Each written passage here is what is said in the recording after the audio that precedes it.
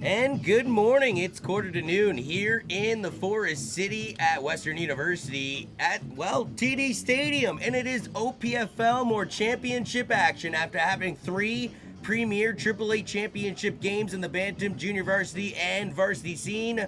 Well, we switch it up and go to the regional rep championships, starting it all off here in the Bantam Championship between two teams that both finished 7-1 in the regular season in the York Lions and the Guelph Junior Griffins.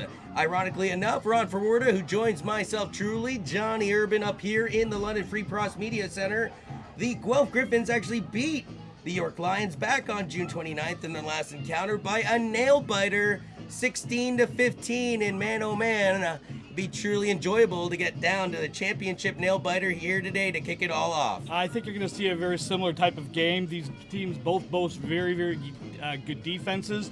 Guelph has a real good playmaker, number 8, the quarterback. Owen Pavia is the kid's name. He's got a good arm. He likes to run the ball. Really good mix of pass and run. York is much bigger, much more physical of a team. They want to slow the game down, grind it out, and really come after you.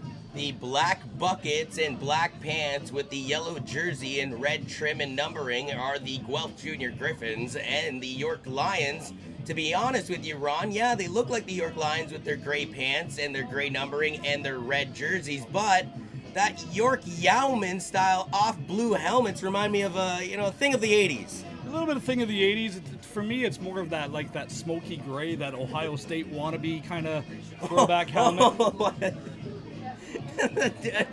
We're starting early, We're starting John. early. Okay, I early. see how I got to catch up. I got to catch up and get into Ron gear.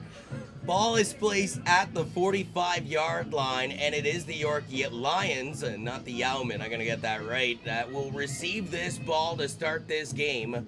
You know what? You are right, Ronnie. It's more of the smoky cigarette ashtray gray than the off blue that I saw from the distance. You guys must have a little reflective tone for the beautiful blue sky we have amongst us. The ball is kicked away, and here we go as it dribbles off the 30-yard line. The kick returner moves his way to the left side, cuts back in, tries to get off of a tackle, but he's sandwiched by three Griffins down at the 40, and that's where this game is going to kick off. Good job with the return, pushing that upfield, and then identifying where the hole and where the cutback lane is. Brought it out to the edge.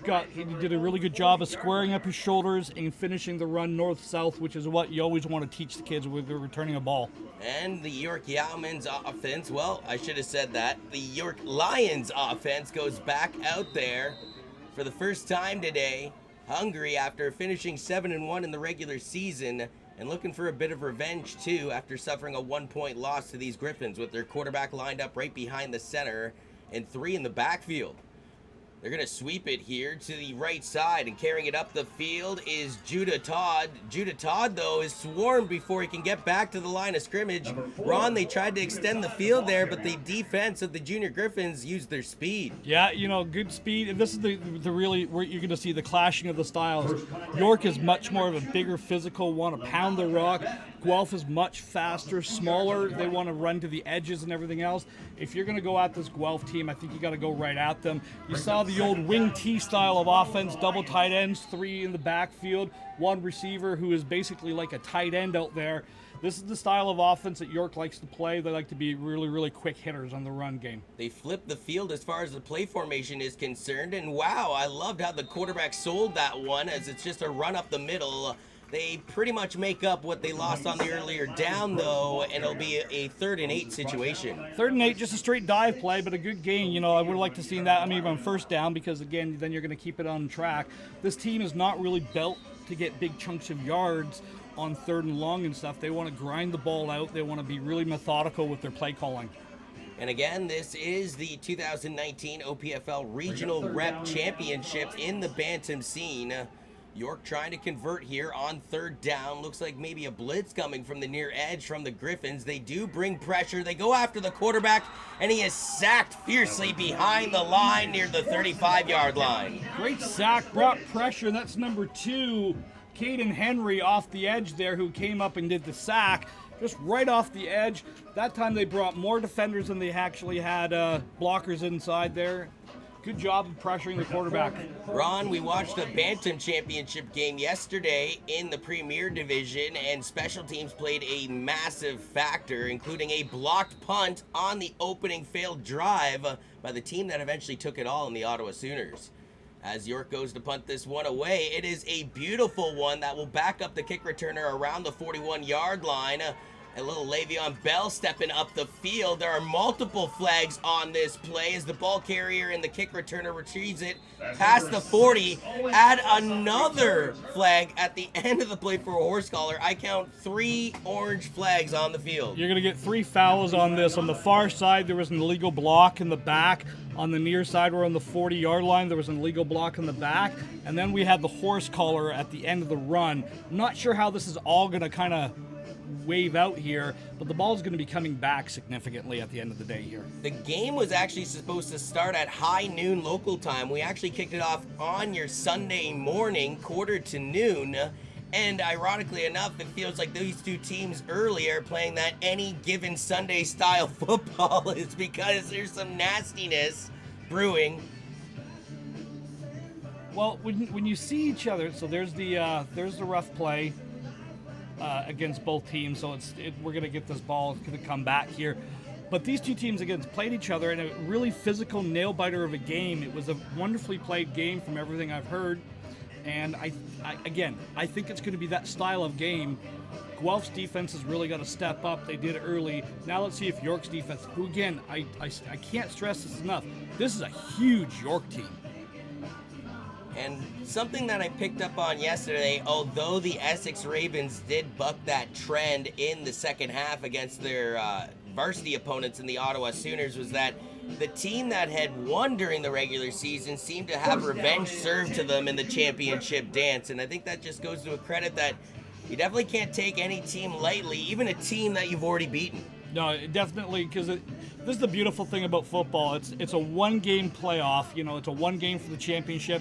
If you have an off day, you're going to lose, and it happens. Use a boxing reference, of a fighter. If you have a rematch fight coming up, they usually say, no two fights are the same, and I think you could say that for a football game as well.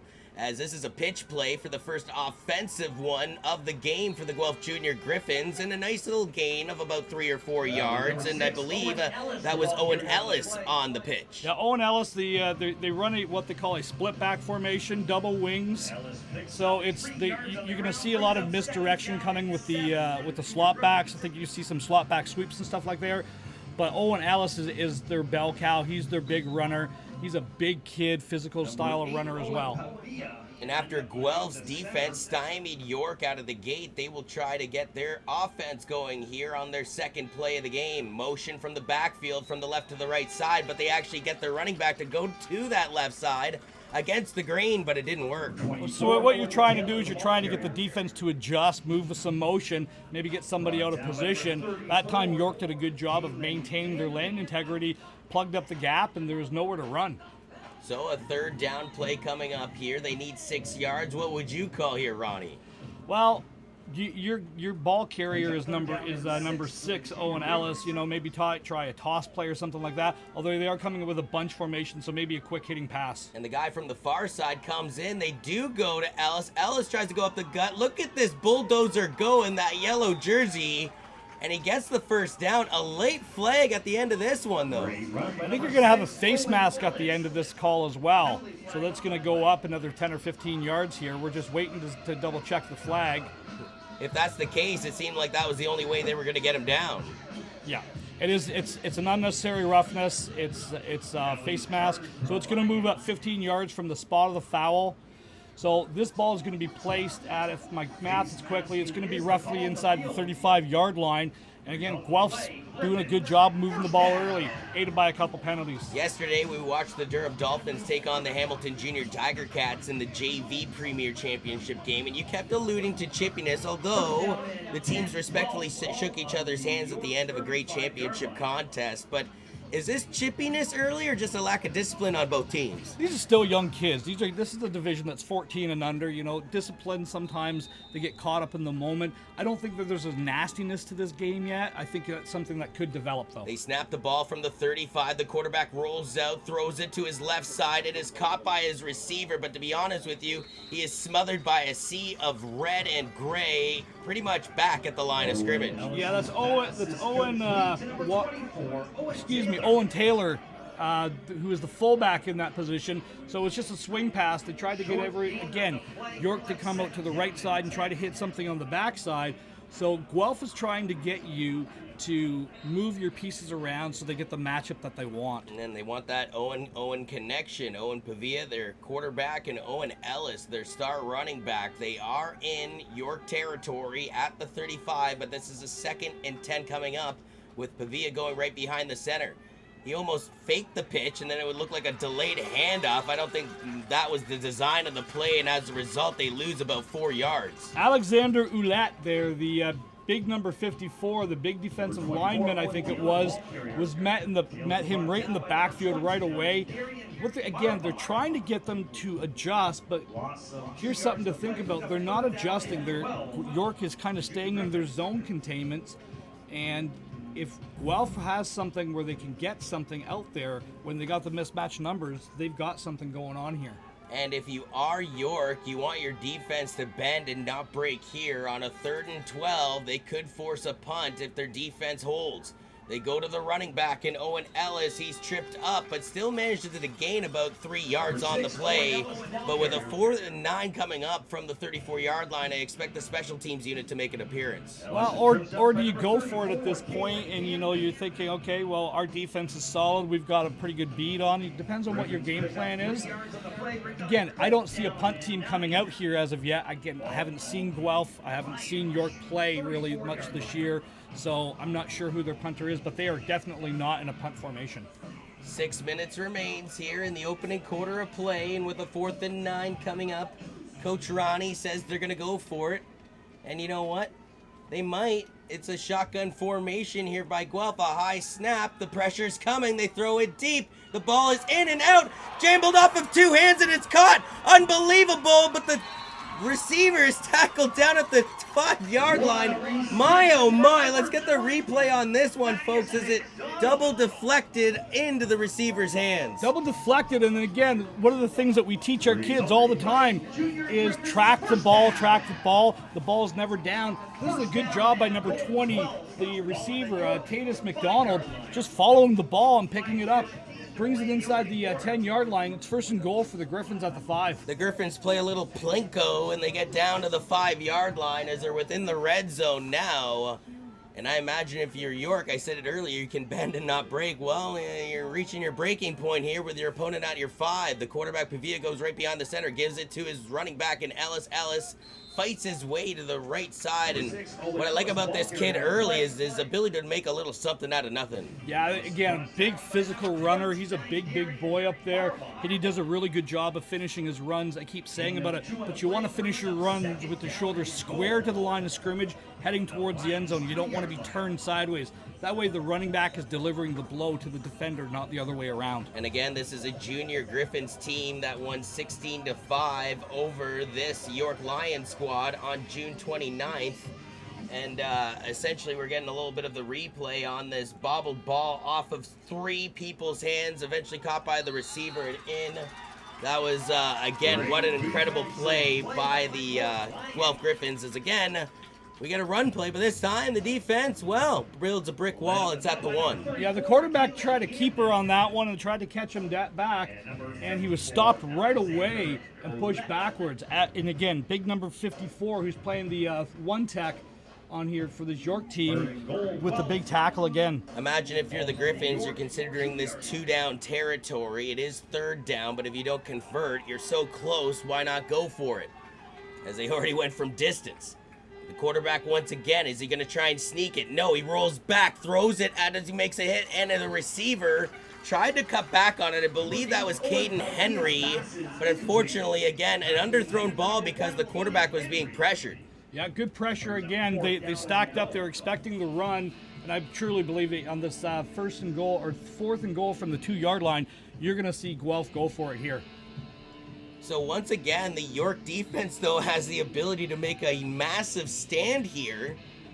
And let's face it, you keep a scoreless scoreboard, you don't want to have your opponent go up first. No, this is a big momentum swing, you know, after the deflected pass down to the 5-yard line. The Griffins go on a pitch. It looks like it's Ellis. Ellis pushes his way towards the end zone, dives.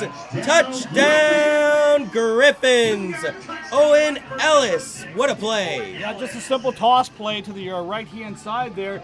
Does a good job making the first man miss, then gets his shoulder square, gets right into the end zone. Don't really necessarily like the dive at the end of it, but, you know, hey, they're 14-year-old kids too. It was flashy, though. You got to admit, Ronnie, here with 3:10 remaining in the first quarter of play. The Griffins go up early, awaiting the point after touchdown, and one thing yesterday taught me was these plays are massive in a championship game. Yes, they are. Anytime that you get points and anytime you have the opportunity to score, you've got to take every opportunity and every point you can. Snap's a little low, handled by the holder, and the kick is good.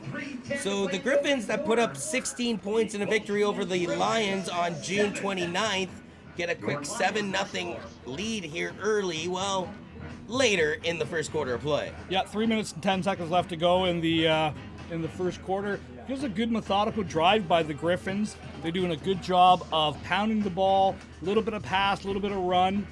And again, you saw the kind of dynamic of what this Guelph team is. It really is. It's trying to get the ball to their running backs, distributing the ball, and also a little bit of the quarterback throwing as well. So I think that's kind of the recipe that Guelph has come up with, and let's see if they can continue it.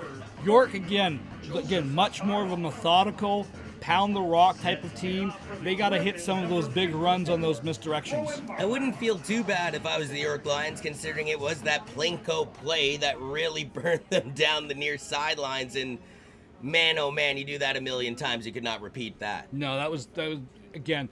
On championship days, special players need to make special plays. You always need to have that one kid making a play that you're not expecting them to.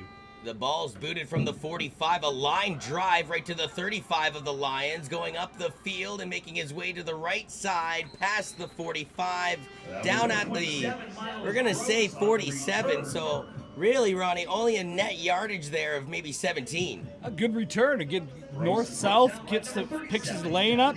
I'm not really a big fan of him reaching up over to his hands trying to catch the ball like that, but, you know. Well, honestly, I thought he was more like a deer in the headlights. It was going to doink him right in the helmet if he didn't get his hands up.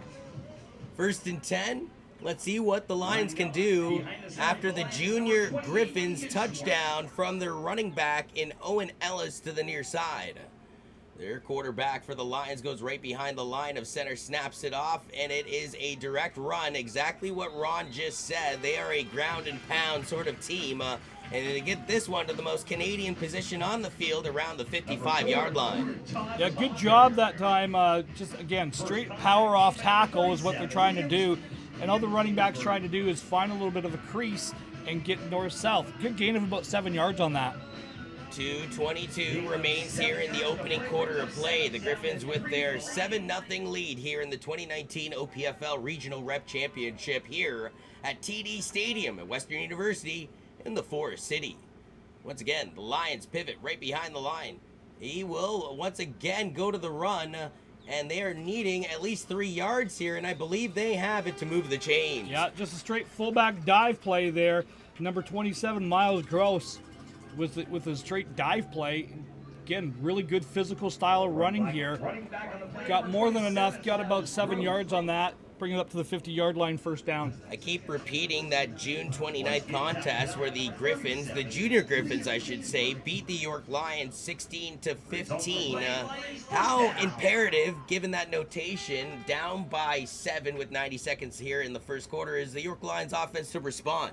Well, you've done a good job flipping the field position and everything else. Obviously, there's opportunities you've got to get. As we see a good run to the off tackle to the right side there again, John. Judah Todd, JT getting it done. It looks like it's another first down for the Lions.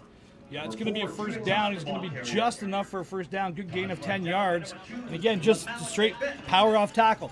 This York team is not fancy, but they're very physical at the point of attack, and they do a good job of moving the bodies around. A beautiful day here in London, Ontario, in southwestern Ontario, that is, as again we are enduring this 2019 OPFL Regional Rep Championship. 3 games here on your championship Sunday, as once again another run play. But you know what? I think this is a case of the Griffins just seeing this one too many times, and they eventually stopped the run. Well, this time they brought their linebacker up from the and filled up the 8 gap, and they had dive written all over it. Good job of stopping that play right away. Both teams, as I mentioned, finished the regular season with an impressive 7-1 record. And again, the last time these two teams met, it was the Griffins getting the better half. So I imagine if you're the Lions, you're trying to enact that only loss of 2019 to win it all here today. It looks like this is a crafty play designed by the Lions. And you know what? If the gentleman doesn't hold him, he's gone. Past the 10-5. Touchdown, Lions! A little bit of a rocket counter action. So what they're doing here is, again, everyone squeeze inside the box. And how do you get that pressure out there? Good job. You fake the dive, you come back with that rocket sweep motion, and just hand it off on a straight counter, gets to the left edge. Great run. I believe that is Jack Gross getting the job done. If I can make out the number correctly, I believe that was 89 on the incredible run down the end zone, and that finishes the opening quarter of play. But again, it's that PAT that's also important. It's good. We're tied up at 7s after 12 minutes in the bag. Well, again, really impressive. We kind of saw both the styles of the teams. Again, the York Lions being much more of a ground and pound. Griffins trying to spread the ball around a little bit. And again, we kind of saw what both teams want to do, like to do. I really like the play selection of the York Lions on that last one. Again, really establishing the inside run on that and then popping it for the outside run, as we're going to see the team switching ends here. End of the first quarter, 7-7. Again, fantastic, well-played team. Talking about our next game, we're going to see Guelph in here again versus these same York Lions in the junior varsity. And then the final game today, John, the North Bay team versus, again, all 3 games today are going to have a representative from this York Lions team. So they got a good chance for their program to walk away with some hardware from the Forest City here today. And I have to beg my pardon, that touchdown by the York Lions was performed beautifully on the Architect Well play by Lucas Holden. So it was Lucas Holden with the incredible touchdown run to tie things up at 7 apiece after 12 minutes of play. Ball's placed at the 45-yard line. The Lions try and chuck this one deep to the far side. It avoids the kick returner, who catches it on a one-hop at the 15-yard line. Owen Ellis tries to woogie and boogie his way up the field, but he'll be slammed down to the turf at the 26-yard line. 26-yard line. I'm not a big fan of the dancing around back there. When the ball's in your hands on a kick return, you've got to hit a seam and you've got to get going. Make the first guy miss, which he did. But again, he's not really a dancing style of back. He's much more of a square the shoulders and get north-south going. The Guelph Junior Griffins 2019 season went like this. They beat Orangeville 48-14 in their season and home opener. They would trample Clarington 66-6. They would also beat Woodstock 32-15 before Woodstock would flip the script on them and win 42-19. They would trample TNT North with a win of 40-6. Then the York Lions tight contest that I keep alluding to in that 16-15 victory. North Bay would also get another loss handed to them by the Lions by a 36-20 score. They would trample Toronto 50-26. Toronto again 49-6. And then beat Woodstock in a super close game, 7-6, to get to this championship game. But it's incredible. They simply blew teams out of the water in the regular season, and yet here in the playoffs, it's all nail biters. Again, once you've seen somebody, it's so hard to defend, and it's so hard to prepare from somebody. Like if you don't have any tricks up your sleeve or something, which we did see a little bit of on that counter, it's really hard to beat somebody in this methodical style of offense. twice in the season. You know, you see it once, you kind of, okay, you make your adjustments and you go from there. It is a beautiful day, as I alluded to earlier. There's a brief breeze going across the TD turf from the northern direction, but Ron, how imperative is hydration and making sure that these kids are healthy? As this was a dangerous pass sent backwards at Owen Ellis. He had to catch it or would have been a fumble, and somehow he turns this into potentially a first down for the Guelph Junior Griffins. Excuse me, I was just having a little bit of a snack in there. Yeah, so this is basically because it was thrown behind him. This is a long handoff. But again, you can see what they're trying to do. They're trying to get the ball to their playmaker, number 6, Owen Ellis, get him going into space. He's a big physical runner, and they're trying to get that mismatch going there. And it is a first down at the 53-yard line. 11 minutes remains in this opening half of play in a 7-7 ball game between the Guelph Junior Griffins in yellow and the York Lions in red. The Griffins with their quarterback in Pavia right behind the line of center. It's a pitch play to Ellis. Ellis on the near side trying to split through a hole, and does. Has at least the first down as he's trampled at the 45-yard line. Simple toss play over the left-hand side. They went with that bunch look again, John. So again, they're trying to get everybody inside in there. York actually adjusted that time, and they moved everybody inside. So again, once he got to the edge, there wasn't a second level defender there. 10:20 now remains here in the second quarter of play. 1st and 10 yet again after the Pavia to Ellis connection. Well, the Owens, if you will. Owen Pavia and Owen Ellis. Is once again, Guelph not afraid to line up right behind the line of center. Pressure coming immediately from the Lions. And once again, it's a pitch play to the outside. And Ellis, again, I said making something out of nothing. Normally that play would be a tackle for a loss. He somehow gains a yard or two. Well, again, it's the same play to the other side, so that's basically what they're doing is they're trying to get you to just down, and then when they show that crack motion from the outside receivers, it's drawing that defender in. So they've got to have something where the safety recognizes where the ball is going to the bunch, and he's got to start coming downhill and filling that a little bit quicker. You can see the championship trophies at the sideline track here at TD Stadium, as again they have all the gold and all the glory laid out already. So you know what's on the line. If you're on the field, you just got to glance over at it. It's a thing of beauty, as this again should be a tackle for a loss, and this time it is. The Lions finally roared at Owen Ellis, and they got him in the backfield. This is just a good job outmanning your defenders. It was a high snap. They were in the pistol formation, and York identified it right away because they adjusted their defense the second they went into pistol, so they've got a key on when they go into the pistol formation. Once again, you're looking down at the field level. Excellent job by our camera crew. All the gold, all the glory. It's on the line here today in the 2019 OPFL Regional Rep Championship game between the York Lions and the Guelph Junior Griffins. Both teams finishing with an impressive 7-1 record during the regular season. But throughout the regular season statistics, throughout the records, as this is a reverse by the Junior Griffins. They cut back in. Looks like they're going to get a massive gain out of this one. They try and spin down, and to be honest with you, Ronnie, I thought if he broke to the outside, it was a guaranteed first down. The gentleman elected to cut back in, and he might be shy. Actually, I think it was the right decision because York had outflanked them. They saw this play coming, and the safety that time does a good job of not following the motion, of staying home. And the second he saw that other receiver coming around, he shot down in the gap, forced him to cut back inside to his help. We're going to be 4th down and about 2 here. Guelph's electing to go for it. So what we saw yesterday, special teams being such a huge key, not sure we're going to see that so far yet today. 4th and 2. Do they just keep it with Pavia on the QB sneaker? They give it to Ellis. In fact, they get the Lions, I believe, to jump. That will be a free 5 yards and an automatic first down. Actually, I think this is going to go against Guelph. The tight end, number 83, it is false start 83. The left tight end for the Griffins. See, the defense can jump as long as they get back. The offense, if you're on the line, you can't move. Once you're set, you're set. So unfortunately, Andrew Rundle was called with the procedure call, and that's going to move the ball back 5 yards. So Oppo Taco, instead of getting a first down, they're going to go backwards. It'll be a 4th and 7. No, actually, they've reversed their call. They're saying that the defender. Now, here's the other point to that.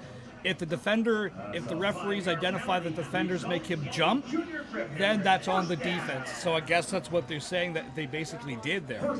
A double reverse like we're playing Uno, and now we got a first down for the Guelph team. 7:37 remains now in this second quarter of play. Ron Forwarda and yours truly, Johnny Urban. Another dangerous pitch play. Owen to Owen, and, well, Owen Ellis tries to stagger his way out of bounds around the 30-yard line. This is just a straight option play. So basically what you're trying to do is make the defender declare himself. Is he playing the quarterback or is he playing the running back? The defender comes up. Pavia does a good job of just flicking the ball out. I will say this, though. Okay, the running back is right-handed. The quarterback is left-handed. So that's a little bit of a difficult pitch at times when you've got opposite hands because, again, your primary hand is a quarterback, left-handed quarterback. You want to roll to the left. Running back's right-handed. He wants to go to the right. One thing I'm noticing, and maybe I'm just crazy, but there are tents set up at the respective sidelines, but the Guelph Junior Griffins, they're sitting collectively as a unit under the tent, as this is a play action thrown to the near side. It is caught by the Guelph team, and that is Caden Henry. I think he is stuffed shy of the first down by just a yard, though. He needed 8. But you know what? They give him a pretty healthy spot. It is a first down. Yeah, it looks like it's going to be a first down. That's exactly what they're marking. He got about 10.5 yards on that. Just a little out pattern. It's the toughest pattern to cover in the Canadian game when you've got that wide field and you can stick your foot in the ground and turn. Receiver does a great job of coming back for the ball, picking it up, and then again turning his shoulders square and getting upfield. And you saw a quick shot there of the tents I was alluding to at the Guelph sideline, as again it was the Junior Griffins sitting collectively as a unit with the Owen to Owen going up the middle. And actually, I beg your pardon, because it wasn't the Owen to Owen connection. They got another running back involved in the action. Well, we're gonna go again. Owen Taylor. Yeah, my word. It's Owen to Owen to Owen. Oh, so wow. It's the all Owen all day backfield that we've got going on here. That time Taylor with just a straight fullback dive. And gain of 2. Why do I bring up the tents? Well, when I look to the York Lions sideline, they're more directly in the sun, to be honest with you, and they have one tent, and they don't use it. They're using it, I believe, for their medical table, so their entire team is sitting out in the sun, whereas Guelph's sitting in the shade, and I think as this game prolongs, that could benefit Guelph. As here's a pitch, another Owen to Owen. Wow, a massive football contact play. Ellis needed 8. There's a late flag on this one. We're going to have a face mask call against the York Lions as well. That's a second face mask of the game, if that's true. Yeah, that's the second one, depending on who the number was. In this game, why it's so critical, unnecessary roughness penalties. If you get 3 URs in the game, you're going to be ejected for the balance of that game and your next game as well. Obviously, this being a championship season, it wouldn't carry forward, but it's going to be first and goal on the 1 now. This is a self-inflicted wound by the York Lions, and as a result, like you said, Ronnie, first and goal from the 1. That's an awfully steep mountain that you're asking your defense to climb. Well, and again, York did a good job of holding them the last time on 3 of the downs. It wasn't until 4th down where they actually scored. As we see a whistle word as the referee. The Lions head coach essentially wasn't off the field yet. I believe that is Mark Mendato, as he wanted an explanation, and I don't blame him from that last call, considering that, 15 yards. And in the middle of this, there actually is also a York Lion coming off the field. Yeah, so, I'm not sure of the number of that, but that might have been actually Mondato just simply going out there being like, wait a minute, don't blow the play in yet. I have an injured player out there. It could have been, I'm not sure, but unfortunately that gentleman's got to come out for 3 plays now. They're allowing water to come in, which is a good thing. It's a warm day out there, John. The York Lions were kind enough to put their water boys down on the roster sheet for us. Yep. So shout outs to Jagger and Jeff, the Jays, the Horse brothers, I assume, on the water duties. Yeah, that's always a classy move when you can list your manager, when you can list the water boys. Obviously, these are a couple of volunteer kids. It's a long weekend. It's a beautiful day here. Johnny, last year, Jay and I did this from Tim Hortons Field in Hamilton. Beautiful facility. Great facility. This year, we're lucky enough to host it here in London. As the wind has kind of picked up a little bit, it's not really a great breeze right now, but there is a breeze coming. So the Griffins will attack from the 1 yard line here with 5:06 remaining in the opening half of play. Their quarterback, Owen Pavia, goes right behind the line of center. It's a QB sneak right up the middle. Touchdown, Guelph. Owen Pavia on the QB sneak. It's so hard to defend in the Canadian game because you have to give that yard. But again, just a straight quarterback sneak, silent count. Not really a big fan of the celebrating. I understand the excitement and everything of the game and everything else. But again, the extra point is going to be critical in this game. As you can see, both teams have really done a good job of adjusting and say, hey, we've got something here, we've got something there. Let's see if York can answer again. Well, a reminder, though, that, again, Guelph defeated the York Lions. The extra point is good as the PA announcer talks through his kicking motion, might I add, which I wouldn't appreciate as a kicker, but yet Carson Taylor, as a kicker should, blocks it all out and makes the PAT to make it a 14-7 game. Yeah, 14-7 game. As, again, someone who was a kicker, it never really bothered me, like people talking to me or anything else. I know a lot of people, kickers, they don't talk to them, don't bug them, don't do anything to them, just leave them alone. Kickers are a special lot.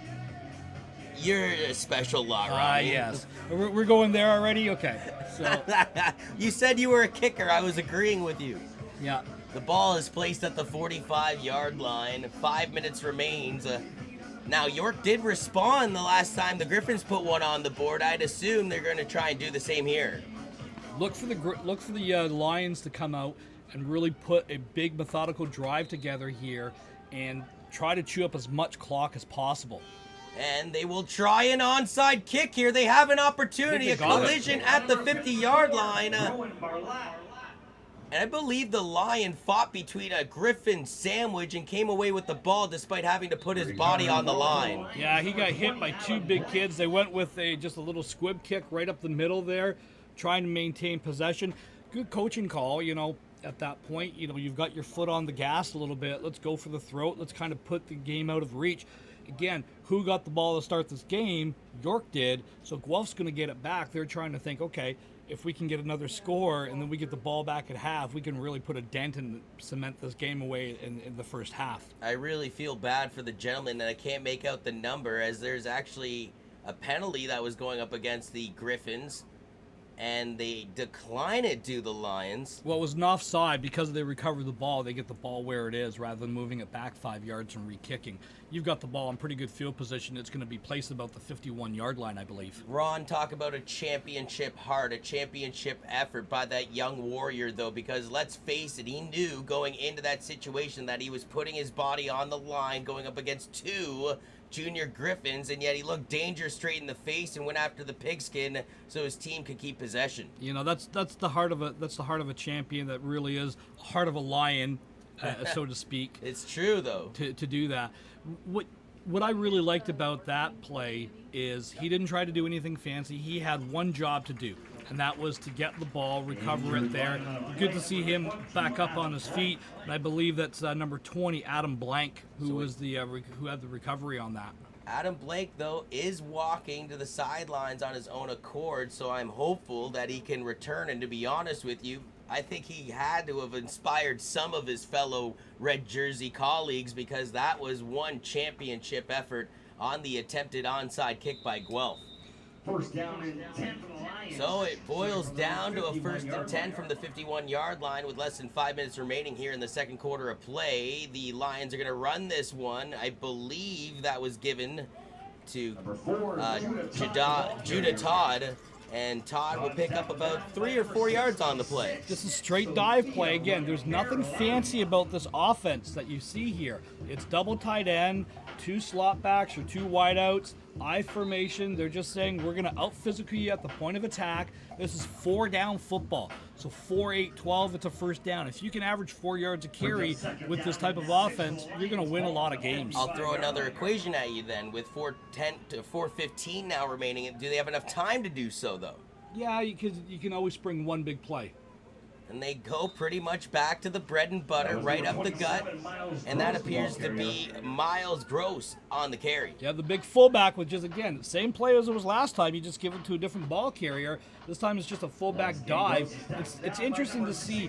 One of the plays that you can calve out of this, and I'm not sure if they're quite there yet, is on a fullback dive, you can get some type of trap motion coming back the other way, and look for that. As we can see them, they're spreading the field out here, and we got a bunch formation here for the Lions. Yeah, 3 to the near side, but bringing the cover quickly over are the Junior Griffins defense. They jump massively. I'd imagine this one is encroachment on the defense, Ron. Well, they made contact with the offensive linemen, so this is going to be an automatic 5 yards here. And give them a first down as a result. Give them the first down. So to go back to your point, you know, you're going to have the ball at approximately the 45-yard line. Give or take. Yeah, so it's going to be the ball's placed at the 46-yard line. First down for the Lions. Yeah, 3 minutes and 30 seconds left to go in the first half here. You definitely do have enough time. 3:29, as Ron alluded to, is Ronnie Ferwerda and yours truly, Johnny Urban, happy to take you through this 2019 OPFL Regional Rep Championship here at the Forest Cities TD Stadium. The York Lions versus the Guelph Junior Griffins, and as Ron alluded to already in this broadcast, this is the first of 3 championship dances we will do today, and all 3 ironically feature a York Lions program. I think that's very impressive. Not only is it very impressive, well, let's go back a couple weeks ago when we were in the when we were doing the Pee Wee Championship game. This York Lions team had a team there as well. So that's, again, you've had someone represented in the Pee Wee, Bantam, Junior Varsity, and Varsity for a program that's new on the block. That's very impressive. Their quarterback lines up right behind the line of center. Looks like this is a play action. They throw it to the near side. It is caught. They have the first down and more as the receiver is tackled around the 25-yard line. That is Miles Gross getting it done. Great play design here. You fake the inside run, you pound it inside, This time you fake it, boot action, little out pattern. We talked about how hard it is to cover that out pattern in the Canadian game. And again, really good finish on that. I really like what this York Lions team is doing offensively. You said they would need a big play to mix up the run, and they got one there with 3:07 remaining in the opening half. Once again, the quarterback lines up right behind the center. This is a run they are going to use. Judah Todd. Todd trying to fight his way up to the 20-yard line. An impressive gain of 5 yards. Yeah, again, if you're averaging 4 or 5 yards a carry, that's going to be a long, long afternoon for your defense because it's so hard to stop. Again, it's nothing fancy. It's fullback lead. It's going off tackle. They're running behind a tight end and a tackle. They're getting to the point where it's saying our offensive line is better than your defensive line, and we're going to move you. We don't have to get big chunks of yards, but we're just going to keep being methodical and getting yards. And officially, we're through the 3-minute warning here with 2:50 now remaining in the second quarter. York trying to respond as they did earlier when they went down 7-0 to tie this game up 7-7, but now trailing yet again by a score of 7. A ball is underthrown to the far sideline. The intended target on the play, I believe, Cameron Nelson.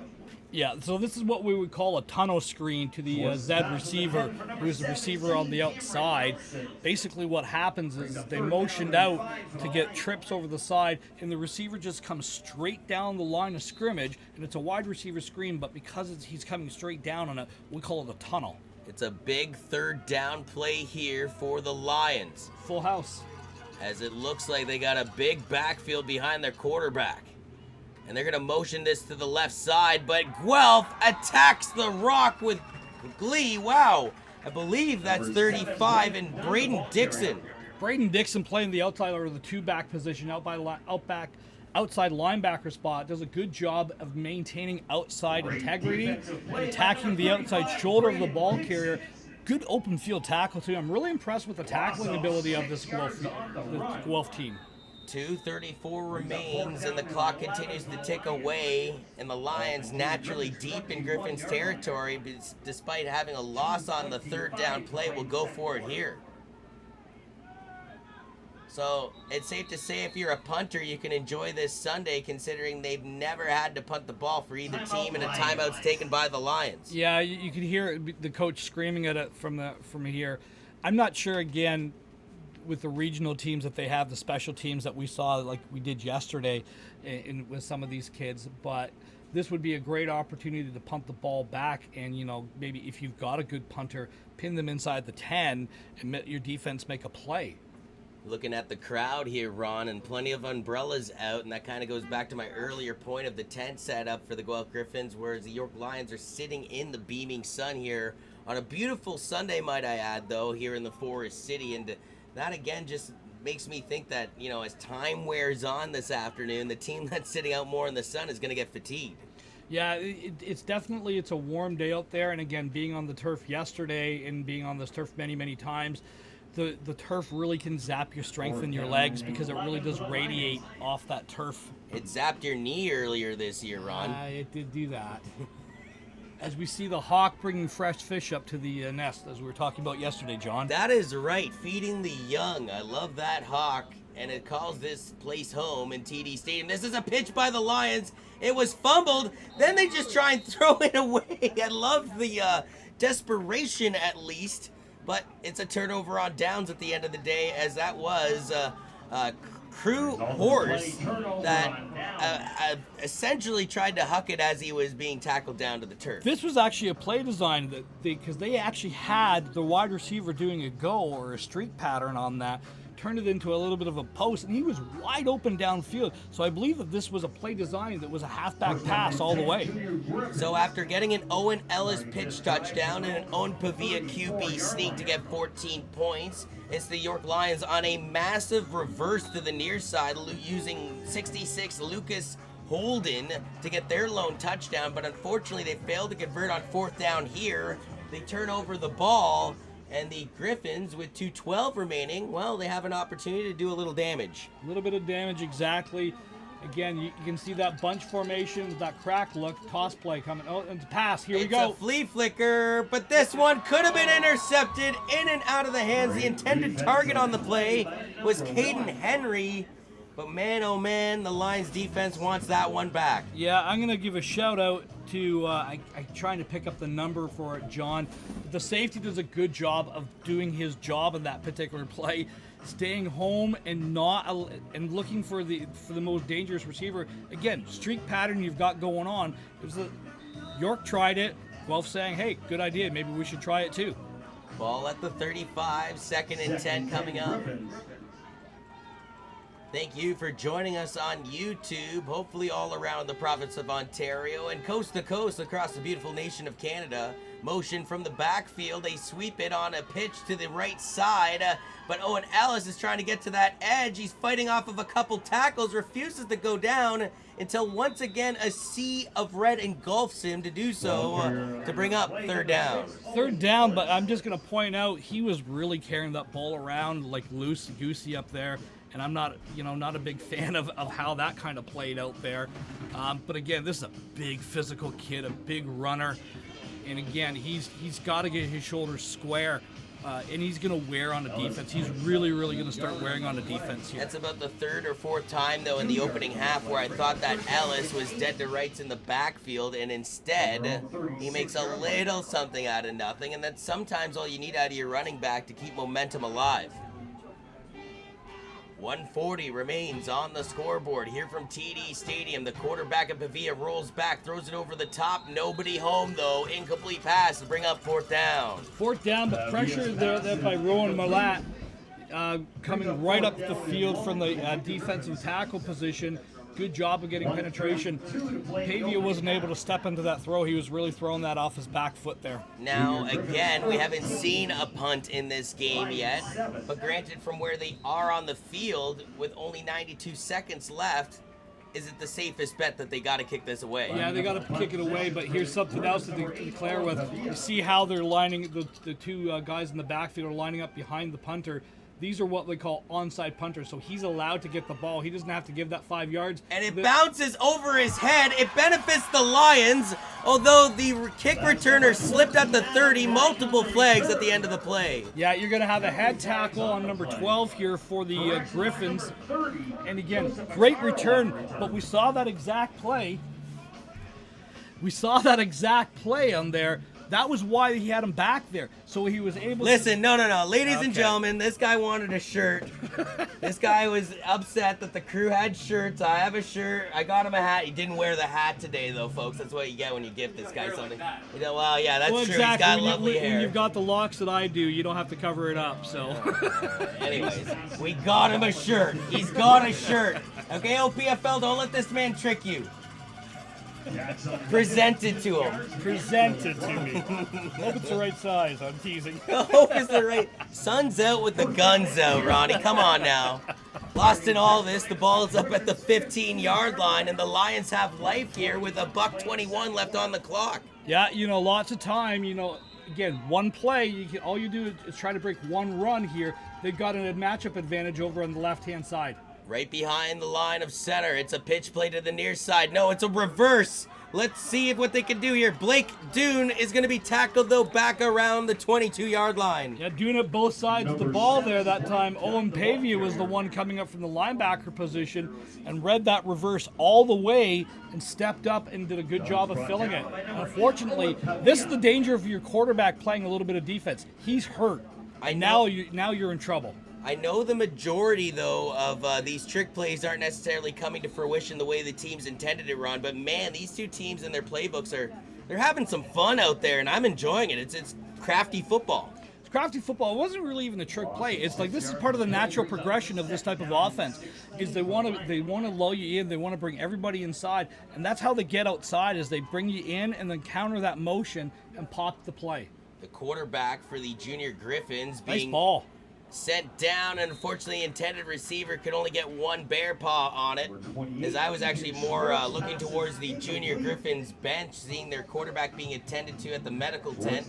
And you mentioned it, Owen Pavia playing a little bit of two-way football. He's got to be able to, well, get back into this game, as they need him probably more importantly at the QB level.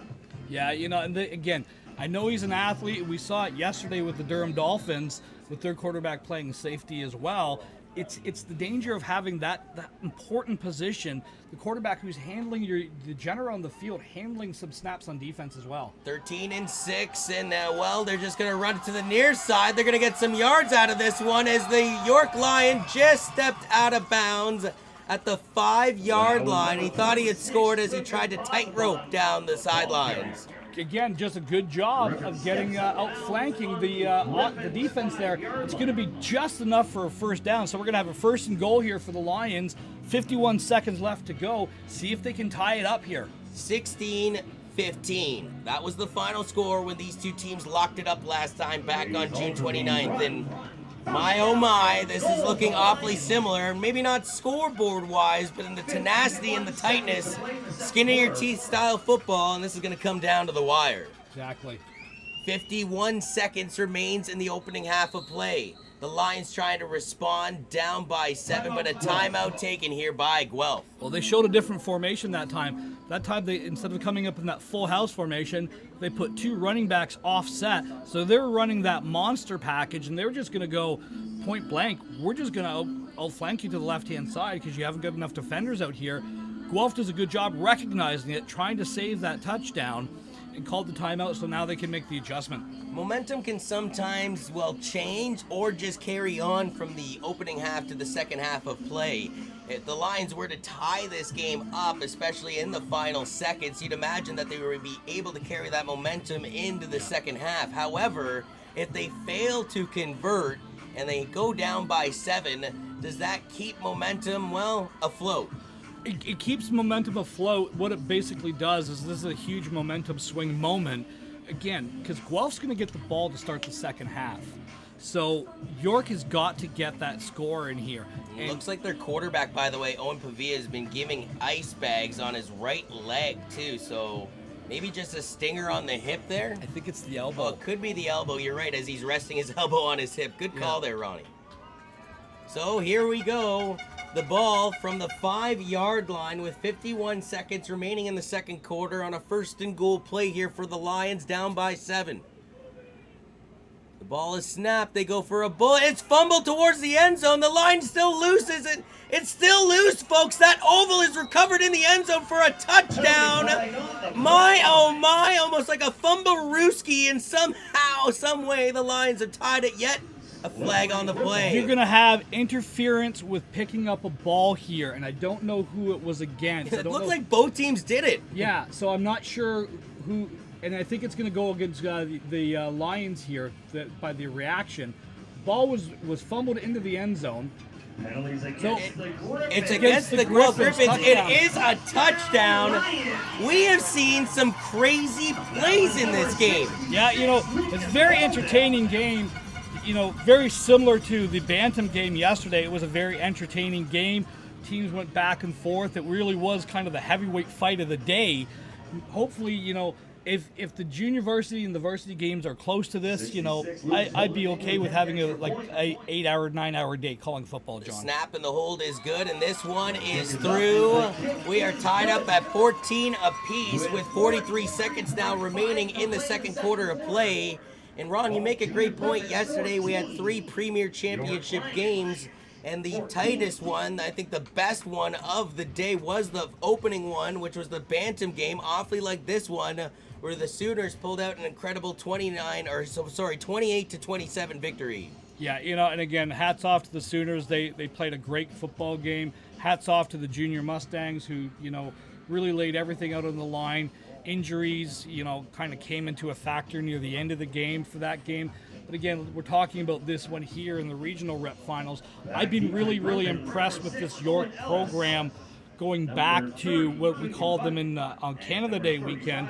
And again, just seeing it carrying forward and forward. Very similar style of offenses, very methodical, very patient. I like this. 16-15, again, that final score between these two teams the last time they hooked it up, well, it's 14-all, and we're not even at halftime yet. So it will be a different style game, yet it appears to be just as close. And you know what? You wouldn't want to have it any other way on a championship game. The ball is booted away from the 45. It is received on a line drive around the 30. The kick returner with an excellent return up to the 50-yard line. And the Junior Griffins have 38 seconds to work at if they want to try and get a lead into the halftime break. Yeah, again, I'm not sure with your quarterback. He's definitely not coming out as he's got an issue going on with his arm. So we're going to see the backup quarterback. Let's see what the Griffins have now with the backup quarterback. This is really going to start to put more and more onus on the running back for the Griffins, which is Owen Ellis, the Owen and Owen show. Yeah, one of the Owens is already out, although there is a third Owen, and Owen Taylor, that's got involved in this game. Have to keep an eye on who goes into the quarterback position, as I believe it's actually number 1, Caden Henry, now taking over at the helm. So it's Henry snapping the ball from the 50, rolls back in the pocket, quickly throws it over to Ellis. Ellis in the backfield tries to get to the edge and does. Past midfield, past the 50, gets hammered out of bounds on the Lions side of the turf, but not after a first down. Well, again, this is a dangerous play because this is not a pass. This goes backwards behind the running back and behind the quarterback. So this is a long handoff. If that ball is fumbled, that's a live ball. That's a dangerous play. As the score of the stadium here is 14-13, it is actually 14-14. In on the tackle for the Lions, number 26, Griffin Mazabon. That's pretty interesting, as they actually had kind of a messenger, if you will, in Braden Dixon relaying a message from the coach on the near sidelines. I believe that was Kristen Merlot, and essentially was relaying it back to the quarterback, who is now again Caden Henry, with their star quarterback and Owen Pavia appeared to be injured with his throwing hand on the bench. So this will be, looks like potentially the final play of the opening half. Henry's going to chuck this one deep. He had a man open. It's intercepted instead by the Lions. Now can they return this for 6? They go through midfield. No, great job by the Griffins.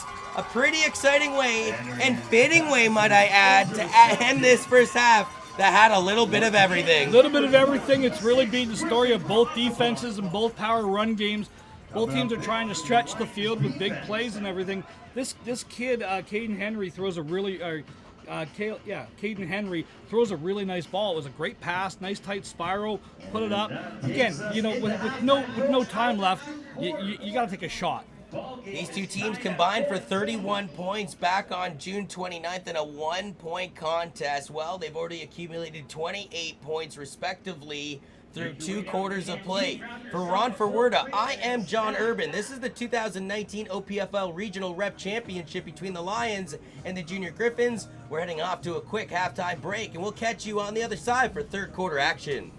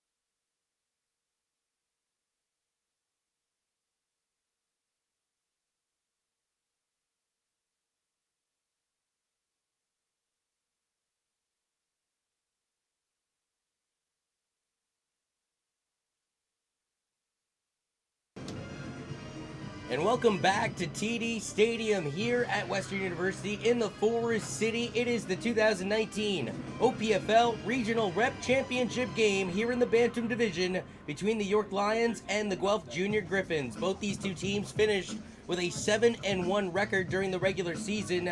Guelph actually beat the York Lions in the last encounter back on June 29th by a score of 16-15. That was a nail-biter, and this one appears to be as well, as 24 minutes are in the bag in a 14-all ball game with, well, the same amount of time left in this contest.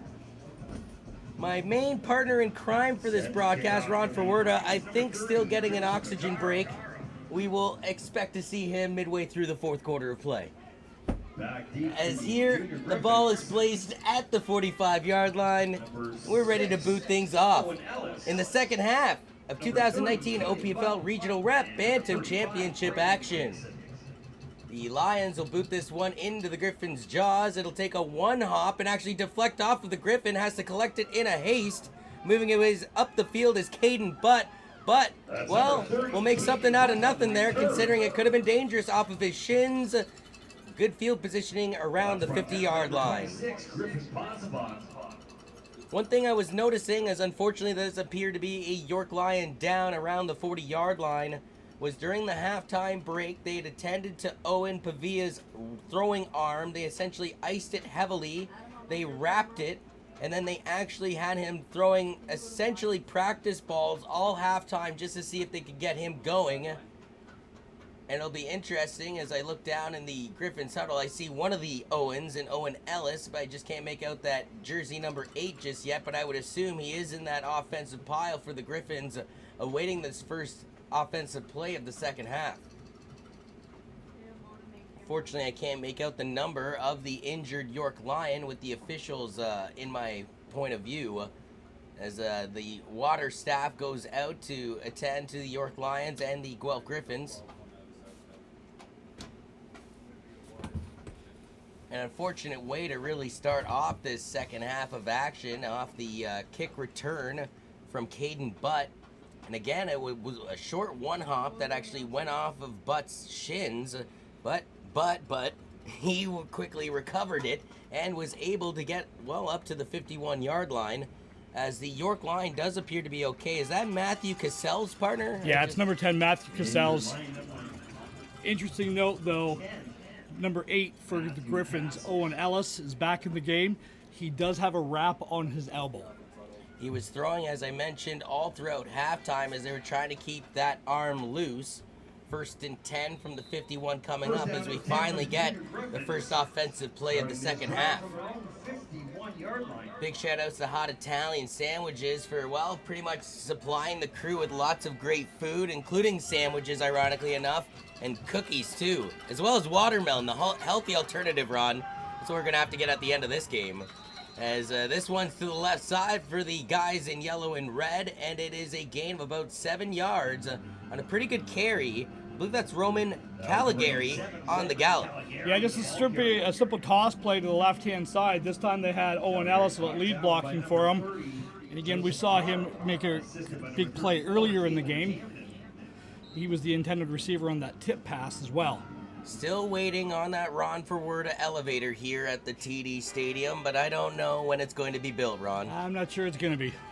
Quarterback in Owen Pavia, lines back in the pocket. He collapses around him, and man, they're trying to protect this kid who just got injured, and instead he is sacked by the big man of the York Lions and Alexander Ouellette. Ouellette, again, just right out of the 8 gap or the 1 tech position, just blows right through the guard in the center and swallows up the quarterback. Big kid. Yeah, we kind of talked pregame before we went on the air, just looking at the Lions while they warmed up. And I thought yesterday the Ottawa Sooners, they didn't have big guys, but they had tall, lanky players. These York Lions, though, they look like big boys. Yeah, they're big boys. A pitch play to the far side. That looks like Roman Caligari again, and Caligari will be tackled back around the original line of scrimmage to bring up a 4th and 10. Well, you also got a holding call here against the Griffins. It was number 68 who was downfield, who was holding on one of the linebackers. I believe this is going to be declined, and we're going to see a 4th down here for the Griffins. 10:08 remains now in the third quarter of play, a 14-all ball game. Owen Ellis kicked off the scoring festivities on a pitch play to the near side. Owen Pavia added later to regain a 14-7 lead for Guelph on a QB sneak. It was an impressive long run by Lucas Holden that was the original touchdown for the York Lions. And then, man oh man, the fumble Ruski into the end zone. They land on the ball on the purple turf. And sometimes that's all you have to do. Right spot, right time, and the York Lions get a touchdown off of a fumble into the end zone. Yeah, and we can definitely see the punt formation happening here for the Griffins here. And it is Owen Pavia, too. So not only did they need him back into this game for the QB role, but they also needed him into this game for his punting ability. A little disorganization for the junior Griffins, and it forces their coaching staff to call a timeout here early in the second half of play. Yeah, unfortunately, they didn't have one of their guys wasn't set. There would have been a procedure call because you had no end over on the left-hand side here, or the near side of the stadium. So Griffins had to call timeout, make an adjustment. They looked a little disorganized on the punt there.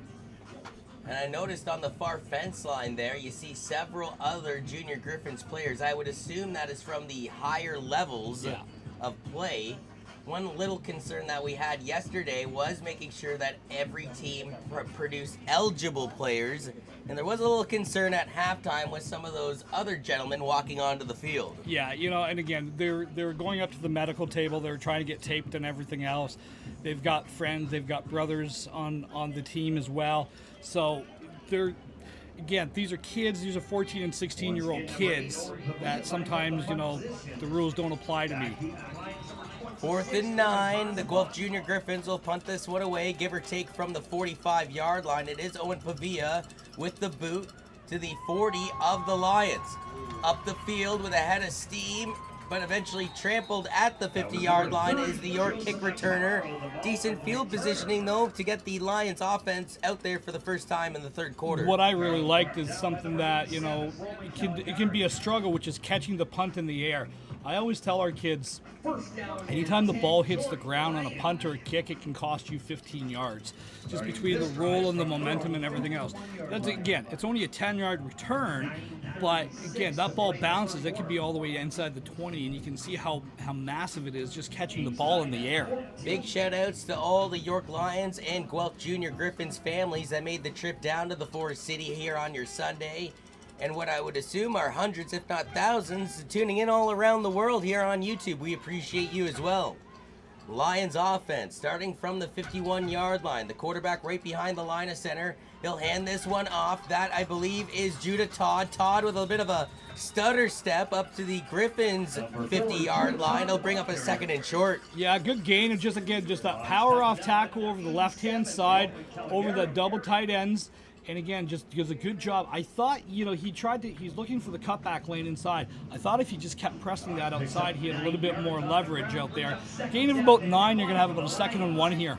I love the sportsmanship of Limalaki Benton, too, picking up his opponent in Judah Todd off the turf at the end of that play. Yeah.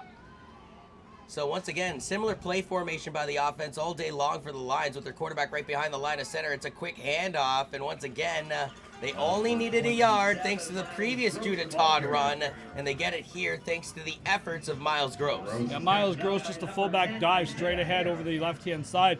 They really seem to be attacking the left-hand side of the offense, or the right-hand side, the right side of the offense, the left-hand side of the Griffins defense there. So again, maybe the coaches see something in formation-wise or player personnel-wise.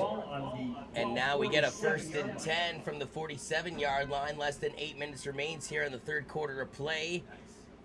14-all ball game as again they go to that fullback run for a second time, but the pile moves forward and then back like a Charlie Brown cartoon. Well, it's the old wing T wedge play, and it's the fullback dive. He's playing really, really shallow, so it's a quick hitter handoff. You basically, if you're the Griffins, you have to guess where the ball is going to go, and you just have to maintain your composure and fill your gaps. Shout-outs to 2 special spectators watching this game as high as anybody could be. Talking about the Hawks in that nest on the far grandstand lights. And they seem to constantly be enjoying OPFL football throughout the week. Although I do remember telling you a story yesterday about some fish gizzards on the turf after a Junior Mustangs practice. We get a flag at the end of this Judah Todd run, and we'll see what the officials say is the infraction. Well, I'm not sure what the infraction was, but this again, that's that kind of rocket counter that they're trying to run. I think you're gonna have a holding call. Yeah, it's a holding call against the York Lions here. So they did a good job that time of stretching the run out and maintaining leverage on the outside. And this one will go against the Lions. Holding's the call against York. So it's a 10-yard penalty, so it's going to be 2nd and 15 now for the Lions, John. One thing at the halftime break that the Lions program did was set up a second tent.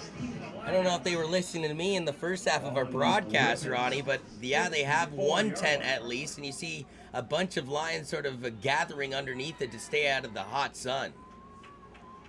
Once again, the quarterback lining right behind the center. It's a handoff to Judah Todd. Todd makes his way to the right side, cuts back in past the 45, tackled down at the 40. An impressive run, and in a 2nd and 17 situation, it turns into a 3rd and short. Great run. Again, just that power off tackle to the right-hand side. They seem to have found something with that. And it's, again, that time, the cut back lane to the outside wasn't there, and he does a good job of staying patient and cutting in that back inside. Really solid run, so now we're looking at about a 3rd and 4 here, John. Judah Todd, though, has to go off to the sidelines and refuel a little bit, as been literally carrying his team's offense into Griffin's territory. 3rd down and 3, ball on the So 3rd and 3. Griffin's 40-yard line. Junior Griffins looking to hold them here in order to get a 4th down and potentially get the ball back into their favor. A flea flicker by the Lions. A man's open at the 20. It is caught. 10-5. Touchdown Lions. Get it done. Blake Dunn. A great job. They had this dialed up earlier today. We saw that on that 3rd down and long that they were trying to go for. But again, really good job. Just a pitch, halfback option pass. Again, the cornerback sucks right up to play that run. Leaves number 7 for the York Lions. Blake Dunn, wide open for the scamper. And now the York Lions have their first lead of the day. Both teams have been awfully crafty with their offenses and a little trickery here and there. And I said it in the opening half of play, I've been enjoying it more just from an entertainment level. Now, the extra point is good, but there is a flag when the ball was snapped. I think he got offside against the Griffins here, so this is going to be declined. The extra point's going to be good, and they're going to take the 5 yards on the kickoff. So after always having to reciprocate for the first time in this ball game with 5:53 remaining in the 3rd quarter, the York Lions get a taste of the lead. Just waiting for the official call on the no flag. Okay, so there was no offside. I thought the left or the right end for the Griffins was offside there, but referees talked about it and decided it wasn't. Yeah, and that again, you held them offense. You held the Griffins' offense in check, able to turn the turnover, change of possession, and then you march down and score. So again, big momentum. We talked about how big that score was at the end of the half. That's back-to-back scores. So that's a 14-minute swing in about 10 minutes of playing time here, John. So that's a big momentum swing for the Lions. And after only being able to produce 15 points the last time against the Junior Griffins in a 1-point deficit, well, they're up by 7 and they've produced 21 points with still plenty of football left to be played. Yeah, again, really impressive, really good drive by the Lions there. Let's see if they can keep that momentum going on the coverage here. Ball at the 45-yard line. And again, we'll see if the Lions try and get tricky here, because we've seen the Junior Griffins already try to go into their trick bag with the special teams on kickoffs. Although, like you just said, you grab momentum, you don't want to give it right back into your opponent's lap. And they are going to play it safe and boot this one down to the 30-yard line. Caught sort of highly by the Junior Griffin, I believe, and Braden Dixon. Dixon will go past midfield. That's a really good return. Again, catching the ball in the air and just going straight up north and south, keeping your shoulders square. Get it inside of the Griffin territory, so we're going to have that ball. They're going to put it right at midfield at the 55. So right at the C, if you will, at midfield. 5:40 remains in this third quarter of play, 21-14. I mean, they had a big play with Lucas Holden to get their first touchdown of the game, but now this Blake Dunn touchdown on the flea flicker was a thing of beauty to get their first taste of the lead here in this OPFL Regional Rep Championship game here in the Bantam scene. It's an Owen to Owen pitch. It's Ellis protecting the ball to the outside, past the 50, past the 45, eventually pushed out of bounds, and they got to be careful there as the Warriors spill out onto the track. Yeah, again, the track is really, really close to the field here. I actually thought there was a little bit of a high tackle at the end there. I thought he might have grabbed the face mask. Obviously, the referees didn't see what I saw. But a good run to the outside, staying true to both the team recipes of really ground and pound that we've seen here today. 5:15 now remains in the third quarter of play, 21-14. We appreciate everybody that tuned in yesterday for our 3 championship broadcasts of OPFL Premier action. We appreciate you tuning into this first of 3 regional rep championship contests. As it is Owen Pavia, a warrior in his own right, who was injured earlier in this game, coming back into this contest, quickly throws it on the near side. It is caught by Carson Taylor, but nowhere for Taylor to go on this play. Just a little swing pass out there, just trying to hit the under route on that to the fullback, and it was really good coverage there. Loss of about 2 yards actually on the play. So York has done a really good job of keeping everything in front of them defensively today. Every time Guelph scored in the opening half of play, the Lions would respond to tie the contest up. And now here in the second half, the Lions get their first taste of the lead. How imperative is it for Guelph to respond? As you get another pitch to Ellis, this time to the far sidelines, and yet again tackled in the backfield. The Lions defense starting to pick up on what the Junior Griffins offense is doing. Yeah, and again, it was just that toss play to the right-hand side. So they're trying to outflank them, and this time there's a good job by the corner who got off the block and went nice and low. That's how you tackle a big running back, is you got to go low, you got to go at his knees and everything, or around the ankle, so to speak. Good job of tackling the open field. Lost in all of this. What is going on the far sidelines there, Ron? There's about 5 people. I think they're patching up the track, or no? They're trying to. There's a water supply under there, so they're trying to get water to the bench. That's okay, perfect. And that's imperative. So not only were they missing the 10 earlier, they were missing some H2O too, but yet they get the interception at midfield. The Lions trying to create a pick 6 here. Don't do anything foolish. 20-10, touchdown Lions, but there are flags on the play. If it stands though, that's Joseph Etoro getting it done. That's his second interception. He had the interception at the half there as well. Good job, but I think you're going to get a clip on the return here, and you got a late flag as well. So you've got 3 different flags on here. We're waiting to see what the call is. I think you're going to have a clip on the return, and then probably an unsportsmanlike on the at the end of the run. As soon as he intercepted it, he was guaranteed to get at least 20 yards on the return. And I thought as soon as he broke past the 40, as long as none of his teammates did anything foolish in the backfield, he had a pick 6 in his hands. Well, looks like the penalty flags have had something to say about that. And again, we're just waiting for the referees to kind of clear this up.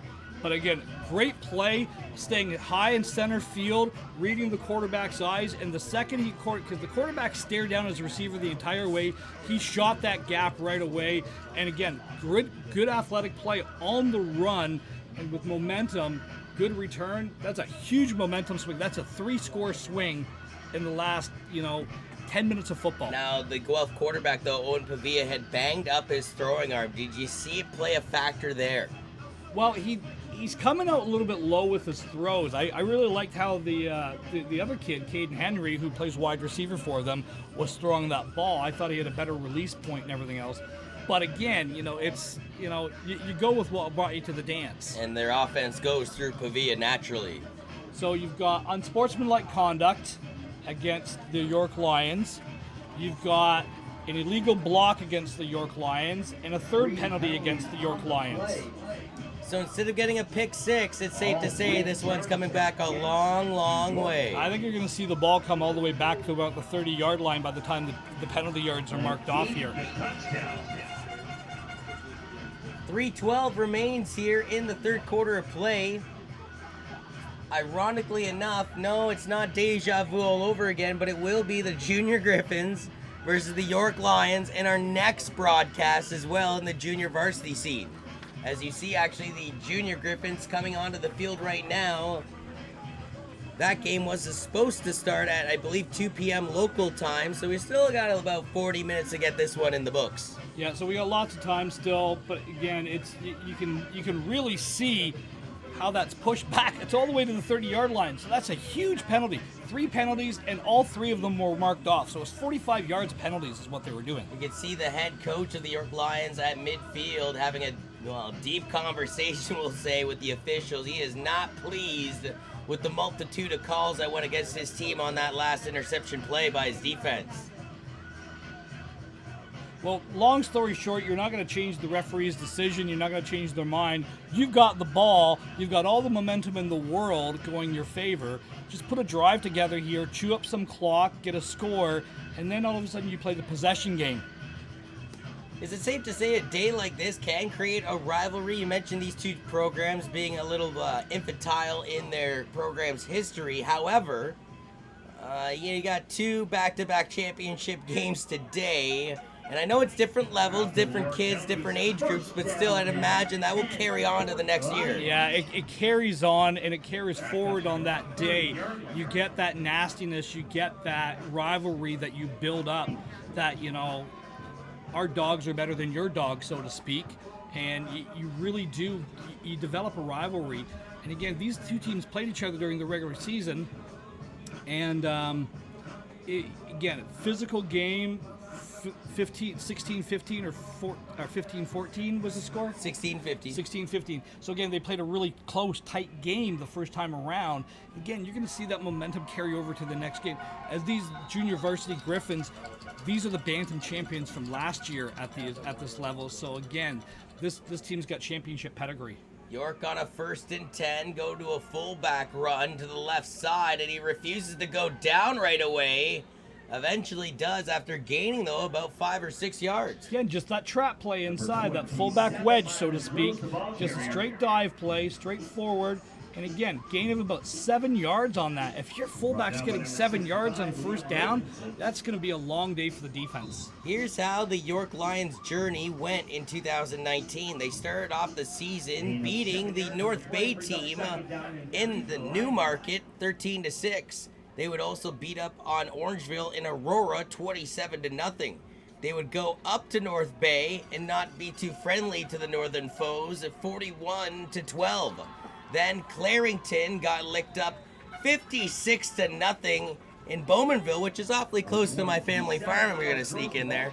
Toronto also faced a similar fate. That happened in Aurora, 55-0. But then that lone loss in the regular season, as I keep alluding to, 16-15 at Guelph. They would respond, though, by beating TNT 26-6, and then Woodstock 21-6. TNT again via default 6-0, and then Orangeville last week in a very similar contest to this one, Ron, 27-20 in Aurora to beat Orangeville to get to this championship dance. Again, so the patience of this team, you can see what they're trying to do. And again, it's been a great, successful season. As we see the end around again, big number 66. But 66 has to get northbound. Instead, he goes southbound, and he loses 10 yards on this play. So Lucas Holden, they were looking for that same big play they got in the first quarter of play for their first touchdown of the contest. Yeah, that rocket counter, which is a formula of the wing T, which is basically what this offense is based around. It's a variation of the wing T, that rocket counter that you've got. That time, the corner does a great job of throwing again, a big man on a little man, tackled him nice and low, got off his block, and threw him down for a 10-yard loss. We're in the final minute of play here in the third quarter. The Lions losing 10 yards on that last play. Blitz coming here from Guelph. They go to the run, which has been their bread and butter. I believe that's Judah Todd once again getting past the 35, but still a 3rd and long coming up here for the Lions. Yeah, 3rd and long here. So what you want to do if you're York is you want to get a chunk of this yards back and get an opportunity to make the play. You don't want to force anything here. If you're passing the ball, you're pretty much a run team. What pass do you have that's going to have some effect to get some yards. You don't, like I said, you don't have to get all of it. If you can get about half of it or 3/4 of those yards and get a 4th and manageable, I could see York trying to go for it here. 3rd and 14. A rare shotgun formation shown by the Lions. I beg your pardon. It's the quarterback right behind the line of center. It's a play action, though. He has a man open to the near side. Ball is caught. The receiver trying to get off of one tackle, but can't do so. Owen Ellis, the two-way star, making the play. Yeah, again, just that swing pass to the running back out in the flats there. They do that leak out motion. And again, good job by Ellis coming over across from the linebacker position, making the play.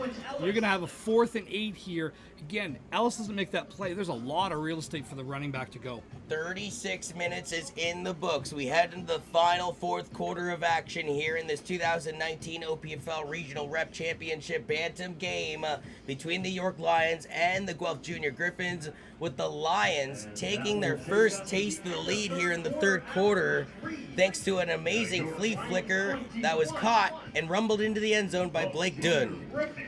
Yeah, big play by the Lions on that, but again, you can really see, you can feel the momentum.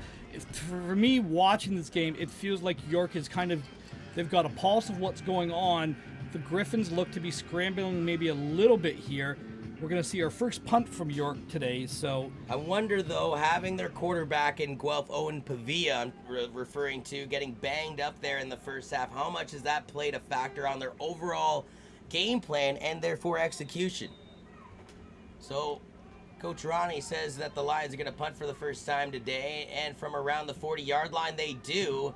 It's a heck of a punt back to their opponent's 40. The kicker returner has real estate up the near side. Look at this kid rumble with speed back, and he fights to the 48-yard line. Lemalaki Benton. What a run. That was a great return. Again, these returners have done a great job of catching the ball in the air. And it's such a huge factor that sometimes you don't understand how important it is. Again, as someone who's coached special teams for a long time, you preach to our kids. It's 15 yards every time the ball hits the ground. And you can see catching the ball in the air, getting some momentum with some speed, hitting the seam, and you're back in business inside the 50-yard line. So the ball at the 51, or I beg your pardon, the 49. As now the biggest enemy in theory of the Guelph Junior Griffins is the time as it continues to tick against them, and they need a touchdown to get back into this game. It all starts with a play, though, and let's see what Guelph can do on this drive. Owen Pavia right behind the line of center. Looks to his right side at his receiver. And he'll snap the ball, fakes the pitch, and then delays the handoff. It's right up the gut for Owen Ellis. Ellis steamrolls over a line past the 40, ripped down at the 35, flag back at the 50. Yeah, I think you're gonna have an offside call here. I'm not sure that the Lions got back. I think that the corner was a little bit offside there. I'm not 100% sure. Although the York coaches are pointing obviously at the Griffins here, and Griffins coaches are pointing at the Lions. And No there flag. is no flag. They pick it up. So that's a first down gallop for Owen Ellis. Big run, big physical run, but he's got to tuck that ball away. That ball's going to come out here if he's got to tuck that away. Hanging around what I call like a loaf of bread, and I don't like that.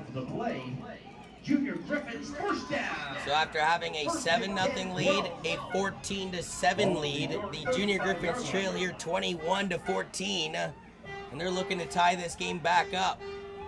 They give it to Ellis. Ellis to the left side. They try and push the pile forward, do the Guelph team, and somehow Ellis comes out of the bottom of it close to the 30, trying to gain about 4 yards. Yeah, again, big physical run there. I thought they had procedure against the Griffins, but they didn't call it. Owen Ellis, ball carrier. Again, Owen Ellis has had really. They're going to mark him back. Yeah, he came out of the dog pile fighting to the 30, but they marked him all the way back actually at the 33-yard line. 10:15 left on the 4th quarter clock. It continues to tick down against the Junior Griffins, trailing here 21-14. Although it's been the Owen Ellis with 1 touchdown run, and Owen Pavia on a QB sneak that have got the Griffins in this game. It's Pavia trying to find his receiver. The ball is caught by Caden Henry. Henry span out of bounds close to the 25-yard line. Again, just that little out pattern. It's so hard to cover in the Canadian game. Again, the quarterback does a good job of faking the pitch. Everyone buys the run fake, getting out to the edge, buying himself some time, delivers a good strike there to the little receiver. It's going to be a little bit short of the first down. We're looking at about a 3.5 yard here. Would you play it safe here and just run it up the gut? You've got two plays. You're going to go for it on 4th down here. Why not take a shot if you've got one? Well, the quarterback lines up right behind the center in Owen Pavia.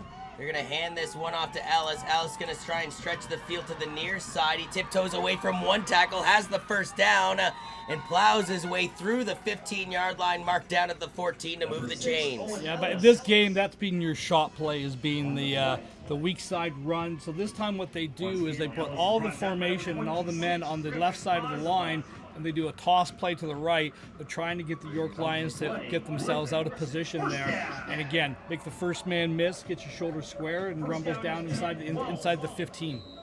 9:10 now remains on the 4th quarter clock. It continues to drip, drip, drip.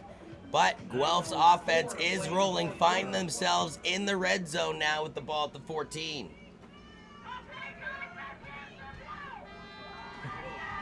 And you get the Guelph Griffins fans bringing out the megaphone now in the crowd, trying to get their team going.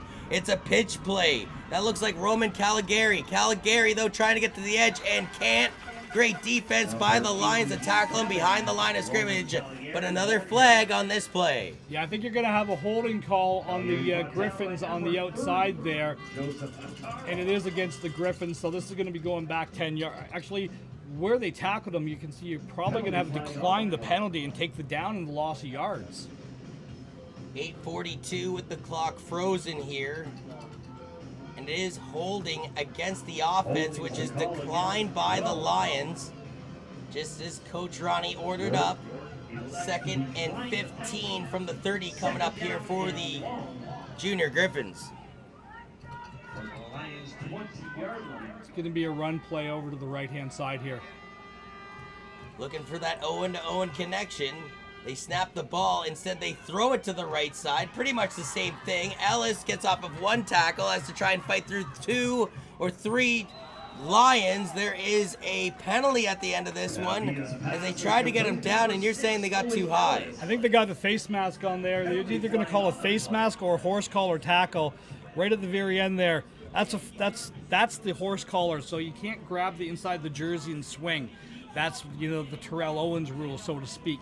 But this is going to be a horse collar tackle. It's a personal foul or unnecessary roughness. It's going to move up to, we're going to be inside the 10-yard line, and it's going to be first down for the Griffins because it comes with an automatic first down. It's a costly penalty for the Lions defense to take, as it looked like they were holding the Griffins to the red zone. And that definitely helps out all the Guelph fans watching at home and here at the stands of TD Stadium. We're going to see the ball go down to approximately the 5-yard line here, John. But again, it's going to be a first down because that's going to reset the chains. Lions fans upset, but you can't argue with the officials here. The ball's at the 5-yard line, 1st and goal coming up. 8:24 left on the clock. The Griffins trying to tie this game up at 21 apiece. Again, I don't think there's any question who's getting the ball here, though. well, the Owen-to-Owen has been their bread and butter, Pavia to Ellis, usually on this pitch. Instead, they reverse it, and they keep it, actually. I apologize. Great fake. It fooled me, but not the Lions' defense as they get to Pavia in the backfield.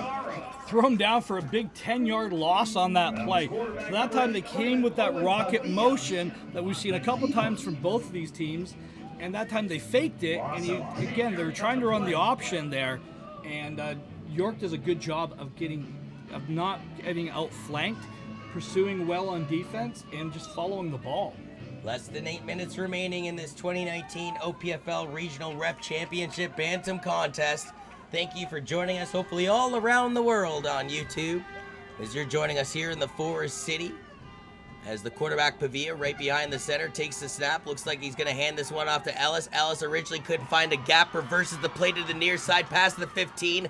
Bulldozes away up to the 10-yard line. And I said this in the first half. I'll repeat it here late in the second half. This kid continues to make something out of nothing. The play to the left side was completely null and void, Ron, and yet somehow he reversed it to the right side and gained yards. Yeah, again, he had him dead to rights with a loss on the play, and then again, great balance and great vision.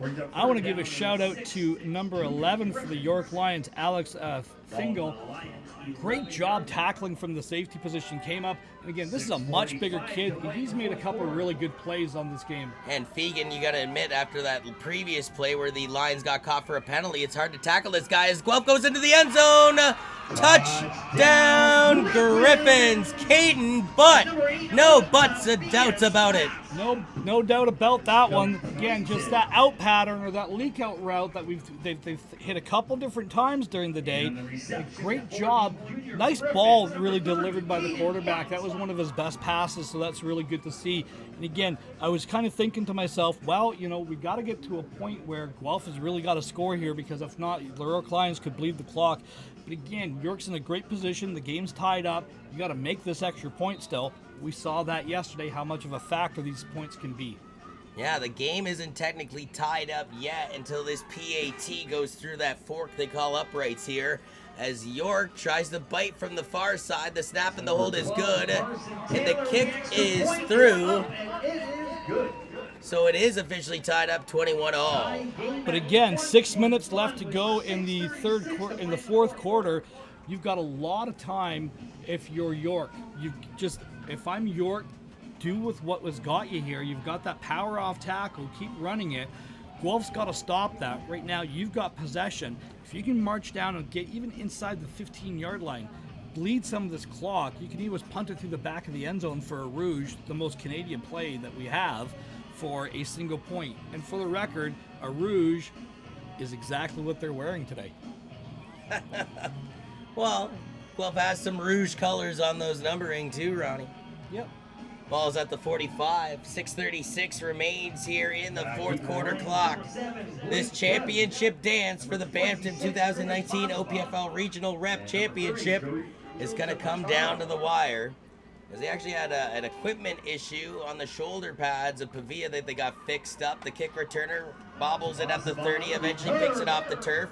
Motors up the field, gets tackled at the 41-yard line, and well, that's where the Lions will start their offense back onto the field in this tie ball game. Well, and again, we talked about how some of these returns have been great, how they just go straight up field. That's the east-west runner that I was talking about. You don't want to get that too wide. You really got to press inside, and if you're going to bounce it, you got to bounce it late. You almost got to be patient, but you got to press that return inside a lot more. 6:28 now on the frozen clock. As the referee blows the whistle and it starts to drip down, and it's a tie ball game. No team takes the lead. We could go to overtime, Ronnie. Having overtime early in the day, that would make for a very long day. It sets the tone, baby. As again, this is a run to the right side. It'll be a gain of about 5 yards, and man, oh man, the rush defense for either of these teams has to be dog-tired at the end of this one, because both teams continue to pound the rock. Yeah, both teams have done a great job, successful being running the ball with everything else here. But again, if you're York, you just got to play smart here. Bleed the clock, get in good range, get a score that you need it. But 5 minutes left, that's a lot of time, and for this patient offense, that would be very, very good. 2nd and 5 for the Lions. Their quarterback, who's been sharp all game long, snaps the ball and hands this one off to the right side. It's not Judah Todd, though, just trying to make out the number of the running back on this affair. But he's number 11, Alex Fagan. Just shy of the first down marker. They say it's Miles Gross, actually, on the ball carrier, according to the PA announcer. 3rd and inches coming up for the Lions. It's going to be really close to a first down here. I think they're looking at it right now. And will they bring out the chain gang? Instead, they say 3rd down. That's interesting that they didn't bring out the chain gang just to make sure, Ron. Well, where they had the sticks, shout out to the stick crew there. for, again, volunteering on this Sunday. As there's a flag on this play, it's a run to the near side. A seam opens up. It's a big play for the Lions, but we've got to wait to see what the officials say, as it is Owen Ellis eventually tackling the ball carrier in Miles Gross. Okay, the play's going to stand because you got an offside call on the far side of the line of scrimmage. The corner had jumped, and again, big play call. First down for the York Lions. So it is offside, and it's declined. So like you just said, Ronnie, a massive play to get him down to the 34-yard line in this tied championship game, coming down to the final minutes of play. 4:51 left on the TD Stadium clock. Yeah, I've been really impressed with this. Again, I've talked about it a number of times. I've been really impressed with this York Lion program. I think that they've done great work, and I'm excited to see the next two games as well. As the quarterback lines up behind the center, do they continue to pound the rock? This time they're going to give it yet again to Miles Gross. Gross to the outside, past the 20, past the 15, past the 10, in towards the end zone. He dove. Touchdown, Lions! Cause and effect. They were both looking at each other. I thought he was short, and again, they talked about it, and I guess the officials decided that he was in. But again, that was a long pause between Oh, the calling theatrics. that. I love it. The drama here with 4:23 remaining in the championship game. They talked about it. They thought about it. They debated it. It's a touchdown for the Lions, thanks to Miles. That play was straight gross. That was awesome. That was a great play. Good play call. They've had a lot of success running the ball inside, but the big plays have been to the outside. And again, they got Guelph napping inside a little bit, trying to punch too much. And the PAT, which is awfully important, is good. And at the tail end of that play, another flag thrown, Ron. I didn't see what the flag was there. We're gonna wait for the officials to call, but they're counting the extra point, so it's probably an offside call against the Griffins here. So the pressure right back on to Guelph. Ooh. Roughing the kicker, unnecessary roughness. So this kick now all of a sudden is massive, because it's going to be taken on the kickoff here. You're going to be kicking the ball from midfield. Special teams and discipline, we always know it plays a factor when it comes to these championship games. But man, oh man, down 7-0. Down 14-7. Somehow the script has been flipped here in the second half, because it's the Lions that took a 21-14 lead, and now a 28-21 lead in the dying minutes of this fourth quarter.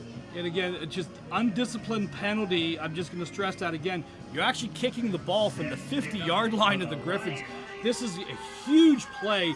You've got to kick this ball, get it to one of the edges, make your returner go track side to side, and get some great coverage, and you're going to almost put a nail in this coffin. Slight gust in the kicker's face, though, you should add, from the north end end zone.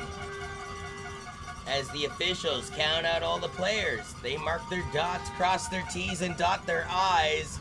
And they're going to boot this one, like Ron said, from their opponent's 50-yard line, as they backtrack the kick returner all the way to his own end zone. He has a trouble picking it up. It's Owen Ellis, spins off of one tackle, breaks off of another, up to the 10, down the near sidelines, past the 20. Man, oh man, I know I'm spinning a broken record at this point, Ronnie, but again, that kid looked like he was done back at his own goal line. He span, he juked, he used his speed, and somehow, some way, his team's now starting off at the 24-yard line. Yeah, again, does a great job of making the first man miss. York kind of broke down a little bit on the outside contain. They shot in, tried to make the play instead of playing your lane integrity, and again, bounces it to the outside. I actually thought for a second there when he got to the 10-yard line, I was kind of looking. I was like, this kid's got a chance to go all the way. I did too, yeah, down the near sidelines. That seemed to open up. But like it's happened to both teams all day, there have been seams potentially. We have seen big plays. I think back to that Lucas Holden touchdown. Yeah. But man, oh man, sometimes it's there and it tightens up right away. It's a pitch. And it looks like it's Owen Ellis. Ellis again trying to go to the spin move. He loves the circle button on his PlayStation, folks. As he'll get about 3 yards on this play. Some out of nothing yet again. Again, really good leverage out there by the York defense, making him run side to side. tough little block out there by number 1, Caden Henry as well. Being able to get something out of nothing, but York Lions defense has really done a great job running side to side here. 2nd and 7. Every play will be huge from here on out for both these two teams in a 7-point contest with 3:20 left in the 3-minute warning fastly approaching here at TD Stadium. Yeah, and again, you're starting to get to the point, this is probably the last possession for the Griffins. They must score on this drive. And now it's another pinch play. I thought that maybe it was a flea flicker, but no, they're going to run it out on the Griffins. But once again, a massive defensive stop. The ball carrier was Roman Caligari. They've gone to this Caligari long, wide play a lot, but not much fruition out of it other than that one play in the opening half. Yeah, great tackle by number 29 for the York Lions. Trying to get there. Darren Marabin there. Fantastic job, just again maintaining leverage on the outside. And number 8 for the Lions, I think it was number 8. It's maybe number 6 there. Could have been 9, Isaiah Fitch too, but you're right. It was Darian Marabin on the fierce tackle behind the line of scrimmage to bring up 3rd and 15. And I mean, the Guelph team doesn't have much time to work with here, Ron. And now you're at the 3-minute warning, so now you're really in the, and you're not really designed for big plays. Your big play is get the ball to Owen Ellis. To Owen Ellis. The quarterback, Pavia, ranges in the pocket. He's flushed out. He's going to huck this one deep into double coverage. They fight for it. The Griffin pulls away with the ball. Unbelievable. Past the 40, tackled down, and a late flag at the end of this play. Wow, what a play by the Guelph Griffins and Caden Butt. Great catch. I actually thought the ball was interception. Caden Butt battled for it all the way through, and then we're going to have a horse collar illegal tackle on the end of this, so we're going to have this ball inside the 35-yard line at probably the 23, 24-yard line. So they go to the Guelph Griffins from their own 19-yard line and now find themselves quickly at their opponent's 22 on a massive throwing play by Owen Pavia. You're the one that called overtime. Well, if the Griffins do complete a touchdown on this drive, we hope to be tied up at 28 apiece, although I remember a game ending 28-27 yesterday, Ron. Yeah. I don't know. It's just off the top of my head. Owen Ellis on the near side here. He again looks like a bit of a jersey tackle down to the 15. Man, Guelph's offense is rolling, and looking at the Lions' defense, they look fatigued. In fact, one of their players is down. Yeah, I think he's cramping up a little bit there. It's number 29, 20 or 29. That'd be Darren Marabin, who we just mentioned has made some incredible plays defensively. Yeah, again, he's played himself a whale of a game here. Again, no secret to what's happening here. Both teams are going to what's got them there, which is that power run game. You knew when this team's hooked it up in a 16-15 final that they were evenly matched, but man, oh man, they looked evenly matched here. As once again, it is Ellis skipping past one tackle, bulldozing his way forward. He has the first down and a lot more as he's down to the 6-yard line. Yeah, they're going to mark him out of bounds at the 6-yard line. They're going to say he stepped out of bounds there. But it's been a fantastically well-played game here. As we see a couple substitution things coming in here for the Guelph Griffins. And a timeout taken by the Lions, a wise one at that, as it looks like some hydration is needed by both teams, as a matter of fact. Yeah, it's been a physical game by both teams here. Both teams have played their hearts out. And again, you hate to see it come down to the last play or two, or you love it. It's been a very entertaining football game, even more so than the game yesterday. Like, other than the Bantam game, the other two were kind of snorefests. And at the beginning I was wondering, why did they lay out the trophies and the banners so early? But I think now I've seen this game the way it played out, they should always have the trophies and the banners out, because these two teams are knuckle tight, down to the wire, 2:13 remaining in this game. And they're battling for the gold, they're battling for the glory, and they're putting on one heck of a show here at TD Stadium. Again, just a reminder, we're back on with the Junior Varsity broadcast, I believe, at 3 o'clock, John. That'll give us a little bit of a breather, Ronnie. A little bit of a break. Then we can maybe put the elevator in. Might need some oxygen tanks by the time we get to the third broadcast of the day. And if you tuned in yesterday, this is technically the fourth of 6 broadcasts on your August-long weekend here in the Forest City. So with 2:13 remaining, first and goal from the 5. Guelph trying to tie this game up. They hand the ball up. There's a flag on the play. It looks like it is a touchdown for the Griffins. They do indicate a touchdown, but hold the phones. Multiple flags on the play. Well, they called a touchdown, but you only had, you didn't have an end. You had an illegal formation going on the far side of the field. They went with an overload look. I think they're going to pick up that flag because they only had 11 men on the field. The officials are having a detailed conversation right now about that same fact Ron Forward had just mentioned here. This is a big call, folks. And the flag is picked up. It's a touchdown for Guelph with 2:06 remaining in the ball game. They're a PAT away from tying this all up at 28. Well, they're calling timeout. Do you go for the kick or do you go for the win? Well, I'm not Team Ontario battling for a bronze medal. I'm going to play it safe and kick the extra point and tie this game up. There is a timeout, though, taken by Guelph. So they're debating it here, Ron. Could they take a page out of the Replacements movie and put it all on the line here with 2:06 left on the clock? They're counting to make sure that they've got enough guys out there first and foremost, but, using a timeout on special teams is kind of a salt in the wound, so to speak. And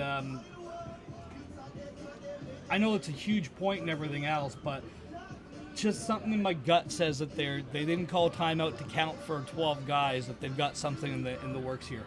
Well, the tricky thing with Guelph, though, is you can't really tell because their kicker is their quarterback and their holder is their running back, so it's pretty much a similar situation no matter who goes out on the field personnel-wise. They're going for it. They're going to go for 2. So with 2:06 left on the clock, the Griffins line up like they're going for a 2-point convert. They snap the ball. They huck it deep. They got a man open. It's deflected. The 2-point convert is no good. No good. And the Lions, by an identical score of yesterday's Bantam Championship game, are hanging on to a 28-27 lead with 2:06 remaining in the game. Short kick is coming up. That's your only option for Guelph. York recovers his ball, and it's pretty much game over. Man, wow. Very frustrated off the field is the quarterback, Owen Pavia. I don't think the quarterback agreed with the call, to be perfectly frank. I think they were looking for a pass interference call. There was a little bit of hand checking going on in the end zone. It was give or take, though. I thought it was a little bit of both ways. I think it was a very good non-call. The kid made a play on the ball there. Again, a little bit of hand checking, but it was on from both sides there. As Drake likes to say, it's over. It's over. It's far from over, folks. There's still 2:06 remaining in this one. And despite gambling for it on the 2-point convert, technically, Guelph is still alive here in London, folks, for the 2019 OPFL Regional Rep Championship, as I assume they attempt an onside kick here. Yeah, you've got something in the middle of the field here. They already tried to go up the middle, too, and it took a Lion to put his body on the line to recover it. They go to the same spot, but the Lion this time doesn't put his body on the line. The Lions say they have it. Guelph saying they do. Lions do have it. It is Lion Pigskin. Man, I didn't think that he put quite the hustle into it that his teammate did earlier in this game, and yet he got the benefit of the oval roll, and the Lions maintained possession. Again, it just... the way that they were lining up, I thought it was a little bit too deep. That's an obvious short kick formation or an obvious short kick situation with 2 minutes left.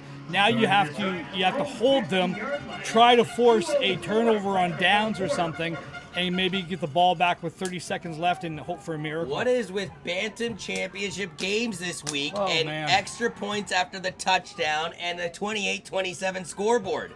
This is crazy wrong. As the Yogi Berra, the infamous Yankees catcher, used to say, deja vu all over again. Yeah, exactly. You know, again, it's been the same. It's been that recipe all day. Gain of 4 yards, just a straight ahead dive play and that off tackle. Nothing fancy, but now you can just kind of see them bleed the clock.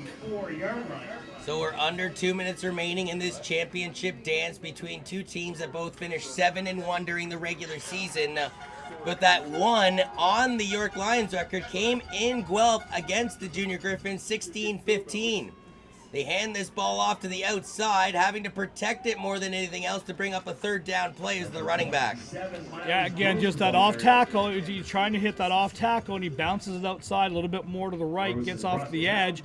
Gain of about 2 or 3 yards on that, brings up a huge 3rd down and 3.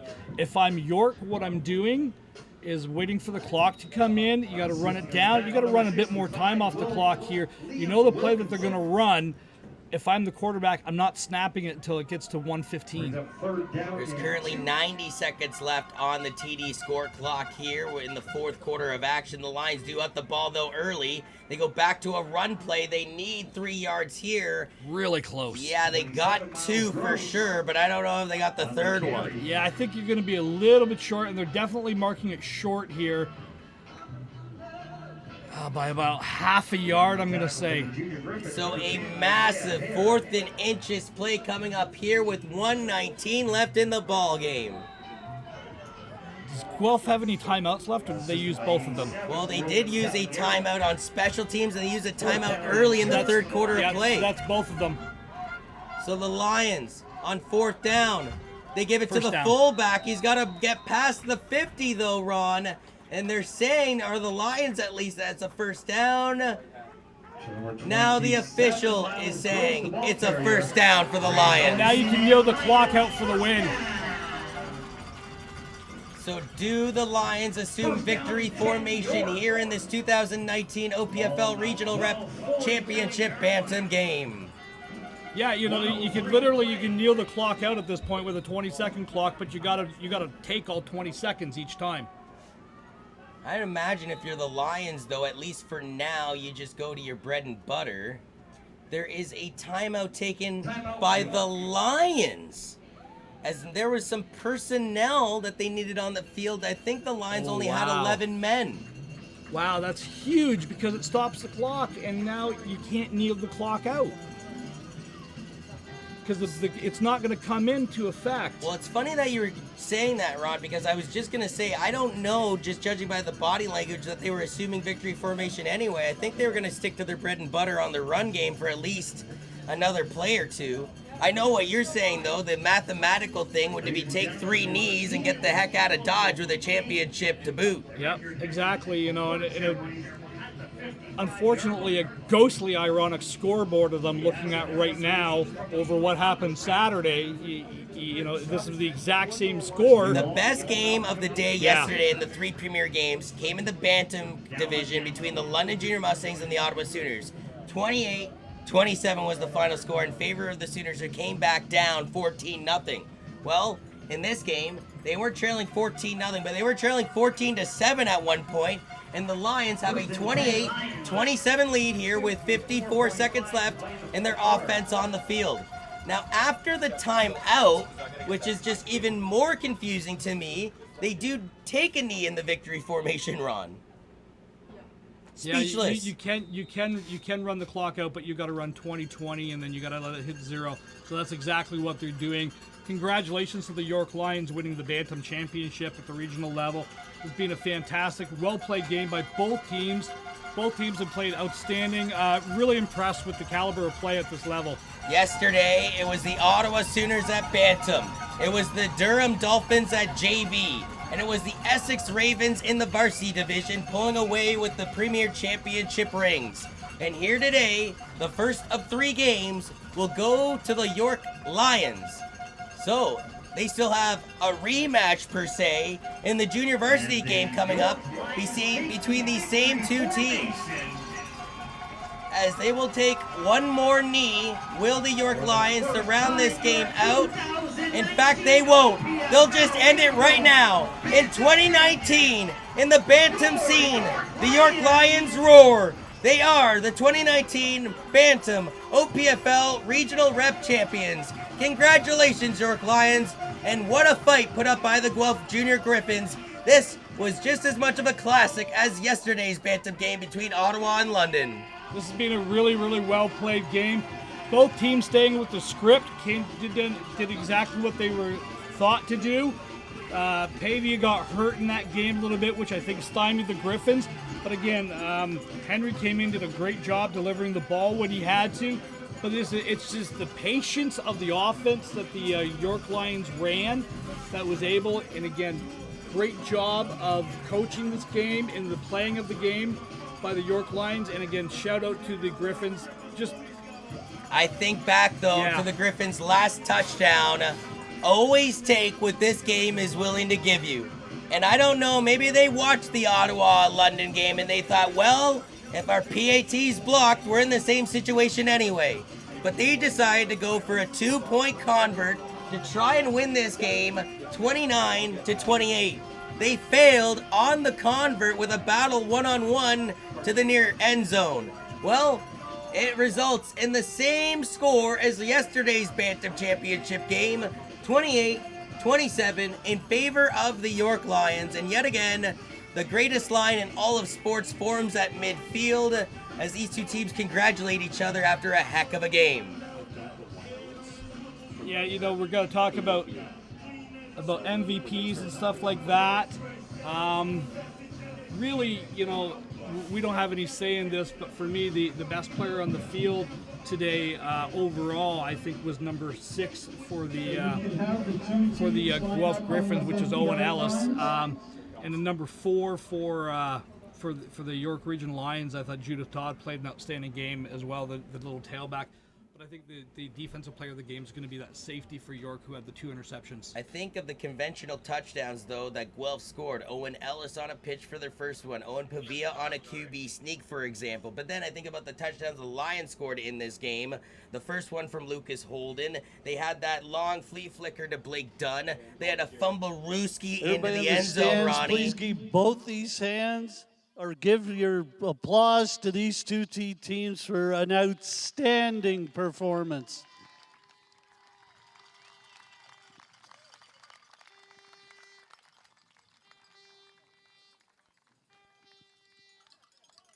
I'm Terry Barkley, the league president, and we're going to hand out some awards here today.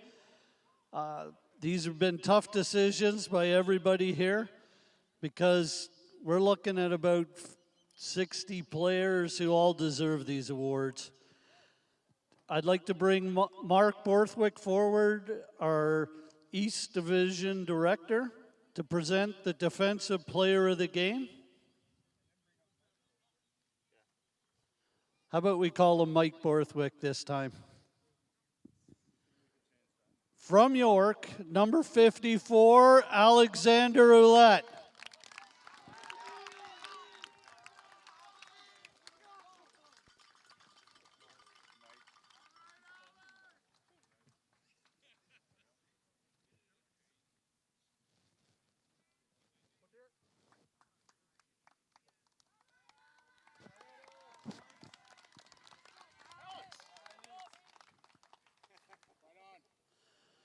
I'd like to present Alexander Reyes-Watch.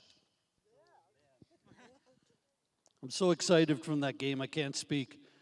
Our treasurer and registrar to present the Offensive Player of the Game. From Guelph, number 6, Owen Ellis.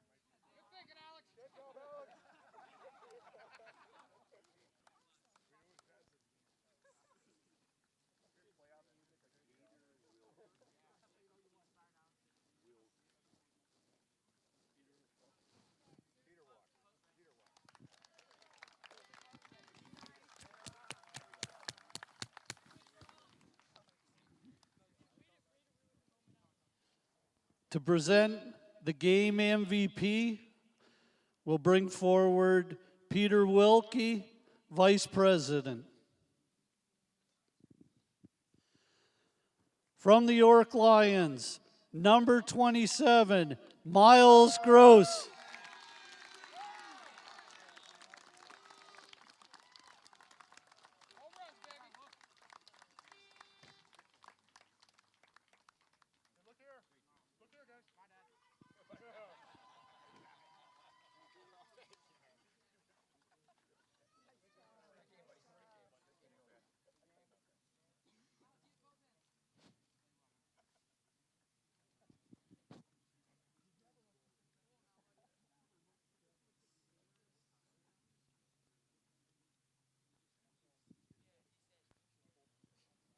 I'd like to say this is a lot of class from two excellent teams. A lot of respect for each other here. I'd like to bring Alexandra forward again to present the finalist banner. I'd like the team captains from Guelph to come forward to the numbers to accept the finalist banner.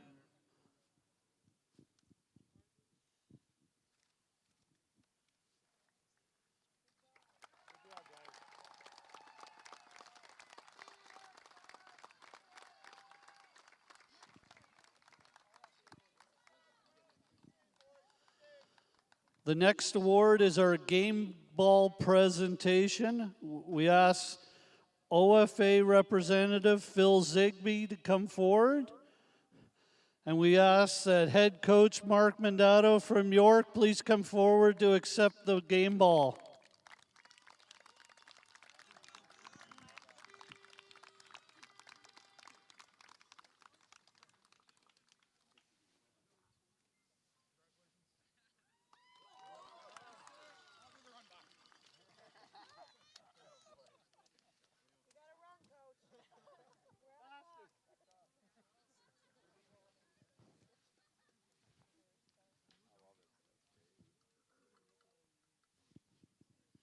Going to bring our Vice President Peter Wilkie forward again to present the championship banner. I ask the captains of the York Lions to come forward.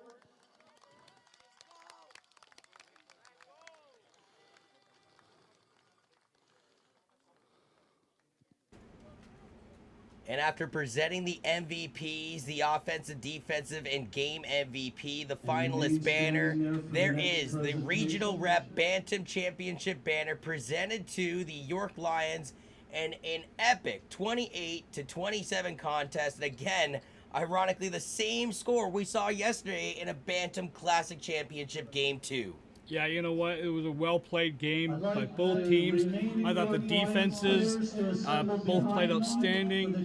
Both a running back, both running games, both game plans were really, really well designed against the other team. And again, 28-27, we saw a 1-point victory for Guelph last time, 16-15. This time, it's a 1-point victory for the York Lions. They raise it above their heads. The Lions roar here at TD Stadium to a 28-27 classic victory over the Guelph Junior Griffins. And ironically enough, it'll be the York Lions versus the Guelph Junior Griffins in our next broadcast, our second of 3 on the day, as we switch things over to the junior varsity scene. Congratulations to the Guelph Griffins on one heck of a 2019 season. They finished the regular season with a 7-1 record. They beat these York Lions by a score of 16-15 over those 8 games. But unfortunately here at TD Stadium on your Saturday afternoon, the better team, the team that got revenge, ironically by just 1 point again, 28-27, are the York Lions. They roar to the 2019 OPFL Regional Rep Championship. For Ron Forwarda, I am John Urban. We'll catch you next time here for OPFL Championship Regional Rep action.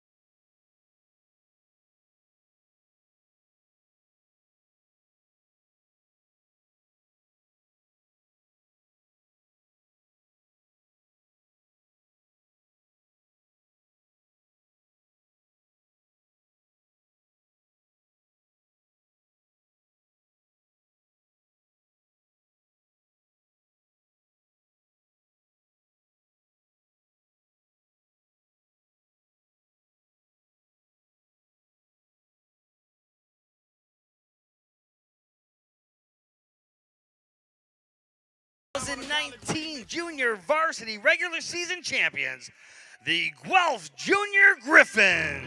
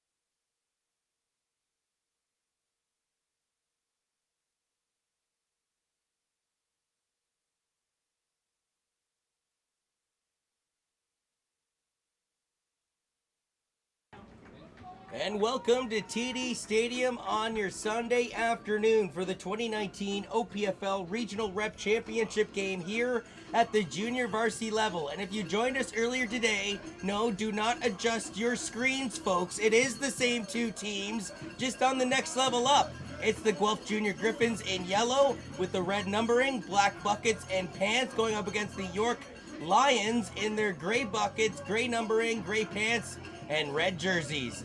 Ron, another doozy on tap.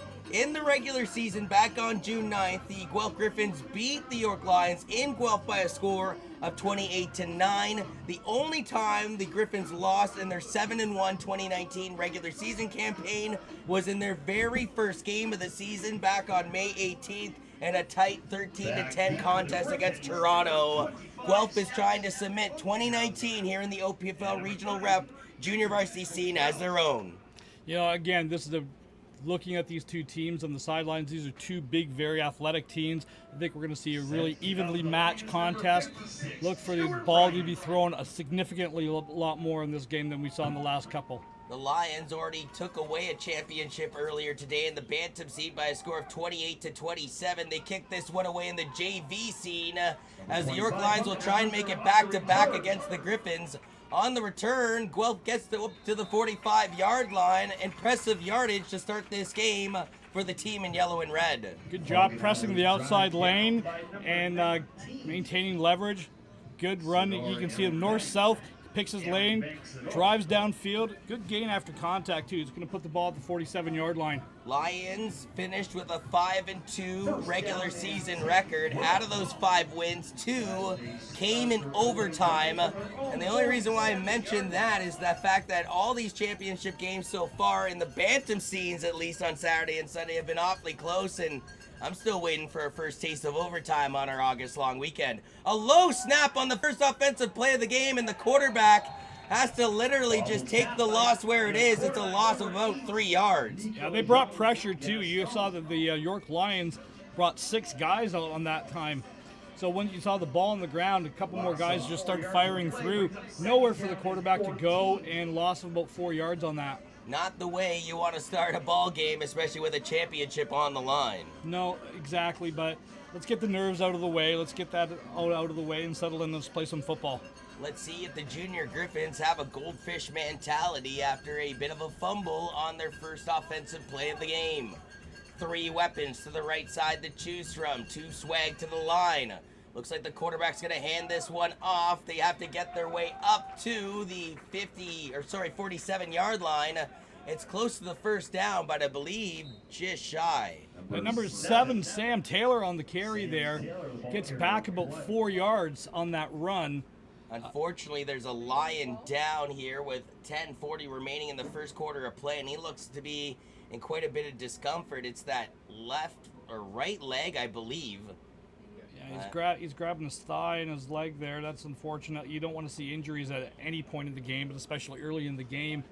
There you saw on that last play, you saw that jet motion, or with a fake it's called a joker, and then you come back with the ISO on the backside of it, trying to get the defense to overcommit.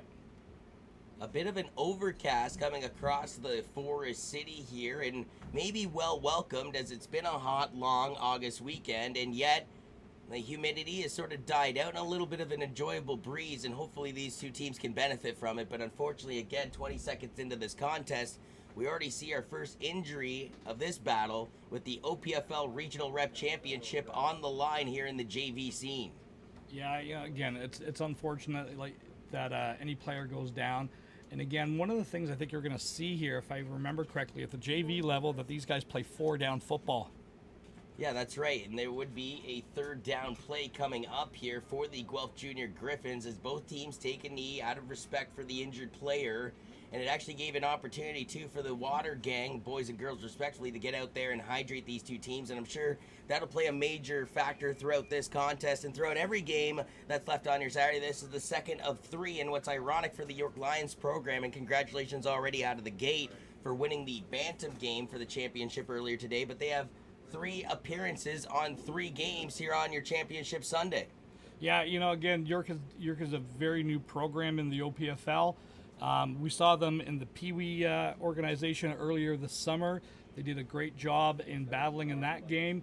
And then the Bantams today will come away with their first championship. Let's see if the junior varsities can hold serve. And then later on, the varsities playing North Bay. Yeah, it's interesting because, like I mentioned, during the regular season, Guelph had a 7-1 regular season record. York had a 5-2 record with 2 overtime wins. The Durham Dolphins in the Premier Division is, unfortunately, they are calling for the stretcher here at TD Stadium. 20 seconds into this ball game, or I apologize, a minute and 20 seconds, I should say. Regardless of whatever the time it is, though, Ron, this isn't the time you want to see this happen. No, this is really, really unfortunate. You know, the gentleman's in a lot of discomfort there. Let's hope that he's going to be okay, as we're going to have a little bit of a delay here waiting for a stretcher to come out. So once again, if you joined us earlier this week, this is actually the 5th of 6 championship games. Yesterday, we had 3 Premier AAA championships. Congratulations to the Ottawa Sooners, who beat the London Junior Mustangs in a tight 28-27 contest.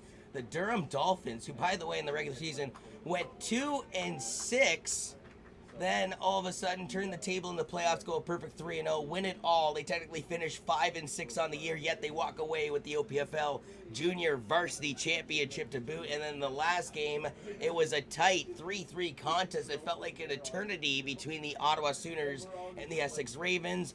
Eventually, the Ravens would soar away, though, with the varsity title here in London, Ontario last night, as the whole team went out to a local establishment to celebrate their victory, and rightfully so. And today, already, we've seen York win 1 game, and they have a chance to win 2 more, and that would be a pretty incredible feat for any football program to walk away with 3 championships, let alone on the same day. Yeah, you know, and again, that's a testament to the York coaching staff and the dedication that they've put in really building a really good caliber program there.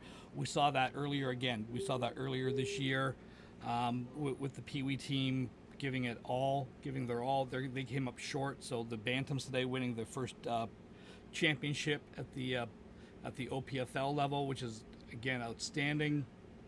Again, noticing something as I was walking around before the game, and I just want to say these 2 teams, you know, at the regional level, there's not a lot of difference between the Premier level and the regional level. These are both really 2 big, fast, athletic teams that like to spread the ball around. You're watching them in warm-up and everything else. Guelph's going to be a lot more of a run-centric team. York Lions could look like, you know, very different philosophy than what they had in the last game. They're going to run more of the traditional spread type of offense, try to hit the seams, 5 wide receivers, which you see a lot more in the Canadian game on any given time. So, you know, it's going to be exciting to see how this game plays out. And I want to apologize to the viewers at home. I am trying to make out the number of the gentleman that is down for the York Lions. Unfortunately, just the way the trainers are huddled around him, I can't make out the number, but we do know that the stretcher has been called, and that is what has resulted in this long delay in the game. But, you know, everybody's concern here at TD Stadium isn't about necessarily this contest anymore. It's about the York Lions athletes' health on the field. Yeah, you know, and it was unfortunate. It looked like it was a head-to-head tackle there. It looked like he's got a little bit of a stinger in his neck, and I'm sure that this is fully precautionary, as we saw the gentleman moving all the extremities, his arms and his legs and everything else. I'm sure that this is strictly a precaution that's happening right now. And you're right, as we see it here on the replay, it almost just like he fell and the pressure went on that right leg. Now, I thought it was a leg injury originally, but you were saying, no, John, this is something more upper body. Yeah, and unfortunately, like with the precaution that they're taking at this point, there's this, to me, it means only one thing, and that's like they're checking the neck and the head region. So again, our thoughts and prayers go out to this young man. Now, one thing though, you know, not to get too dramatic about it, but if it were to be a neck injury, the one thing that I'm noticing is that he does have his left leg bent. Mm-hmm. So I mean, that is a good sign, because usually if a player has suffered a serious neck injury, but all their limbs are pretty much laid flat. Yeah, and again, he's as we can see, like we're looking directly on the field on him, he's moving both of his hands and everything else. He's raising them above his head. So again, I'm sure that this is strictly precautionary that we're going on. And again, you know, football is a physical game, and injuries happen in it, and we never want to see somebody injured. So it is either Tomlinson Matthew, number 51, and we don't have a 57 on our sheet, so we're going to assume that it's Tomlinson Matthew, who unfortunately appears to be down at midfield, about $1.20 into this OPFL Regional Championship contest in the junior varsity scene. And man, oh man, you were kind of alluding to it though. We were watching these two teams warmed up. We've already encountered, ironically, between Guelph and York in the Bantam scene, a classic 28-27. You know, Guelph had a chance to tie the game. They tried to go for the 2-point convert instead with 2:06 remaining in the game. It didn't come to fruition, and York was able to run out and knee the clock down for a championship victory. And during the warm-up of this one, we're watching these two teams, and we thought, well, okay, we're kind of salivating as broadcasters because we're seeing a lot of athletes, a lot of studs, a lot of big boys on this JV scene. We almost thought we were watching some varsity football the way these kids were warming up, and unfortunately, a minute and 20 seconds into this championship contest, an injury again. We can't confirm just yet the number of the individual, but it appears to be number 51, Tomlinson Matthew. And we hope that he is okay. But and like what Ron had alluded to, we've seen him move all of his limbs. He has that left knee bent. They have called for the stretcher. So, I mean, at this point, they are going to take every precaution necessary to make sure that this young athlete is okay. And, you know, you can take this one of two ways if you're the York Lions. You can take it as a defeat a minute and 20 seconds into the game, or you can look at it as a rallying point. Despite the fact that it's an early 0-0 contest, to sort of, boost your team and fight even harder for your fallen combatant. yeah, it's going to be tough for both of these teams. Because you come out with the emotion of this is a championship game, and you fire it up and everything else. And 2 plays into the game, now you've got a long pause. You've got to refocus your energy in a few minutes, and you still have a football game that you have to play. Well, I mentioned, too, the overcast that has come over the Forest City. It was a bright, sunny day earlier today in the Bantam game, and essentially that overcast has allowed, at least not that hot summer heat to be barreling down, especially right now for the injured player. It's a benefit, and like I said, here according to 7 after 3 local time, they are calling the local paramedics to come onto the scene. And I was at Kingston, Ontario a couple weeks ago for the Football Canada Cup tournament, which also included the U16 Eastern Challenge. And a player, who, ironically, that played for the London Junior Mustangs, and Jamison Eves, appeared to be banged up in a game versus the BC squad, as well as I believe it was an Ontario player actually with a nasty block on a Burton boy in the bronze medal. Yeah.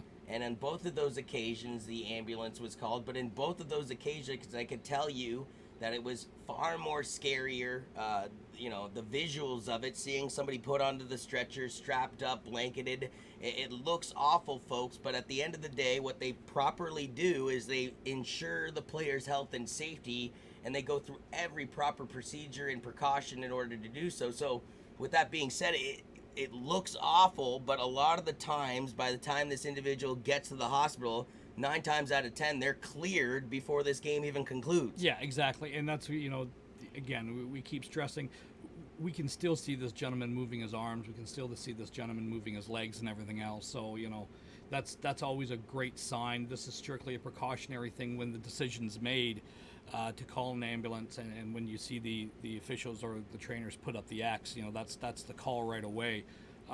It doesn't matter if the player turns around 5 minutes later and says, no, I'm good to get up on my own. The ambulance has been called.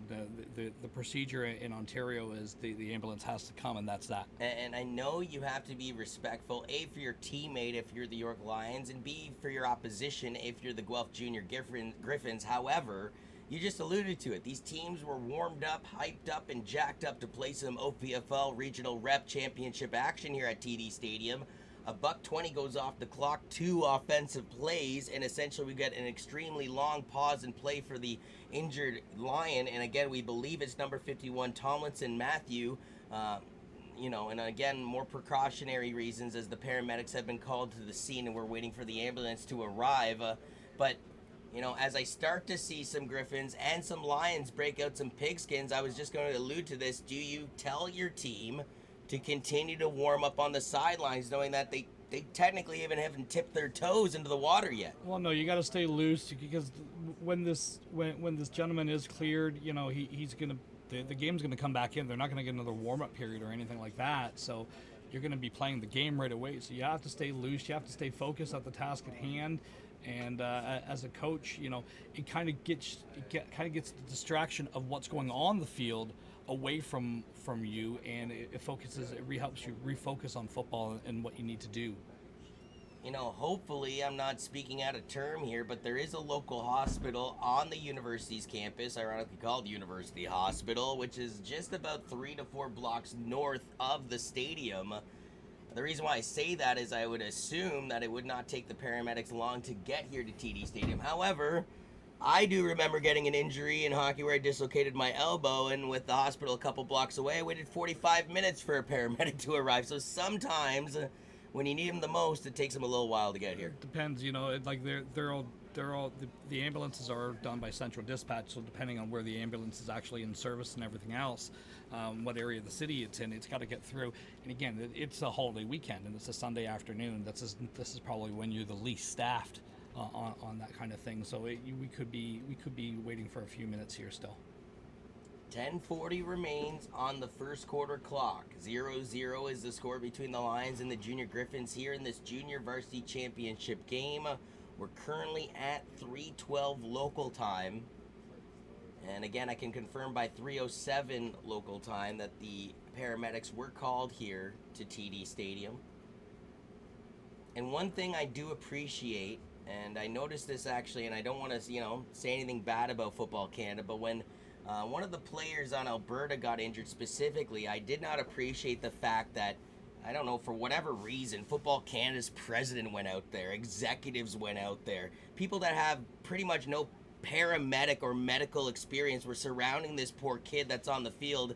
And Ron, I think you've been there, I've been there. When you're injured on a field of play, that's the last thing you want is 100 faces surrounding you in a circle, panning over you going, what's wrong? You would like to see the paramedics. A coach is acceptable. And, if he does have family here, I would want to see his mom or dad be able to go to the scene and be there with their child. But other than that, you do not need, a village around a fallen combatant. They just need to be able to breathe and get through this problem on their own right. Yeah, exactly. And that's, again, we see the coaching staff out there and we see the trainers, and we did see a parent that was, I think, at the far side of the gate there who was waiting for him. So I'm sure, like I said, I'm sure this gentleman's going to be fine. I'm sure everything's going to work out fine for him and everything else. But, again, I speculation. But, again, we have seen him move all of his extremities and everything else. So he seems to have full movement on his limbs. So let's talk about this game. This weekend was originally scheduled for Hamilton at Tim Hortons Field. And last minute, Hamilton FC had decided to book Tim Horton Field. So, great job for the Mustang organization stepping up and saying, hey, we'll be able to host it here. And let's talk about, kind of what's happened over the last couple of days, John. Yeah, well, I mean, it's been incredible. This is already the 5th of 6 championship games on the weekend. And as we talked yesterday, I just can't believe it, Ronnie. 28-27, Ottawa over London in the Bantam scene. 28-27, it's York over Guelph in the Bantam scene when it comes to the regional game. That's just almost creepy deja vu, if you ask me. Well, and again, looking up at the scoreboard, unfortunately I was part of that tough loss yesterday. So you know how Guelph feels. Yeah, I do. And looking up at the scoreboard, it was eerily similar, like ironic, as I'm looking up and going, the guests have 28 and we've got 27, and same thing happened today. Gutsy call by the Guelph coaching staff going for 2 earlier today. So that was interesting. Yeah, that was the game's difference, is they had a chance to kick the extra point to tie it up at 28, all with 2:06 remaining in the fourth quarter clock. And Guelph decided to be a bit of a gambler, like taking a page out of the Replacements movie. Unfortunately, they didn't have Keanu Reeves at the pivot, and they couldn't convert, as we do see the paramedics out onto the turf right now. And we do appreciate them hurrying up and getting onto the scene here at 3:15 local time after being called at 3:07, or at least they confirmed that they'd been called at 3:07 as we get the shot on the field there of the paramedics.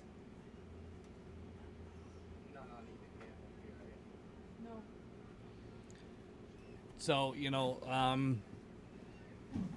again, as we're kind of we're kind of trying to fill up. We can kind of confirm both teams are kind of going to their respective end zones and everything else here to maybe, you know, do a little bit of a warm up and everything else, and stay loose and everything else.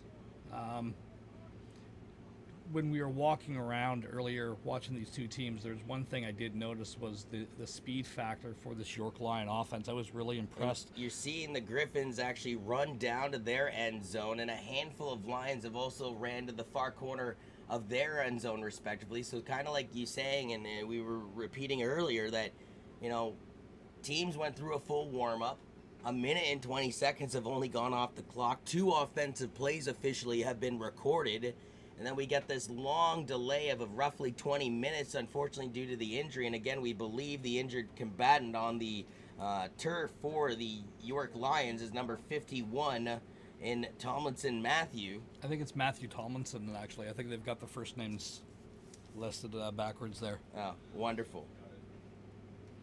Because I'm just looking at some of these other, for some of the other names on here, and I'm pretty sure that number 17 is not Barnett Scott. I'm pretty sure it's Scott Barnett, you know. And so just as on a side note there. Well, you gotta love it when they give you roster sheets 2 minutes before you go on the air, and then they don't point out the proper things.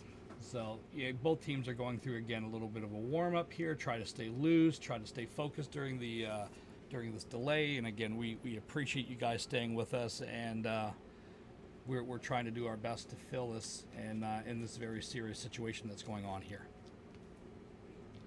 As he's put onto the stretcher, he appears to be okay.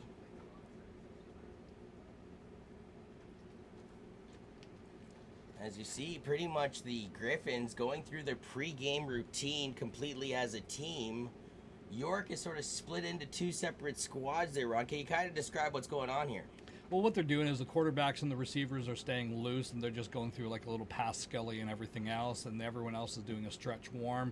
So your big boys and everything are doing the stretch warm, and your receivers doing what they do is they want to track balls. They want to get used to catching it in the conditions that it's going in and everything else. The quarterback's arms stay loose. These athletes are stretched out or ready to go. And again, what you're trying to do at this point is just occupy some time and get through this delay.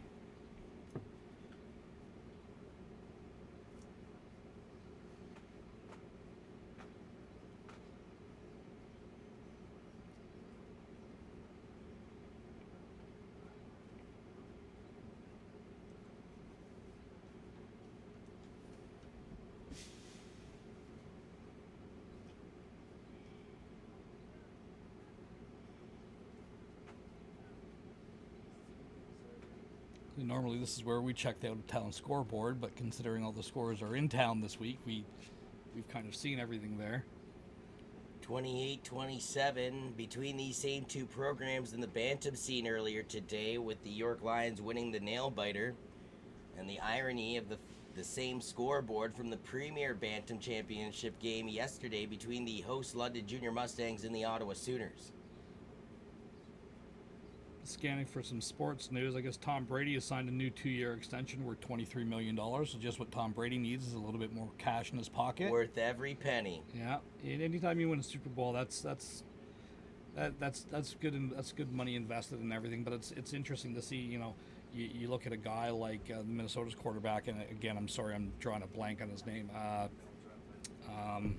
Not Cousins. Yeah, Kirk Cousins. You know, what did he sign? Like $30 million guaranteed. Tom Brady signs a 2-year deal for $23 million, so like half the money. And I don't think Kirk Cousins is half as good as Brady is. Although Kirk Cousins was on the top 100 list of the NFL that they just released. Yeah, he was in way above Cam Newton, which was a shocker to me, Ron. No, Cam Newton really struggled last year, and again, I'm not a big fan of that rolling out quarterback in the NFL style and everything else. As they have loaded the gentleman on the stretcher and everything else, and we can see his mom and dad are actually down there. So it's good to see that everything's getting looked after here. And normally security pretty strict when it comes to parents going onto the field, but in this situation you do have to bend the rules a little bit. Yeah, exactly. So at the end of the day here, these are kids. These are 16-year-old kids playing football, the game that they love and everything else. And now a minute 20 into this game, you've got to get refocused and re-jacked up, and you got to complete this game. And that's going to be a hard thing to do. It's going to take a couple plays, and the reality of the situation of settling back into the game is going to come into fruition. Again, one thing I will point out is I'm pretty sure that at this level that these guys play 4 downs at the JV level as opposed to the premium level where they play the 3 downs. That'll be a big factor throughout this game. And you talked about recollecting your thoughts. The whole team from the Guelph Griffins Junior program kind of had a bit of a team huddle around their 30-yard line, whereas the Lions, I can still say, kind of going through their warm-ups there.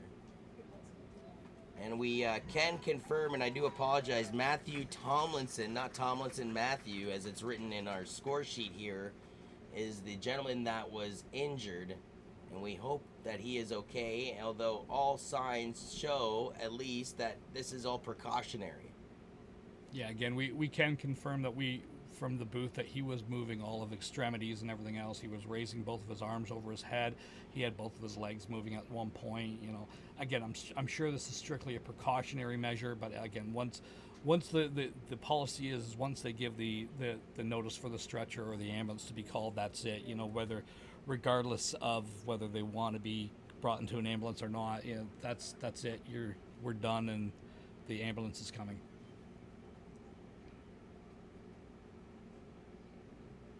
See, again, we can see him moving his arms right there, John. So Here for number 51 from the York Lions, Matthew Tomlinson.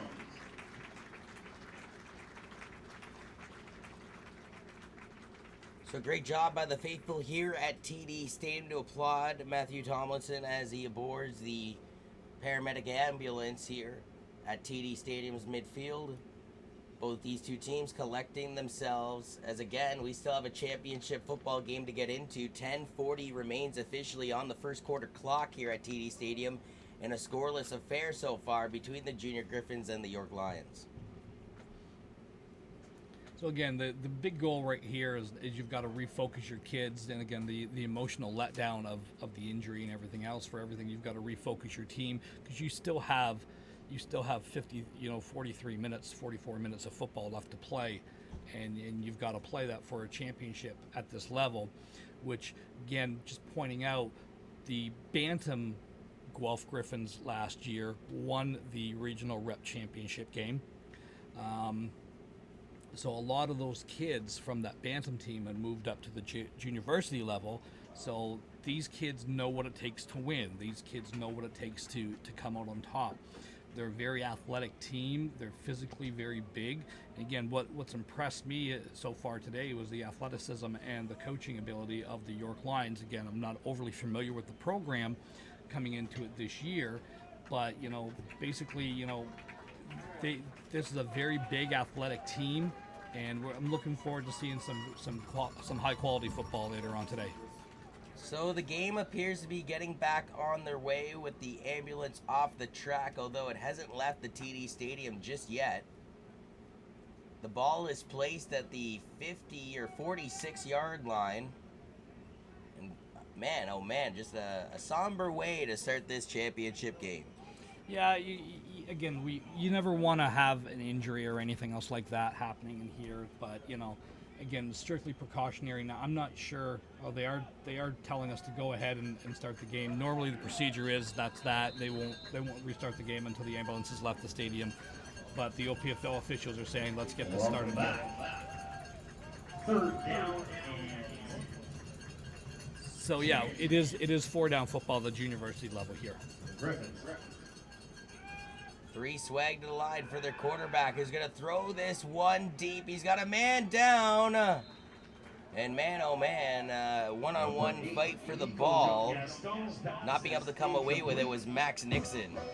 Yeah, again, just a simple go route there. They're trying to hit that seam on the outside, taking a shot. Good coverage there by Jared Golden, who was the corner on the outside there.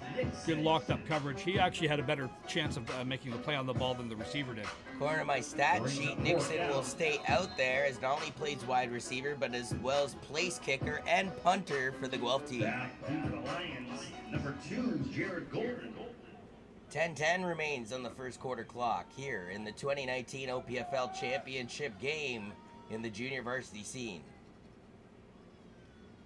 The long snap, it looked potentially like a fake. Instead of it's a low booming punt on a 2-hop. It's collected by the punt returner, who avoids 1 tackle, avoids 3 tackles, span down to the ground though at the 34-yard line. Great coverage. That's that rugby style, or that, Aussie style of kick that you're seeing more and more, becoming more and more popular. Is what it basically does is it gives you the option, if the defense doesn't maintain the edge contain, the punter has the option of taking that ball and flying up the sidelines, and they actually had a pattern off of that as well. So look for that play to come into effect later on today. Christopher Georgestad was the one that returned the punt for the Lions. Lining up behind center for the Lions, number 7. Quads to the left side of their quarterback. The Lions with 1 in the backfield. 3 run to the line. Looks like this is a play action. They're going one-on-one down the near sidelines through the hands of Jared Golden, the intended target. So we saw him playing a little bit of defense, and now he's playing wide receiver. Again, you had one-on-one coverage. They're willing to take the shot there. What they're trying to do is get the one-on-one matchup with the defender that they want. One thing I just have to note is the ambulance still hasn't left the track here at TD Stadium with Matthew Tomlinson inside of it. I'm a little confused by that. You'd think they would be heading off to the local hospital by now. As the quarterback in the shotgun is going to throw this one over the top. It is caught at the 45-yard line, marked down at the 49. Great hustle, behind some muscle for Macias Harvey Dick. Yeah, get just a simple slant pattern underneath there. So again, we had 3x2, 3 to the wide side of the field and 2 to the boundary here, just hitting that seam play. 53 remains here in the first quarter of play. Still looking for our first score of this afternoon championship regional rep contest between the 5-2 York Lions and the 7-1 Guelph Junior Griffins. Well, after a couple pass plays, York goes to the ground attack, and the Griffins go, yeah, we got that. It's a tackle for a loss. Yeah, again, great coverage downfield, so it was a straight handoff give. Number 45, I believe it was, the linebacker for the Griffins, came across from the will position and cleaned that up on the short side of the field. So again, they're just trying to get them moving around. And I believe it was actually number 22 that made the tackle for the Griffins. And that would be Andrew Newbigging. As the quarterback ranges back in the pocket, throws it over the top. Man, oh man, Scott Barnett was really close to being picked off there. It goes in and out of the hands of a Griffin. Yeah, Jack Wheeler on the coverage, so he's, again, dropping into his zone there and read the quarterback's eyes all the way. This is a tougher throw than people think. Again, right-handed quarterback rolling out to his left to the wide side of the field. Got to be able to flip your hips around and deliver that ball. A little bit soft on the throw. I'd like to have seen a little bit more zip in there. It's nice to see the John McKay coach drip Jumba zone down there on the chain gang in front of the Guelph Griffins bench as the ball is snapped to the quarterback in the gun. He'll rotate over the left side of the pocket, throws it over the top. The receiver fell down as he tried to backtrack at the 40. I believe that was Christopher Georgestad, again, the intended target on this play. 4th and long, the punting unit comes out. Yeah, so you see the punting unit come out, and again, that same rollout pattern to the left. This time they tried to hit a corner route over the top of it, and he had him, but again, just the ball was thrown inside. I don't know if the receiver and the quarterback were quite on the same page there. 7:40 now remains on the first quarter clock from TD Stadium.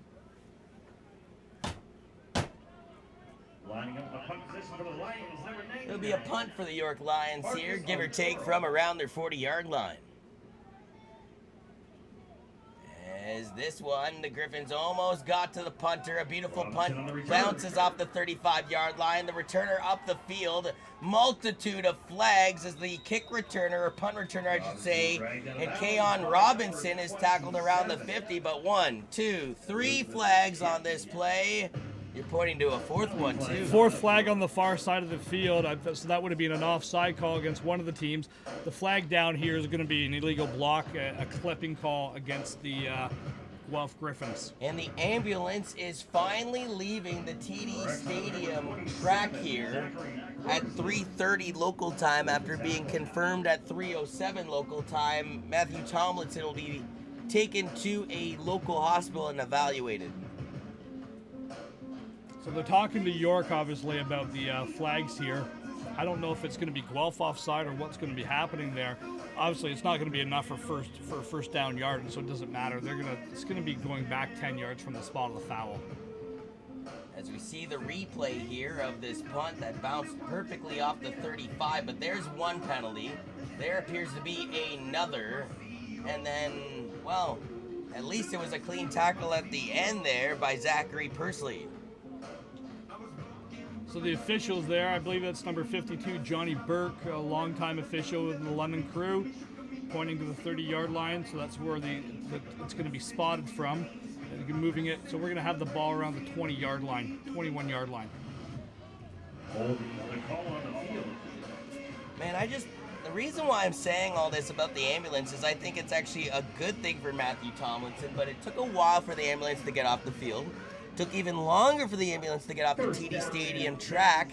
And then as I see the ambulance drive through the parking lot, no emergency lights and no rush. So something just tells me that, again, this is strictly precautionary, and even the paramedics realize that the individual in Matthew Tomlinson is okay. Yeah, I believe it is strictly precautionary. Three options to the right side. The quarterback flush out of the pocket. He's going to go for a run past the 25, past the 30, stutter steps, and he'll go out of bounds on his own accord, and a late flag at the 40 on this one. We got a hold on number 12 blocking downfield here, but it's going to be after yards gained. So the ball's going to be at the 40. It's going to go back to the 30, but we're going to reset the clock, reset the chains. It's going to be a first down for Griffins. So Keon Robinson, though, cost his team some yards off of that first down, as they would have had the ball up at the 40, and they're going to backtrack this one to the 30.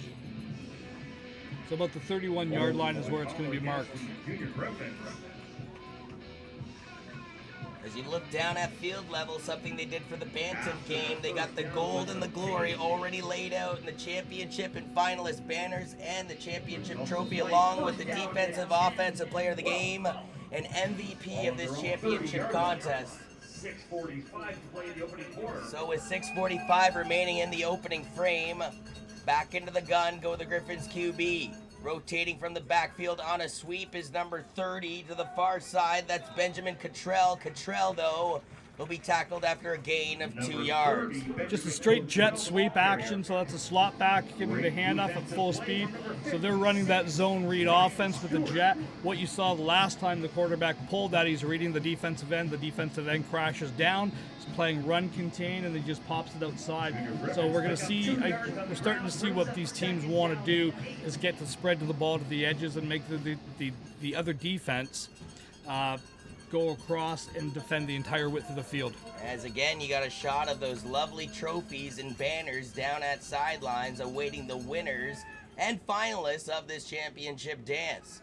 Griffins go to the ground attack. A bit of a pile of humanity falls after, well, a gain of 2 or 3 yards. Yeah, again, that time you came in with that jet motion, so that's the Joker look, and then you're coming underneath with the ISO play. So a gain of about 2 or 3 yards. We're going to have a long 5, short 6 here on third down. 5:30 now remains in the opening quarter of play here in the 2019 OPFL Regional Rep Championship in the junior varsity scene. York Lions finished the regular season with a 5-2 record with 2 overtime wins. The Guelph Griffins finished with a 7-1 record. This is a pass behind the line of scrimmage. It is caught, and they get the yards they need out of it, and much, much more. They needed 6 yards, and Ron, if he doesn't catch that ball, it's a fumble. Yeah, again, because it was thrown behind him. But again, get the ball into space. It's like a long handoff is basically what that is. So forced out of bounds at the 50-yard line. I thought he got beyond that, to be honest with you. Yeah, they must have said he tiptoed out of bounds. He's tried to get down the tightrope in front of the York Lions bench. Benjamin Cottrell, though, picks up the first down for Guelph as they continue to motor here with under 5 minutes remaining in the opening quarter. York laying back, and they did the right thing there. They swallow up the running back right at the line of scrimmage for no gain. Absolutely nowhere, no gain, nowhere to go. Again, we did see a little different formation in there, more of a traditional under center 2x2 set with 2 running backs in. And again, York was all over that. They saw that play calling. I will say that we saw them practicing against that play earlier today, so that was interesting to see them actually using it now. Zachary Pursley, joined by his combatant in arms, and Andrew Lowry in on the tackle for the last play for the Lions. 4:12 now remains on the clock. 3 run to the line. 4 options to the right side. It's a bad snap. The quarterback ranges back in the pocket, throws it, and he had a receiver open, ironically enough, in Kazay Matty, but unfortunately for Matty, he was going right and the ball went left as the quarterback was feeling the pressure. Well, the quarterback's job at that point is just try to get the ball as close to a receiver as possible into the line of scrimmage to avoid the big play. That's our second botched snap that we've seen in this game so far for the Griffins. So let's see if that becomes a factor as the game goes on. 3rd and long here with under 4 minutes remaining in the first quarter of play. The team in yellow with the black buckets and pants and the red trim and numbering are the Guelph Junior Griffins, and the team in red with the gray buckets and gray pants and numbering are the York Lions. Play action by the Griffins. They go deep into double coverage. It is caught by the Griffins. Close to the end zone. Touchdown, Guelph. Keon Robinson. It's Pater from 60 yards out. Just a simple, this is just a seam play. The safety thought he had a play on it. And again, we see that wind kind of coming into a factor. The safety jumped up a little bit early to make the play on it, but that Robinson was just able to run under it and catch that fly ball and take it 60 yards to the house. And feeling a bit of the pain from releasing that ball and taking a hit to make the play, I believe, was Nico John Gaston, the starting quarterback today, as he's a bit of wincing on the bench there in that 8 uniform. The extra point is good with 3:36 remaining here in the opening quarter of play. It's 7-0 in favor of the Guelph Junior Griffins here in the 2019 OPFL Regional Rep Junior Varsity Championship game. Similar start to the Bantam game that we saw. We saw Guelph jump up early in that game, and again, it was a quick strike. It was a big strike that we saw happening there. Good to see that Guelph was able to maintain some composure and take a shot downfield, like the play call. So both teams have obviously done some scouting on the other team because they've got some stuff that they've got going on here. What was more impressive, NJG, Nico John Gaston, staying in the pressure-filled pocket and releasing that ball as he took a hit into double coverage, or the receiver in Robinson fighting 2 Lions for the ball, coming away with the biscuit and hitting Pater? Well, it was more of the ball was placed exactly where it needed to be, so I'll go with the quarterback on that one. Again, as a wide receiver coach, I try to give love to the receivers as best we can. You don't like guys throwing a football at you on the field here. Not at the 40-yard line, I don't. The ball is placed at the 45. The Griffins approach the ball, and they boot this one, well, kind of midfield. It takes a funny hop on the Lions. It's a live ball. They do collect it, though, do the Lions, and they march their way close to the 40-yard line, bringing it up to the 39 as Christopher Jorstad all over the turf early for the Lions. Yeah, he's been a real force so far. Let's see if they can keep this momentum going. The Guelph Griffins, they were able to hold them on defense again, but York had a shot and they just weren't able to complete it on that last one. Let's see if they can come out and establish some defensive presence, or if the offense can get some momentum going. So York sends their quarterback back out there. And a bit of confusion right now as far as organizing it for Scott Barnett. They're going empty. And an empty backfield, as Ronnie referred to. There is a blitz coming. Barnett has to get rid of it in a hurry. It is caught at the 40, past the 45, tiptoeing out of bounds around the 50. That again is Christopher Jorstad getting the job done with Scott Barnett's pass. So what they're doing there is they're making the defense declare, are you in man and zone? So what they had there was an under or a Boston route, like just a bubble screen to the running back who went out to the slot and came all the way back across the formation to do that slip screen. And again, all you're doing is for the receivers there is running them off. 3 minutes remains in the opening quarter of play. This is a run play by the Lions, blowing past the line of scrimmage, getting the first down and more, refusing to go down right away. I believe that's Devontae Auger getting the ball done on the ground with a first down carry of about 15 yards. Yeah, just a little inside jet motion there, and again, coming from the backside slot, coming all the way across, hits that skinny, so he comes right off the edge and then gets vertical up there. Good gain of about 9 or 10 yards. As we see new stick crew personnel in place now. Okay, well, the Coach Day Jumbo Drip fan zone must have moved somewhere else from the chain gang. As this is a play action completed and caught, the Lions, once again, Christopher Georgestad, he seems to be their bread and butter, pushes it past the 30, it's another first down. Again, just the same type of concept. You're just trying to get the defense moving around a little bit, and you're slipping that Boston route underneath there, or that bubble. So it's really hard for them to track inside out when you've got motion coming from the outside to the in. First and 10, 2 minutes left on the first quarter clock from TD Stadium. The Lions looking to exact revenge after losing the Griffins back on June 9th, 28-9. In Junior Griffin's territory. This is a run play, but not falling for it. We're the Griffins. They get to the running back way behind the line of scrimmage. It's a loss of 2 yards. Well, again, same play design as they're doing last time. You're still running that slip or that Boston under with the slot back. This time they hand it off. So the play design is the same. What it's forcing the defense to do is declare what they're doing, but they have to play the run and the pass in the same situations, and it's putting some players in binds. 2nd and 12. The quarterback goes back into the gun, and Scott Barnett. Barnett tells his receivers to run to the line. He's got 3 options to his left side. Throws this one deep, trying to hit the end zone. Touchdown, Lions! After a 60-yard bomb by the Griffins, the Lions respond with a 30-yard bomb of their own. Again, we talked about this being a little bit more points, spread offenses so the ground and pound that we saw earlier.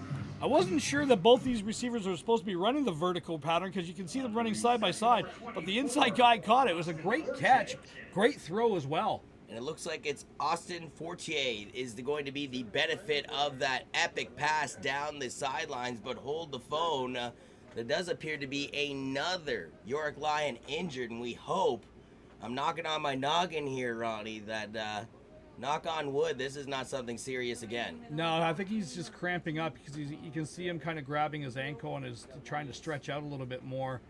That we can see that, he's up, he's moving, everything's fine, so this is not going to be a long delay. As we see Coach Mills come into the booth, sir. Again, I'm sure this is just a stretch or like a hammy or a quad or something like that, or a pull. A minute and 20 seconds into this game, we saw a York Lion go down, number 51, Matthew Tomlinson. It took the ambulance roughly about 20 to 25 minutes to respond to the call and get him off the TD turf, which resulted in a long pause in play after only 2 offensive plays officially had been in the books. The Guelph Griffins struck on a 60-yard bomb from their quarterback Nico Jean Gaston to Mr. Robinson, Keon Robinson, but then quickly responding with a 30-yard bomb of their own was the York Lions. This is turning into an air show here at TD Stadium. Yeah, we thought it might be. Both these teams are very athletic. They've got great weapons outside, and they both like to stretch the field. So it's been an impressive start for both of these teams, kind of waiting out. It feels like that heavyweight fight that we kind of saw earlier. As we can see, that's number 2, Jared Golden is the York Lion being helped off the field.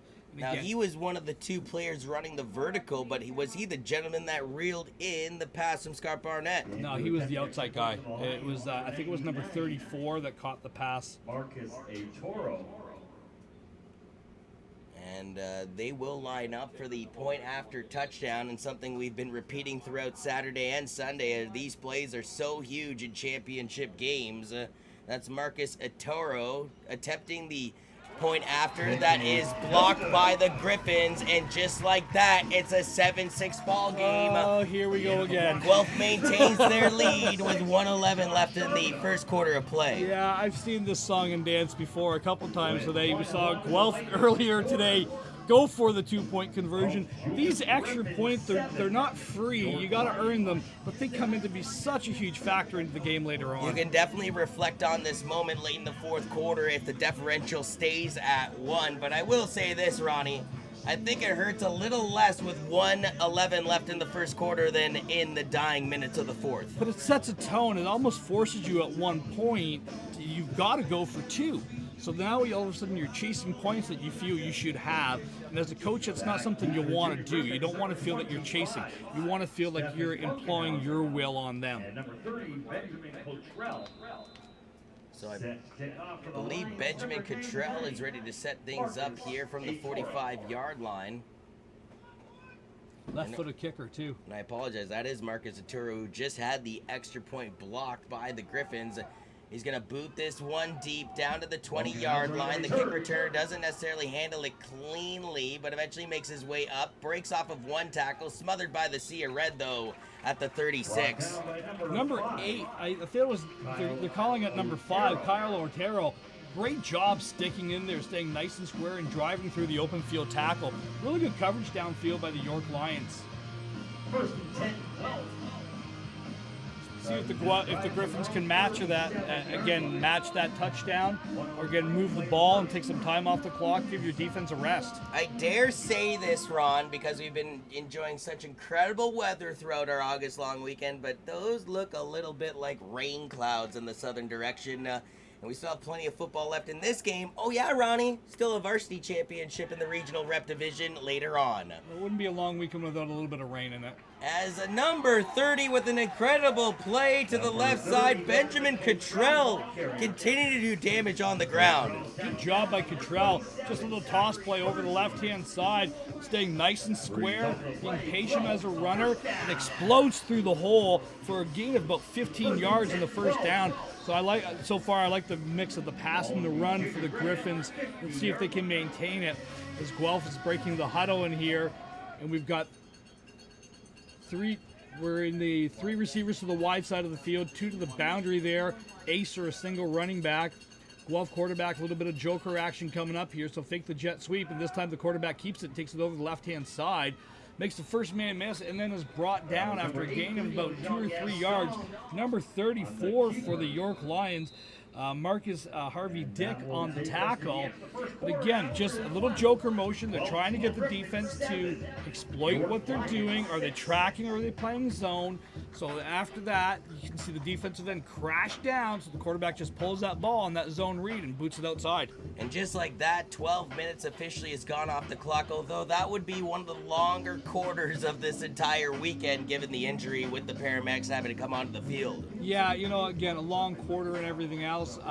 Didn't feel like the longest quarter. I'm sure it was time-wise, but yesterday... Well, I know what quarter felt like the longest for you so far on this weekend, Ron, but you and your coaching staff did an incredible job. There has to be a winner and there has to be a loser, especially in an incredible football game like the one that we saw yesterday and already today in the Bantam scenes, ironically enough, with both finished with the same score, 28-27. And this is what I love about football. It's the finality of a championship game. One season, your seasons are going to come to an end.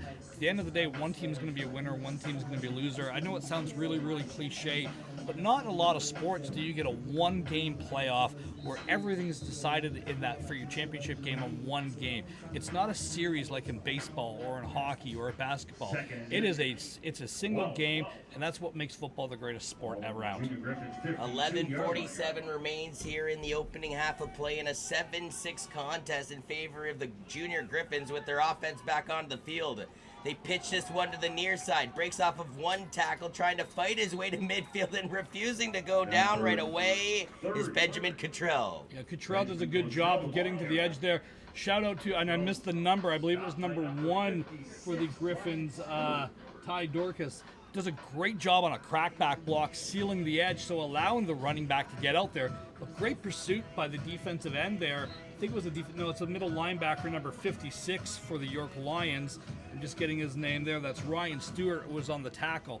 Middle linebacker position, tracking all the way across. 3rd and 7 coming up now for the Junior Griffins. They have 3 run to the line, 3 options to the quarterback's left side. He pump fakes once, pocket collapses, escapes up the middle. He'll be shy of the first down here, Ron, by a yard or 2, and they're at midfield. Do they dare gamble? Well, I'm not sure. Again, is it 3rd down? Was it 4th? It's going to be 4th down and 2.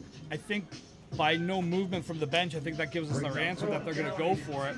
But again, another big tackle by number 56, Ryan Stewart. They've gone to Benjamin Cottrell, an awful lot that wears 3-0 in the Guelph jersey. They're going to go to the QB sneak. The ball got fumbled on the ground, though. And not only are the Griffins lucky to recover it, but I don't think they're going to get the healthy spot they need to get this first down. No, he's going to definitely be short of this. They're spotting it right on the 50-yard line. They are pointing to the York Lions. He had to get almost to the 51, and actually I thought it was a pretty generous spot giving the ball over where it was. I thought it was on the other side of the 50. But again, turnover and downs. Let's see if York can contain some of that momentum now. Guelph started off this game. It was a 60-yard bomb from their quarterback, Nico Jean Gaston, to his receiver in Robinson for Paydirt. And then York responded almost immediately with their quarterback, Scott Barnett, taking a shot to the end zone. And it was Austin Fortier coming away with the 30-yard touchdown gallop. Unfortunately, though, after the Austin Fortier touchdown, they missed the extra point as Guelph blocked it, and they still hang on to a 7-6 lead. The field is split evenly for the Lions. The quarterback's going to keep it, though. Running right up the gut is Barnett. He's smothered by those bumblebee and red trim uniforms. That's the killer bees, isn't it? The Africanized bees have a little red trim on their backs. A little bit of red trim, but this is, again, they went empty. They brought all 6 receivers out wide, so they're trying to get an isolation one-on-one with a linebacker. It's a straight quarterback draw. If you're getting, like we talked about in the earlier game, if you're averaging 4 or 5 yards a carry, that's going to make a long day for the defense.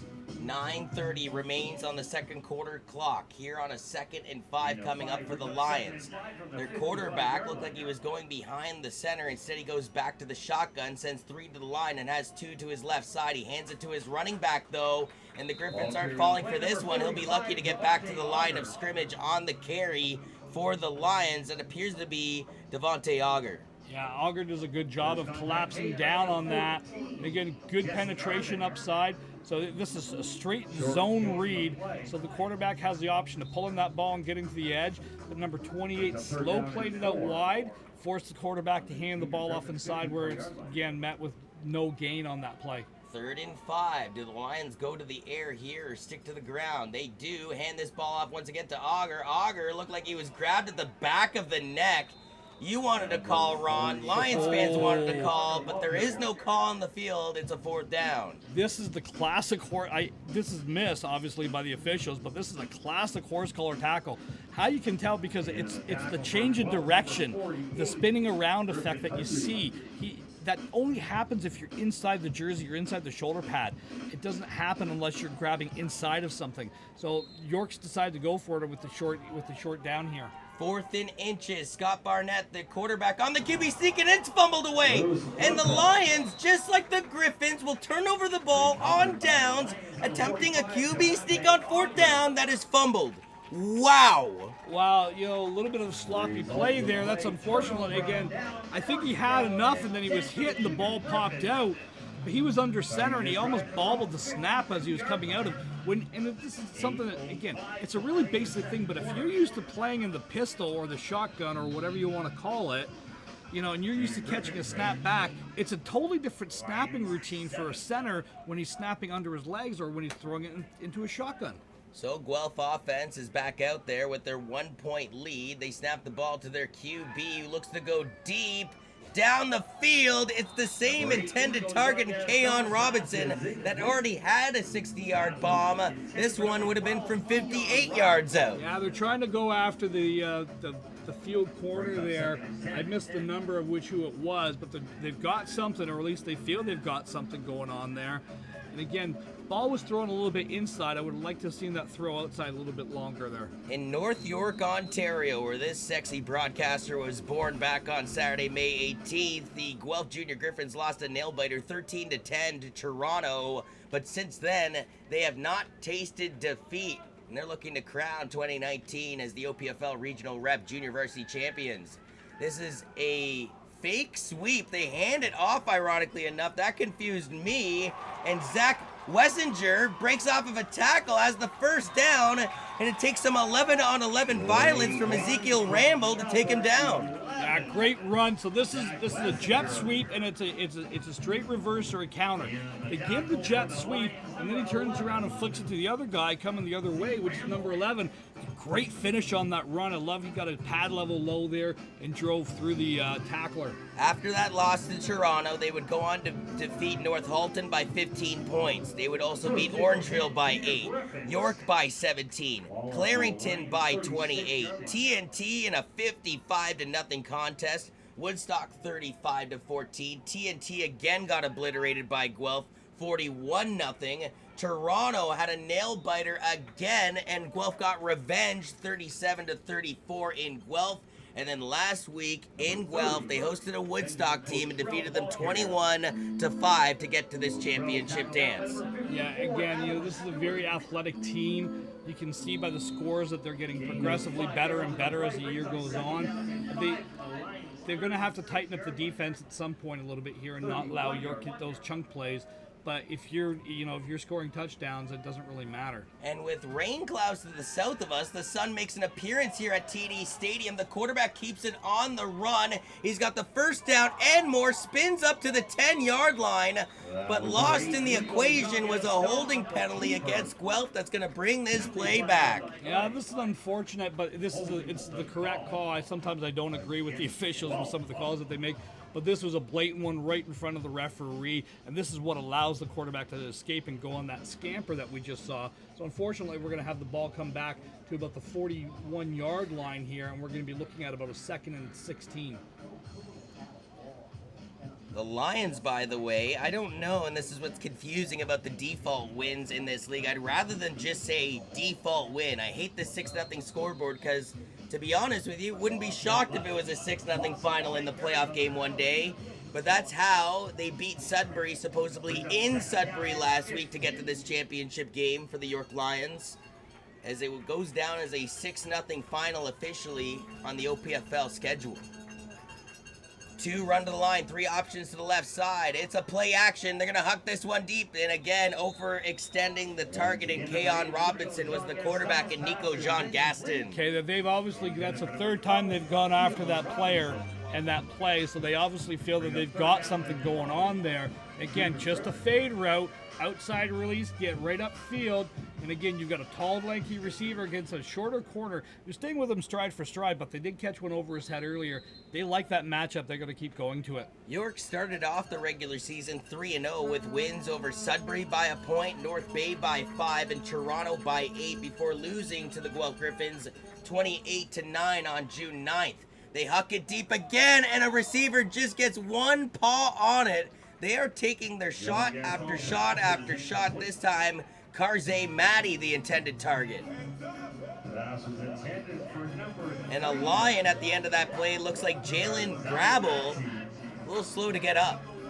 Okay, they've got something with those matchups on the wide receivers, and that time it was just a slant pattern coming across the middle, or excuse me, it was a post pattern coming across the middle.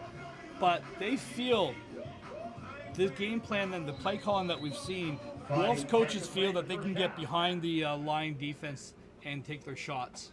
The punting unit forced to come out with this 4-15 situation with 5 minutes remaining in the opening half and trying to maintain their 1-point lead.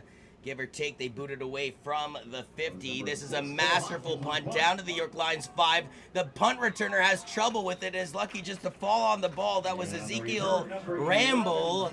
And number 11 will be marked down officially at the 9-yard line. So yeah, you're going to have a long field here. Make that the 8-yard line. Yeah. 8-yard line is where where the ball was recovered. Again, catching that ball clean, that's such a skill. We didn't see many muff punts or kickoffs in the first game. Not really anything until there. The entire southern horizon here at the Forest City just reeks of storm.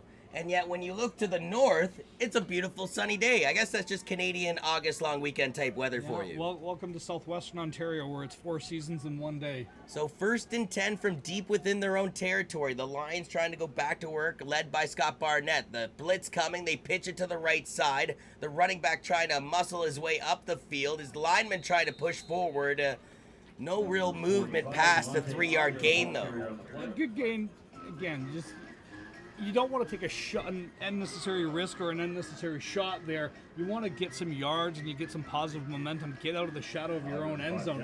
So at this point, 3 yards on first down. Again, carry the 4-yard, the 4-down philosophy. If you're getting 3-4 yards of carry, you run it three or four times in a row, you're going to get a first down every time. Under 4 minutes remains on the second quarter clock here at TD Stadium, located at Western University in London, Ontario, here for this OPFL championship action.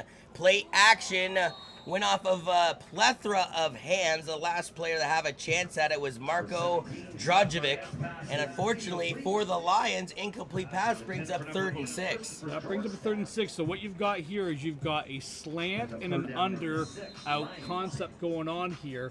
So the out tried to make a play on the ball as well. The defender did a good job of having inside position on the slant.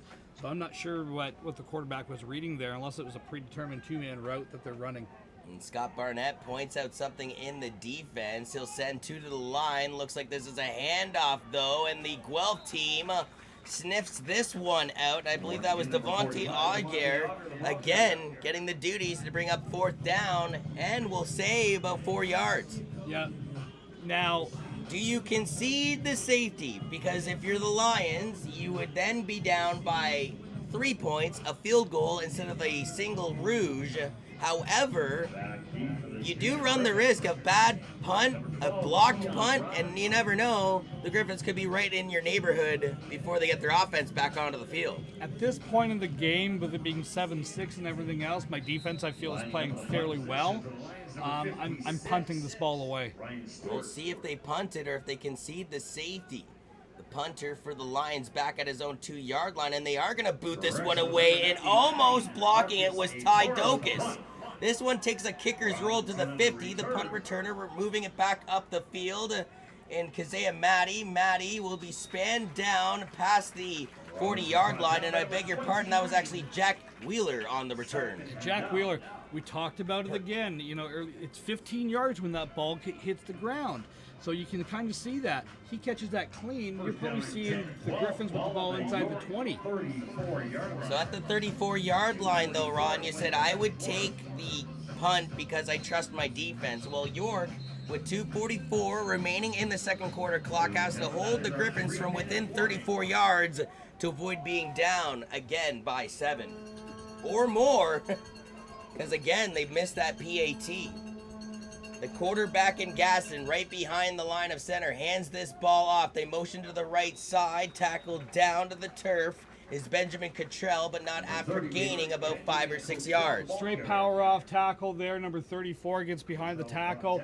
And again, fullback kick out block on the DN. Just follows the double team block and it gets through the hole. Stays nice and skinny. Gain of about 6 yards. You got to think again that this is a Guelph Griffins team, junior Griffins I should say, that only suffered 1 loss, and that was in their opening game of the season back on May 18th. In a 13-10 ball game. Multitude of players jump on both sides of the fence, and well, the orange flags as a result come out. Yeah, you had contacts. I think this is going to be an offside call against the defensive end on the far side. If it is, they would provide Guelph a first down because they only need 4. Yeah, it's going to be a first down. They're talking to the Guelph captains. They're going to move it up first. It's going to be first down for the Griffins. It was the defensive end. 2:10 now remains before halftime. And man, oh man, offense sells the tickets, defense wins the championships. These teams have only combined so far for 13 points on the board. sure doesn't feel like a 13-point total game. You know, there's been some shots there. Both teams are just missing a little bit. But again, the Griffins feel that they've got a matchup outside here, and they want to take advantage of that. 2 run to the line for their quarterback, but they hand it off yet again, and a smothering tackle at the 20-yard line. I don't know if that was 56 and Ryan Stewart. Yeah. I mean, that was a manly tackle by Stewart. We've called his name a couple times here. This is a really active linebacker, big physical kid. Does a great job. What I've noticed about this kid a couple times today is when he gets the tackle on you, he's not letting go, and you're not getting that yak. So Cottrell gets the 2 yards the hard way thanks to a Ryan Stewart tackle. The quarterback in Gaston goes right behind the line of center as 2 run to the line. It's a pitch play to the far side. The Griffin trying to cut back in, and Andrew Newbigging gets it up to the 15-yard line to bring up 3rd and short. So what they're trying to do is they're coming under center. They're coming with a slicer switch motion. So the running back from the right is from the left is going to the right, and the running back from the right is going to the left. So they're trying to get a little bit of a cross buck or a little mix up in the action there. Again, trying to get the linebackers to guess and to react to the first man. 90 seconds remains here before halftime, and our 2nd of 3 broadcasts on the day, our 5th of 6 on your August long weekend. The ball is snapped to the quarterback. He hands this one off, and I believe that was Newbigging again, but this one is not going anywhere. No, he's going to gain about a half a yard. Maybe it's going to bring up a 4th down here, and now Guelph's got a decision. Do you kick the field goal to extend it to a 4-point lead, or do you go for it? I have a feeling they're going to go for it, but I would kick the field goal, just granted by everything I've seen this weekend. If the teams would just take what the game was willing to give them, 9 times out of 10, I think they'd pull out the victory. Well, again, you got to have faith in your kicking game too. We haven't seen anybody line up for a field goal in either of the games so far today, so maybe it just isn't there. So Guelph's going for it. They go on the QB sneak option to the left side, and they push their quarterback wisely, might I add, and I think they have the first down here. Yeah, I think you're just going to have enough for a first down, and they are definitely going to give them a first down on that. About the 12-yard line. And I think that was closer than what they anticipated, but wow, that was a gutsy call. Yeah, they needed 2. They got about 3.5 there. As 1st and 10 coming up here on a 7-6 scoreboard in favor of the Guelph Griffins. Looking to add to it here. Nico Jean Gaston, the quarterback behind the line of center. Another pitch play by the Junior Griffins. To the right side, tackled down to the 10-yard line though. And once again, on this pitch, they've been doing an awful lot to Benjamin Cottrell. Yeah, but this is all set up by a great down block by number 32 by the Griffins. Brandon Riley does a great job of sealing the end down as we see Guelph taking a timeout. What happened was the slot back came across and picked the linebacker up, and big number 56 couldn't come across to make the play. So you can see it's only a gain of 1 yard on that, but it was a great block just to even get that yard. Given the fact that there's just 36 seconds left on the clock and they're already within their opponent's red zone, is it safe to say that the Griffins are just going to go for the touchdown here on this drive and let the chips lie where they may if they fail to convert? Yeah, I would think so. The way that the game's kind of being called, you know, watching both of these teams go, I would say that's a pretty good indication of what's going to happen here. And again, the Griffins, I think that they have a matchup on this near side of the stadium with the wide receiver number 56. I believe it's on number 18 for the Lions. 18 or 16, I can't quite pick up That'll the be number. Jonathan Ferreira if it's 18, and if it's 19, it's Aaron Banks-Sidor. Yeah, well, that's the matchup that they've got, and I think that they like it. And I wouldn't be surprised to see some type of fade pattern or take a shot at the end zone here. Now, what's ironic is it's 2nd and 8. In theory, Guelph could get a first down without getting a touchdown. The quarterback, again, behind the line of center, takes a snap. Looks like he's going to hang on to it. The play action throws towards the end zone. Touchdown, Griffins! Karzai Matty on a 10-yard strike. So this is the toughest route pattern to cover. You've got a post corner from the wide receiver bringing the DB in and bringing him back out. and you have a slant motion from the slot back, number 6, and he comes straight across on an out pattern. That's almost impossible to coverage when you get a good clear out route behind it. So after a 60-yard bomb to Robinson, the quarterback Nico John Gasson goes back to work here in the last minute of the first half and finds Matty from 10 yards out. The extra point is good, and that's a massive factor because now it's an 8-point lead over the York Lions here with 30 seconds left on the first half clock. And also just another note there, just witnessing the kicker there, he's got a leg from about 25, 30 yards out. So when you start to get into They that retrieved range, that ball from behind the track. I would even give him a little more distance than that, Ron. yeah, well, it hit just at the back of the end zone. It's just the knucklehead who was trying to catch the ball in the background, let the ball hit the ground. I feel like you know that knucklehead though somehow. Yeah, well, apple doesn't fall far from the tree, unfortunately. What a shout out, Ron! I know. He's out here on a Sunday, volunteering, doing what they can. That's a good kid right there. Well, that's debatable. Trying to give his own son some love and shutting me down on every angle. So if you're the York Lions, I mean, you're down by 8. You're getting the ball back, but you only got 30 seconds to work with, and I assume, not to sprinkle some salt on your wound, Ronnie, but you could force the issue, potentially throw an interception, and then allow more points on the board. This is retrieved at the 33-yard line. They reverse it. The Lions trying to get tricky with it as they motor up the field. That's Christopher Jorstad. He'll eventually be tackled at the 45 and a late flag at the end of the play. You're going to have either a horse collar or a face mask. I didn't see exactly what happened there, but it was definitely around the head and neck region. So this is going to go up. You're going to have the ball probably about the 50-yard line of the Guelph Griffins with 22 seconds left. Just a little flip reverse there. Yeah, unnecessary roughness, horse collar tackle. It's going to go up 15 yards here. So the York Lions are well within range again, and you complete one long pass. You only need about 10 or 15 yards, and then you can reach the end zone pretty easily. And even a field goal at least cuts it down a little bit, although I'm sure they're thinking at least try to get 8 here, but 22 seconds, it's a tall order when they're still 49 yards away from pay dirt. Their quarterback, Scott Barnett, in the gun. He's got 3 options to the left side as 3 run to the line. He cocks it back, throws it over the top. This ball is caught by the Lions, and I believe they have the first down. I think reeling it in, man, how many times are you going to say about CJ? Christopher Jorstad again on the reception. Yeah, he's had himself a great first half, and again, just a simple post pattern from the slot back. As we see, someone's taking a timeout here. The Lions are taking a timeout. One thing I'm going to throw out there, I look at the coaching staff of the Griffins, red shirts with white trim. They look like they should be coaching the York Lions staff, and I look at the Lions staff, well, mainly like gray and white polos, which is something I would think would be on the Griffin side of the turf. Well, again, it's just kind of, it's the flavor of the day, it seems like, for that kind of stuff. Going back to another point there, I think you've got a route combination where you've got a slant and go coming from an inside route because they've hit that corner post route a number of times with that underneath it. If you've got something where you can show post and go vertical on it, you might have something cooking there for York. 18 seconds. The Lions have to go 38 yards, down by 8. And this is just before halftime.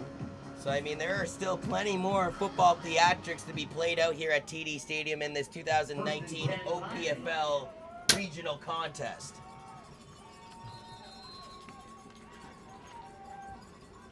The ball is snapped to Barnett. He's looking to go deep. He throws it once again over the top, deflects off of the receiver's hands. Incomplete pass with 13 seconds remaining on the clock. Yeah, again, just trying to hit that under route or that late mesh route as what we would call it. You've got the post over the top and you've got the under or the mesh coming across. They were trying to hit that, the late man. Guelph did a good job of dropping everybody pretty much back into coverage there. Barnett once again goes into the pistol, ranges to his left side, waiting for his receivers to get down the field. He's going to take a shot deep. Looked like it could have been intercepted by the Griffins, but there is now 7 seconds left on the clock and a 3rd and 10 coming up. Literally, there was a slant and go pattern that I was just talking about 2 plays earlier. You can see the inside slant, and then he turns it into a vertical route, trying to run along the seam, and he took a shot for it. But again, rolling back to his left, throwing back to his right, that's an incredibly dangerous throw. So down by 8, ball still at the 38, and they have 6.9 to be exact left on the TD clock. 3 run to the line, and he's got 3 options to the left side, but he throws it to the right. Nobody's there but a Griffin. Intercepted by Guelph for the final play of the opening half. Yeah, again, just dropping back in the cloud or a 3-back deep safety there. And again, these guys were not going to get beat deep, just dropping into a straight zone play. Gave it everything he had into the wind, mind you, as the wind has picked up a little bit here coming out of the north, just trying to hit something again. I think he was trying to find Austin Fortier, who he already hooked up with a 30-yard TD bomb. They needed 38 yards on that one to try and bring themselves within, well, potentially tie game if they had to go for the 2-point convert. They're down by 8, so after that missed point after touchdown, after the 30-yard Fortier touchdown, that could be a difference maker when we go into the second half. But Ron, before we go into the halftime break, quickly, your synopsis of what just transpired over the last 24 minutes of football. Well, again, we've seen both teams kind of rebound from a few things. Like I said, I think Guelph has a matchup that they like on the outside that I feel that they can try to exploit it at any time that they want. I wouldn't be surprised to see them go after that at some point again later on in this half. For Ron Forwarda, I am John Urban. The score is 14-8 in favor of the Guelph Junior Griffins, trying to get a little revenge for their compadres in the Bantam scene that fell earlier today, 28-27 to the York Lions here in OPFL Regional Rep Championship action from TD Stadium. After this quick break, we'll have third quarter action after this.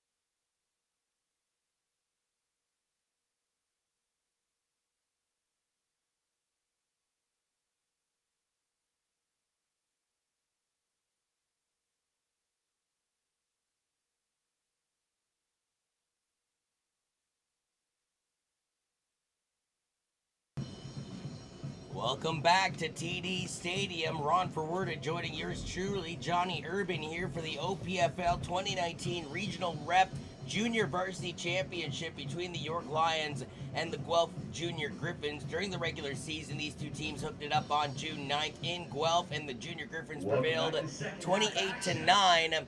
In the first half of action, their quarterback got it done, and Nico Jean Gaston hooking up with Robinson from 60 yards out and Matty from 10 yards out. A 30-yard bomb, though, prevailing by Scott Barnett, found Fortier in the end zone for York. Unfortunately, they missed the extra point, and as a result, it's a 14-6 game as we boot away the second half of action. This one takes a one-hop back to the 20. The Lions kick returner zigzags and tries to make his way past the 25-yard line. And another flag, ironically, to start off this action, as it was Marko Drajovic on the punt or kick return. Number 46 for the Griffins is going to be called with objectionable conduct, kind of taunting a little bit at the end here. You can't throw down somebody and then kind of stare over them. Piling on is the call. So it's going to go up another 15 yards. The ball is going to be placed at the 45-yard line now. So any questions or conversations, I should say, about discipline at the halftime break? Well, 7 seconds in, we get our first penalty. Yeah, and again, it's the heat of the moment. It's the fire of the game. It's been a really well-played game by both teams so far in here. Let's see if one of them can take advantage again. We talked about at the end of the half. I think both teams have a couple of shots that they can take at the other one. It's just whether or not that they can complete them or not. Scott Barnett was intercepted the last time he was on the field. It was the final play of the opening half. He sends two to the line. A blitz is coming from the edge. They actually hand this ball off, though, to the left side.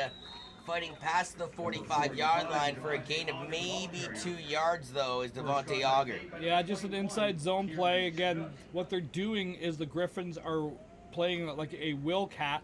So the will linebacker is looping around, coming across the outside, and he's firing down so to bring the extra guy. So what they're doing is just basically running the ball where the linebacker was. Cameron Snook for the Guelph team in on the tackle to bring up this 2nd and 9 situation with 11:15 remaining here in the third quarter of play. It's play action for the Lions. Their quarterback on the run, though, will just scamper out of bounds through the Griffins bench side. And I don't know about the decision-making there, as it only gains another yard or two to bring up a 3rd and 6. I think number 12 was supposed to be running an option route out there. That was Marko Drajovic, who was supposed to be running that option route. We haven't seen, since he got hurt, Jared Golden, number 2. He was one of the big play receivers for the Lions this year. We haven't seen him since midway through the second quarter, and I think that they're really missing his presence out there. And they only gave him 1.5 yards on that last play, and even the quarterback looks back at the official and can't believe that he got that positioning. 3 run to the line, 3 to the left side. The quarterback throws it as he's hit. It is completed at midfield, and tackled down at the 50 is the Lion. First down, York. Again, just a little hook route into the open spot of the zone. You can see that right there. It just kind of settles down where the defenders aren't. Quarterback delivers a nice ball on the run. Kyle Otera collects the pigskin on the reception. So from the 50-yard line, the Lions find themselves in Junior Griffins territory here, trailing by 8 points with 10:22 remaining in this third quarter. The ball's thrown to the near side and completed at the 41-yard line, as big shout outs to DJ Wonderbread, doing a whole bunch of wonderful things on the volunteer aspects today, including DJing and getting me my bucket hat. There you go. My fresh bucket hat that I was told I was getting, 6 weeks ago. Well, there we go. Looks like they came in there, Gilligan. Yeah, that's right. Well, the storm is coming to the south of us. Whether it actually comes in to fruition over this game or the varsity game later on is left to be seen. As this 2nd and short play, they try and huck it over to the far side. I believe that was Christopher Jorstad, the intended target.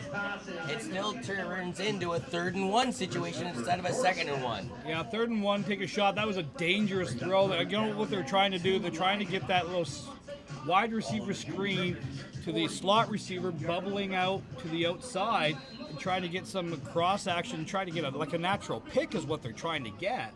But dangerous pass as the Guelph defense was not fooled at all. 9:30 remains in the third quarter of play.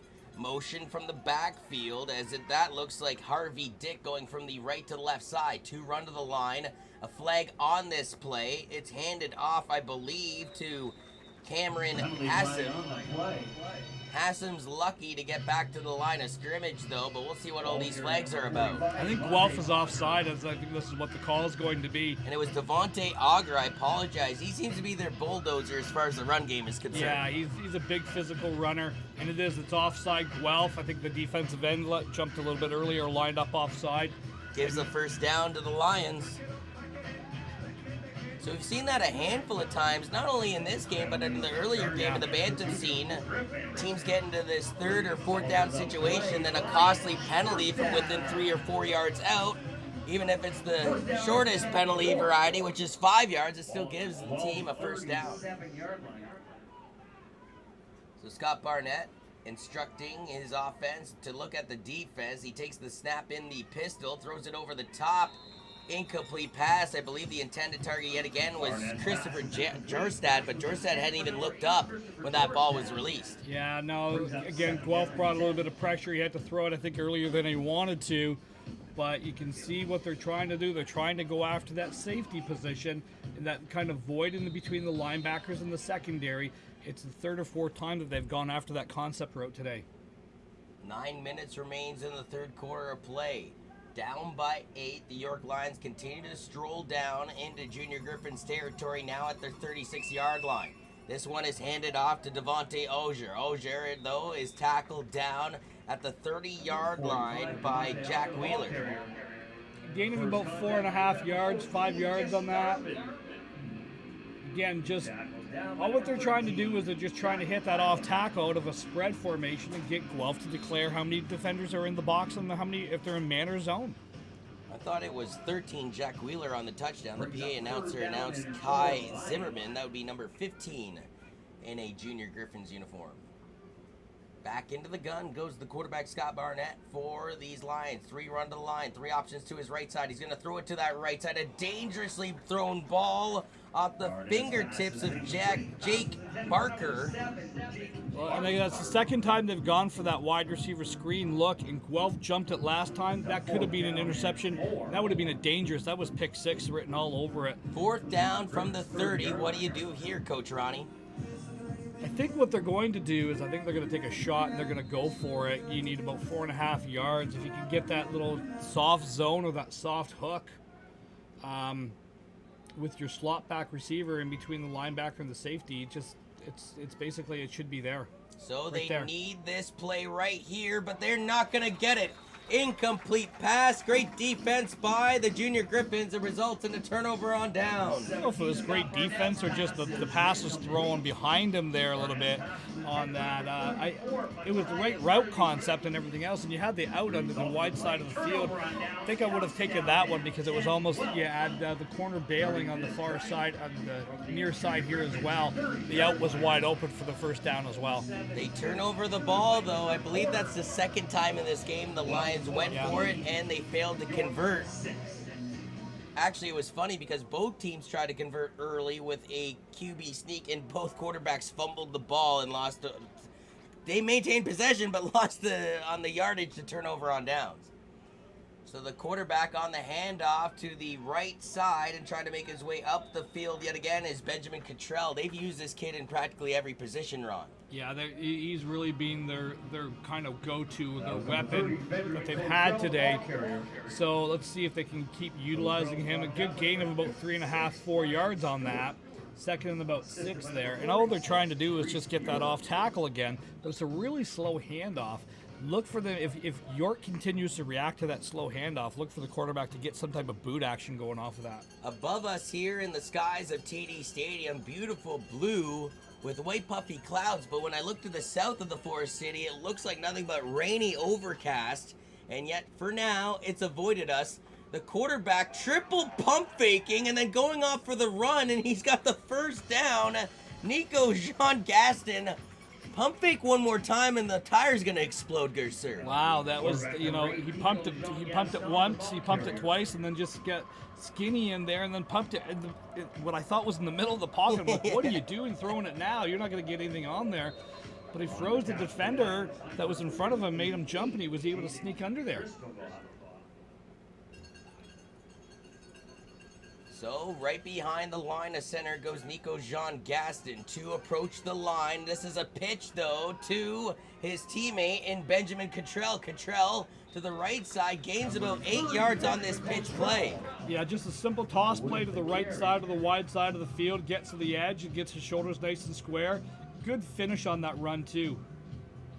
Less than 6 minutes remains in this third quarter of action. You can tell whoever scores the next points, I'm not going to say they're going to win the game, but they surely are putting themselves in good position. If Guelph were to go up by 2 possessions, man, it puts so much pressure on the York Lions. And if the Lions somehow stop them on the defense, come back with the offense, and get a 2-point convert, imagine all the momentum in the world goes back into the Lions' sails. The quarterback, again, is going to hand this one off to Benjamin Cottrell. Cottrell only needs 2 yards here, partner. I know he's got 1 for sure. Is the official give him the second one? No, he's going to be short by about a yard here.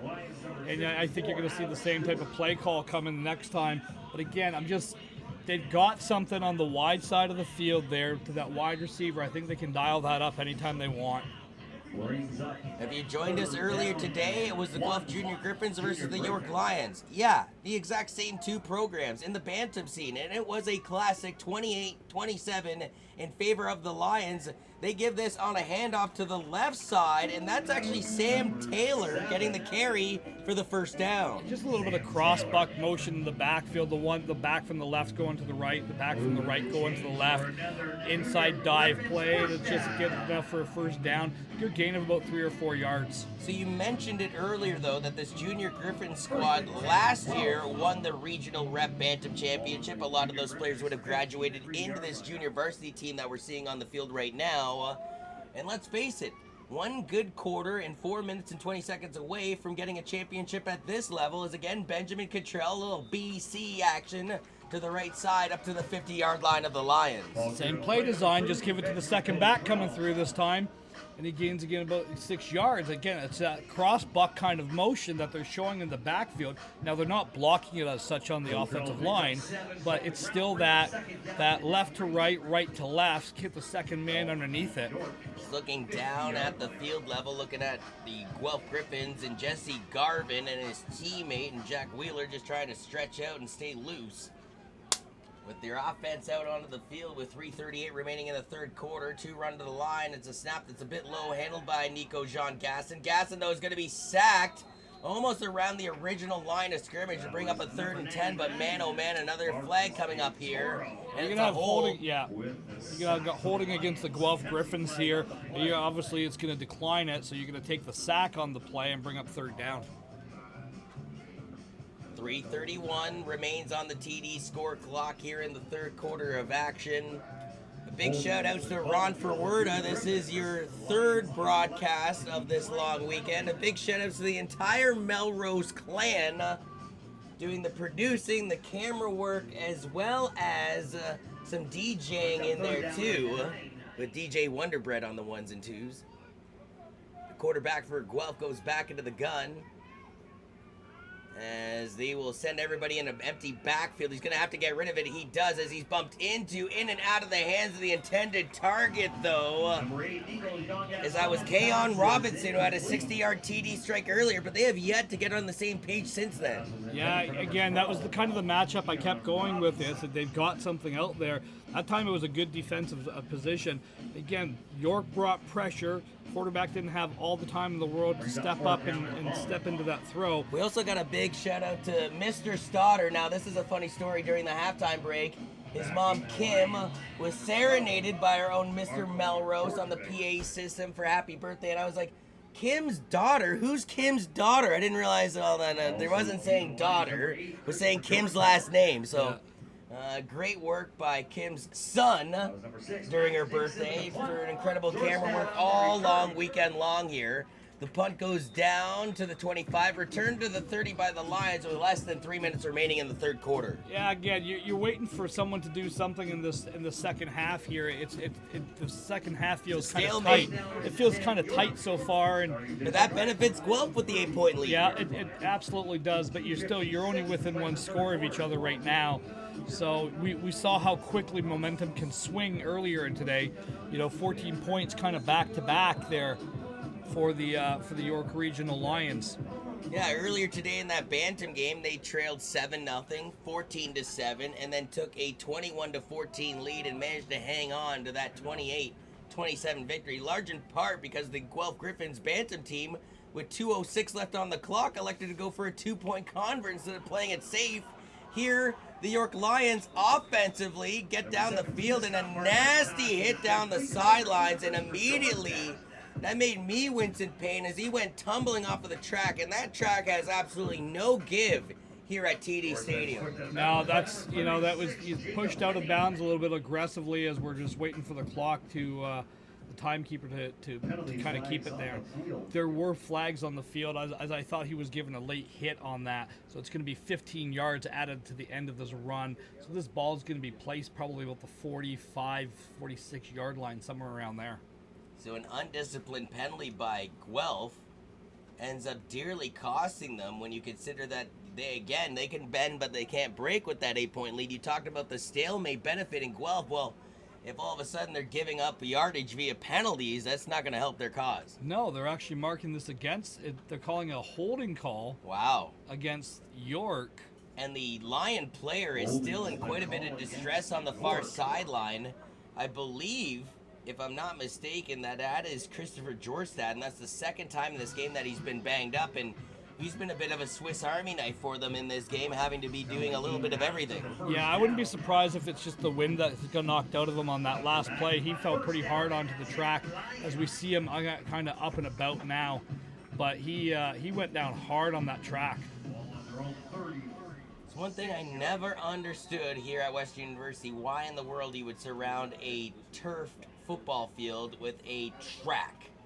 It doesn't make any sense to me. I don't care if you're trying to make up for geographical space or not, Ronnie. They also have a track, ironically, around their varsity hockey arena, which is just a block away here at Thompson Arena. So, again, I know they're just trying to utilize space, but I think there's a time and space for individual sports, and sometimes they don't have to interact with one another. And having that track around this TD turf, it is not comforting when you go out of bounds and you start to fall down. And it's a short trek from the track to the field there, because there's no real buffer zone there.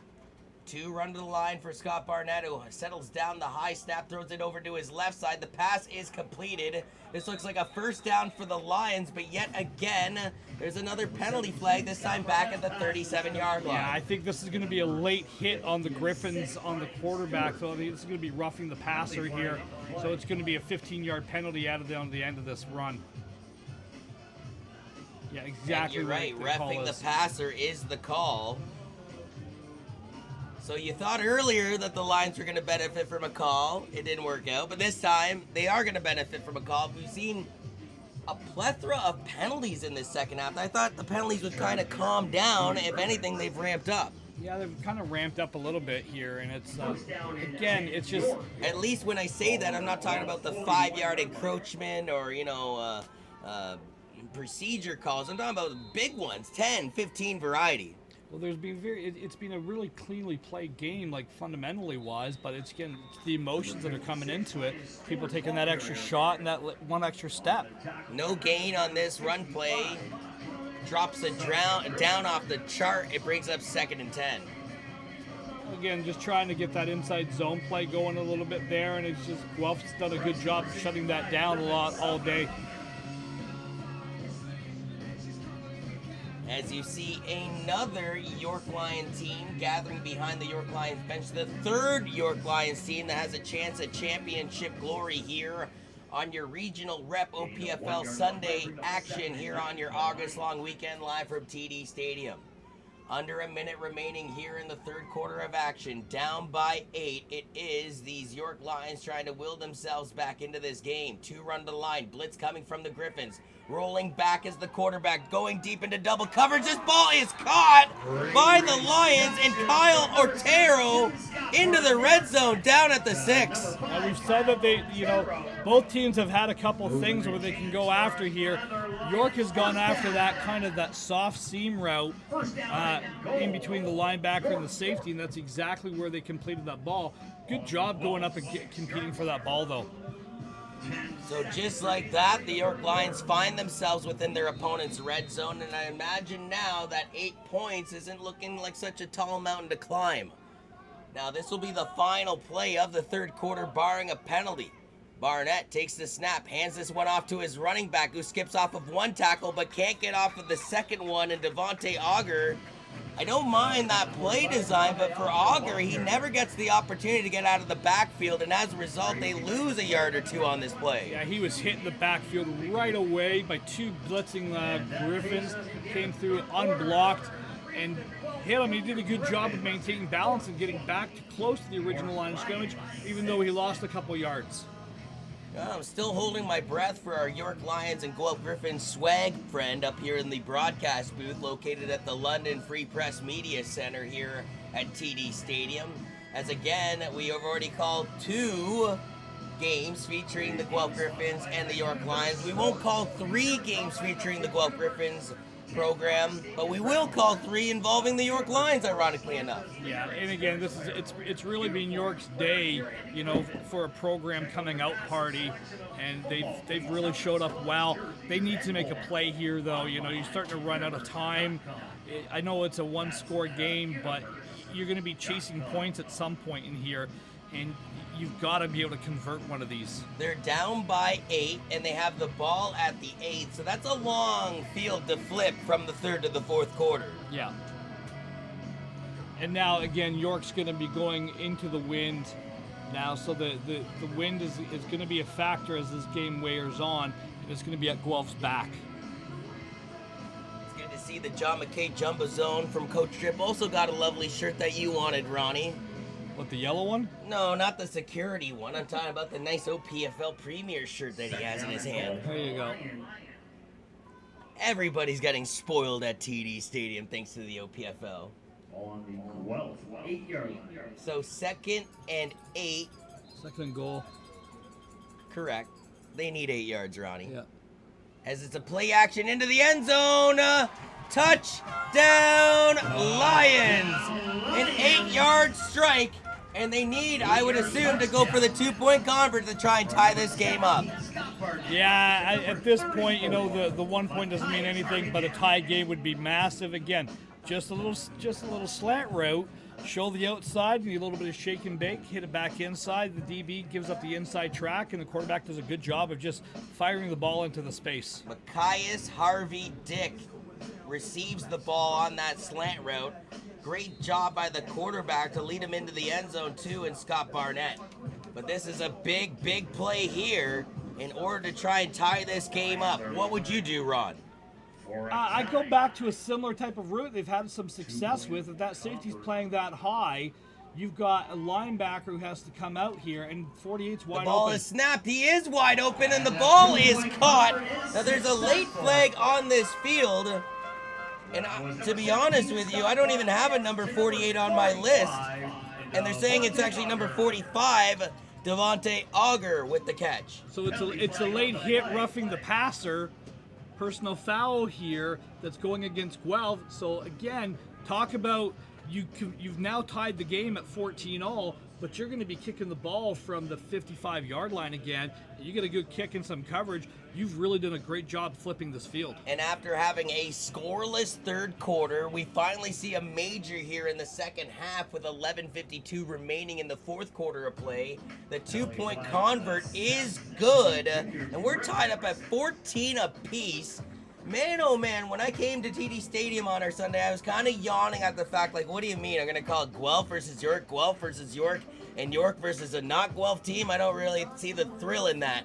Well, as far as I'm concerned, York and Guelph can play every game of every level because every game has come down to the wire. Yeah, this has been a fantastic game of football to celebrate these two programs and the organization of the regional rep programs. This is the cream of the crop at the regional rep program level. But again, it really is. For me, it's been about the coming out party for the York Lions, who again joined the OPFL this year and have done a fantastic job of really establishing themselves at all levels. And they're looking to go 2 for 2 and possibly 3 for 3 on your regional rep Sunday championship action from TD Stadium after prevailing already against another Guelph team in the Junior Griffins Bantam squad, 28-27. Ironically, the same Bantam score we saw yesterday between the Sooners and the Junior Mustangs.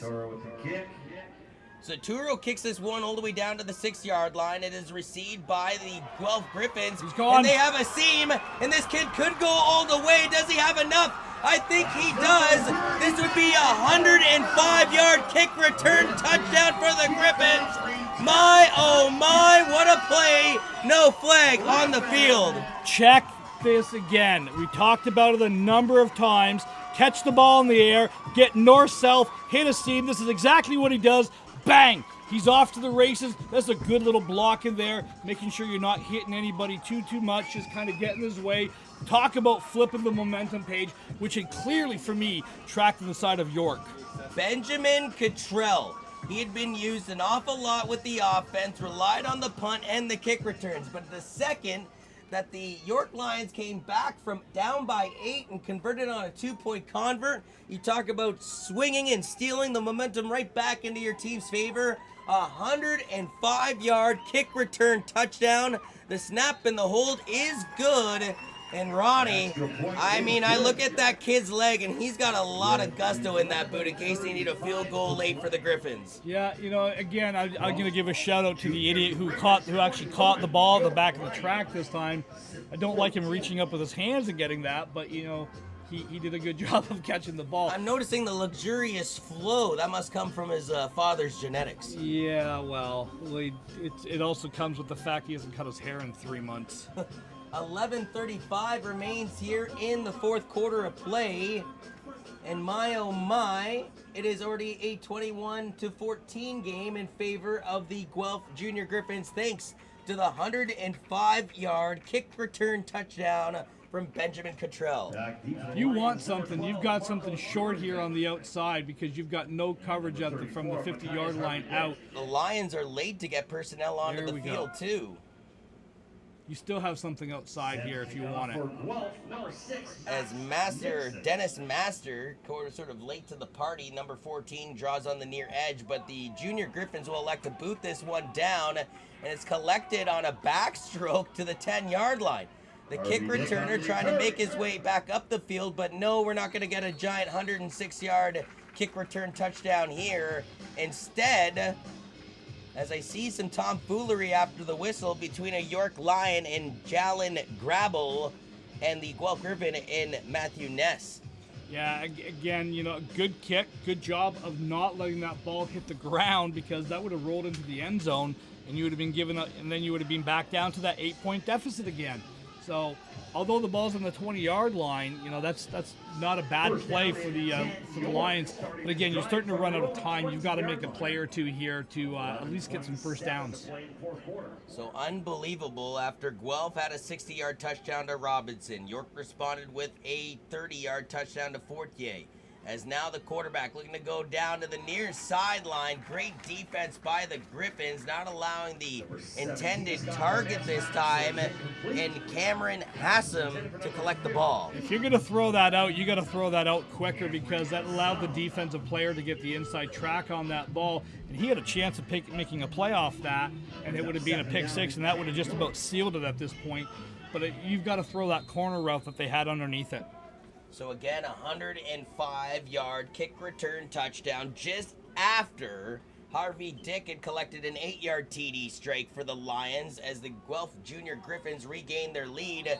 This one goes doink off the back of the helmet of Christopher Jorstad, the intended target who, well, it's safe to say he wasn't looking in the right direction. Yeah, unfortunately, you just really wasn't paying attention to what was going on, and just a mix-up between the quarterback and the receiver on that route. 11 minutes remains here in this championship dance. Thank you for tuning around everywhere.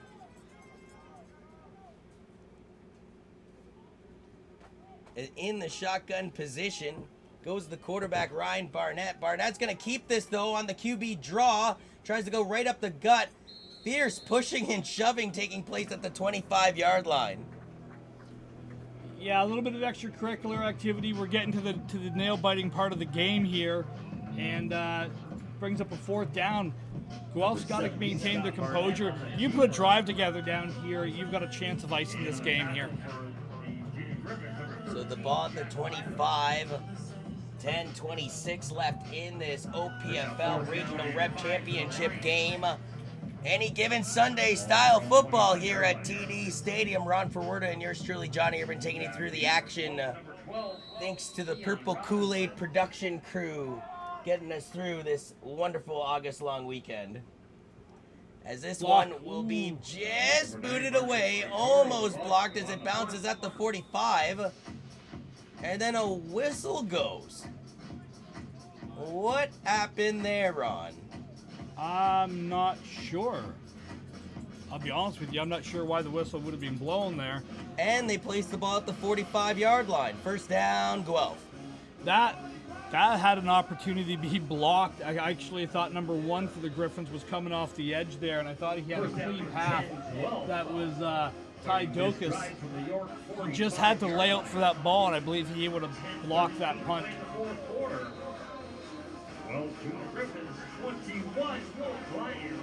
So the ball at the 45-yard line with 10 minutes left in this championship dance. Guelph trying to nail some into the coffin of the Lions and get some revenge for their Bantam boys who lost to the same York Lions program earlier today, 28-27. It is the Junior Griffins going on the run here. I believe that was Andrew Newbigging on the carry. Yeah, number 22 just off the left side there. Just a straight off tackle play out of that split back formation. Good gain of about 4.5 yards on that. And after seeing the York Lions come out for a 3rd time today and warming up in the southbound beyond the end zone, I see those Bulldogs, the North Bay Bulldogs. Hey, welcome to TD Stadium, Bulldogs. Why am I so glad to see you? Because I've seen a lot of York and a lot of Guelph today. As there is another run play by the Griffins. I thought that the defense had actually jumped, but not according to the officials, and it brings up 3rd down. Again, just throwing something else out there, North Bay is the defending OPFL Regional Rep Champion, winning last year in Hamilton as well, in a dramatic game.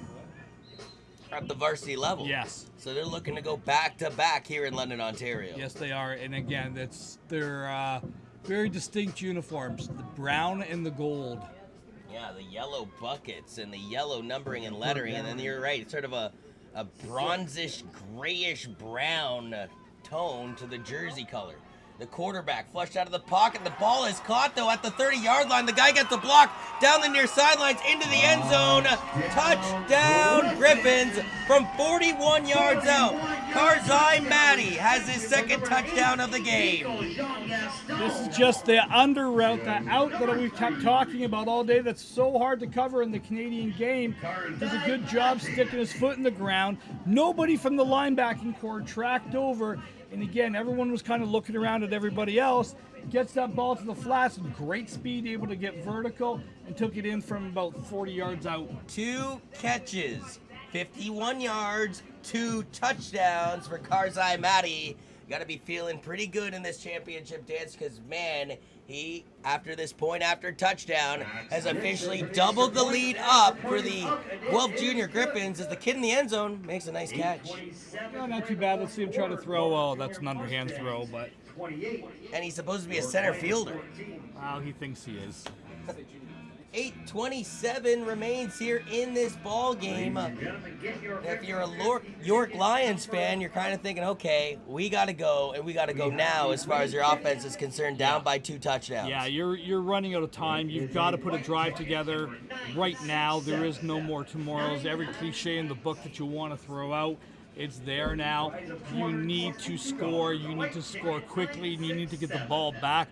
That was a backbreaking play by the for the Griffins. But again, the Griffins, good job, good composure. Let's see if they can maintain the pressure.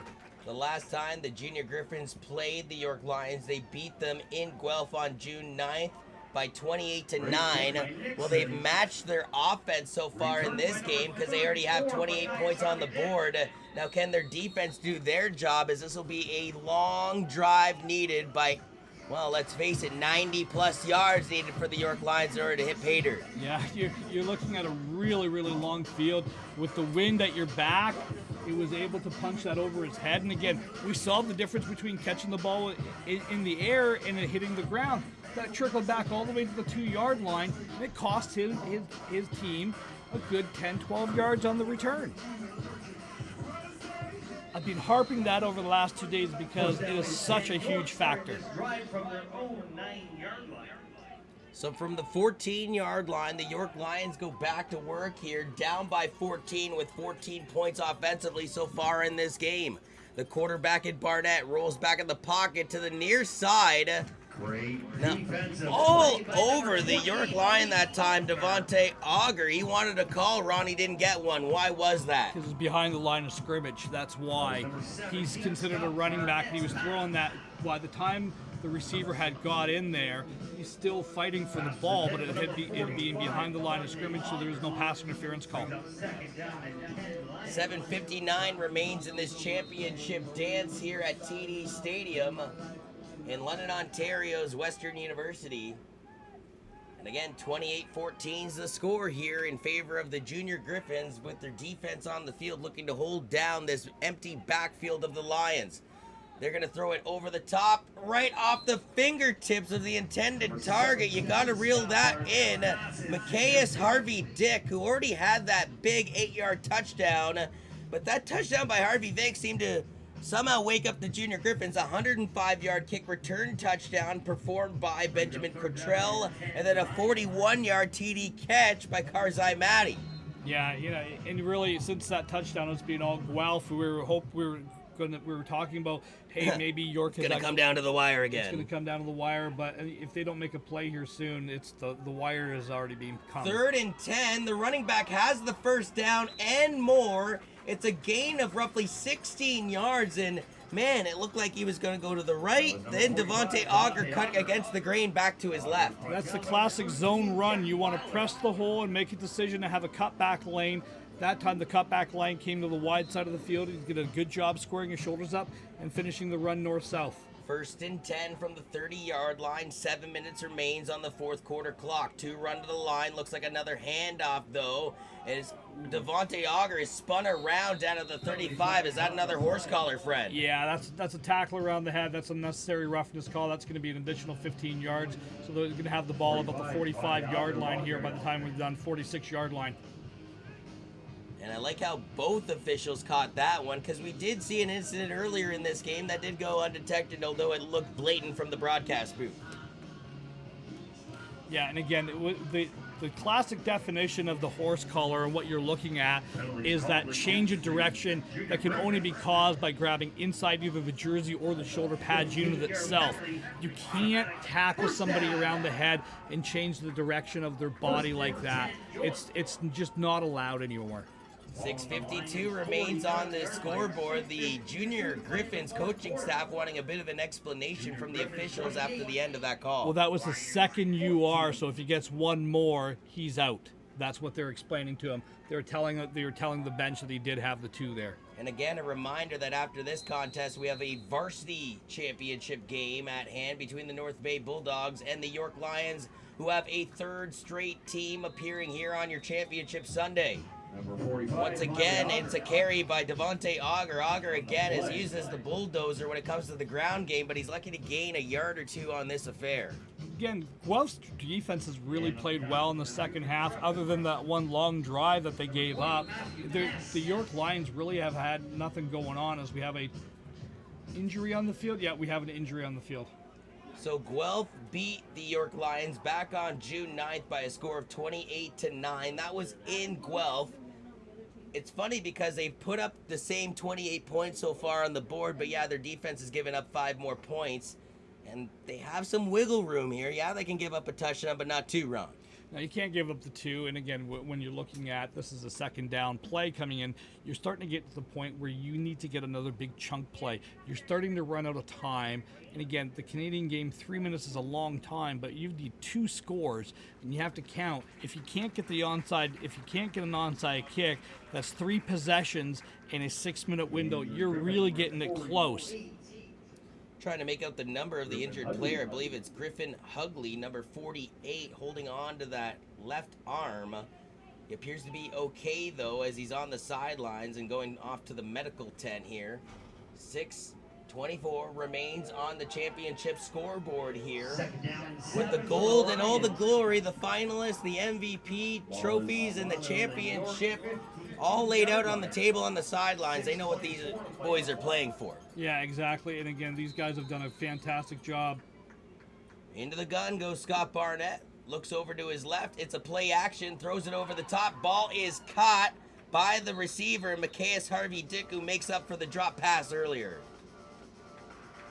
And it looks like he's close to the first down marker, and the officials move the chains. It's a first down for the Lions. Again, but you need more chunk plays than this. You can't be as patient. You've got to get some chunk yards happening in here sooner or later.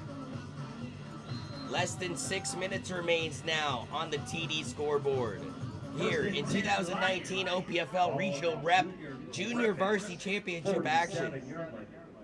And again, a reminder, we got another game still in this bag, as this is a low snap, bobbled on the ground, and, you know, some fans might look at that and go, what are you doing? But I think Devontae Auger does the right thing there and just falls on the pigskin after the bad snap. Yeah, it's smart play just to fall on the ball, maintain possession, line up and redo it again. But again, a huge loss of about 12 yards on that play here, John. As again, this is the last game that you and I are going to be working together this year. And again, Johnny Liquid Sex Urban, it's been an absolute pleasure calling the games with you all year and part of last year as well. Well, the voice of an angel has truly been a pleasure to be joining me in the broadcast booth for 3 of these 5 games that I've called this weekend. As the Lions continue to rumble up the field, this ball is caught around the 40-yard line. Ronnie, we've seen some crazy games. We've called some crazy games. Man, oh man, I'm not trying to throw salt in the wound, but it really would have been nice to conclude this season with a Bantam Championship win. 1 point. I tip my hat to you and the entire coaching staff, though. Somebody has to win a classic and somebody has to lose one. I don't think that anybody in a junior Mustang side should feel ashamed after one heck of a championship game. No, you know, and it was a great year for these kids. They've done a fantastic job. They worked hard.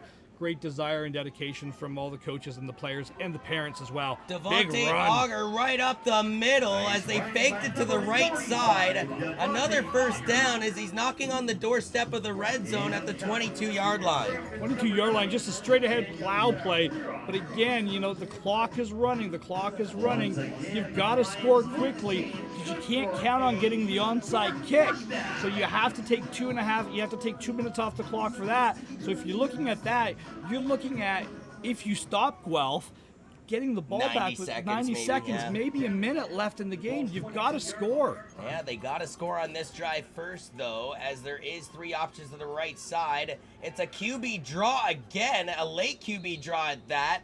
I don't know if that was the true design of the play, but yet Scott Barnett gains a handful of yards on it anyway. It's a zone read play, so they're waiting for the linebacker to come across, but the DN slow played both of it. So he didn't know if he should hand the ball off or just run the quarterback zone read on that.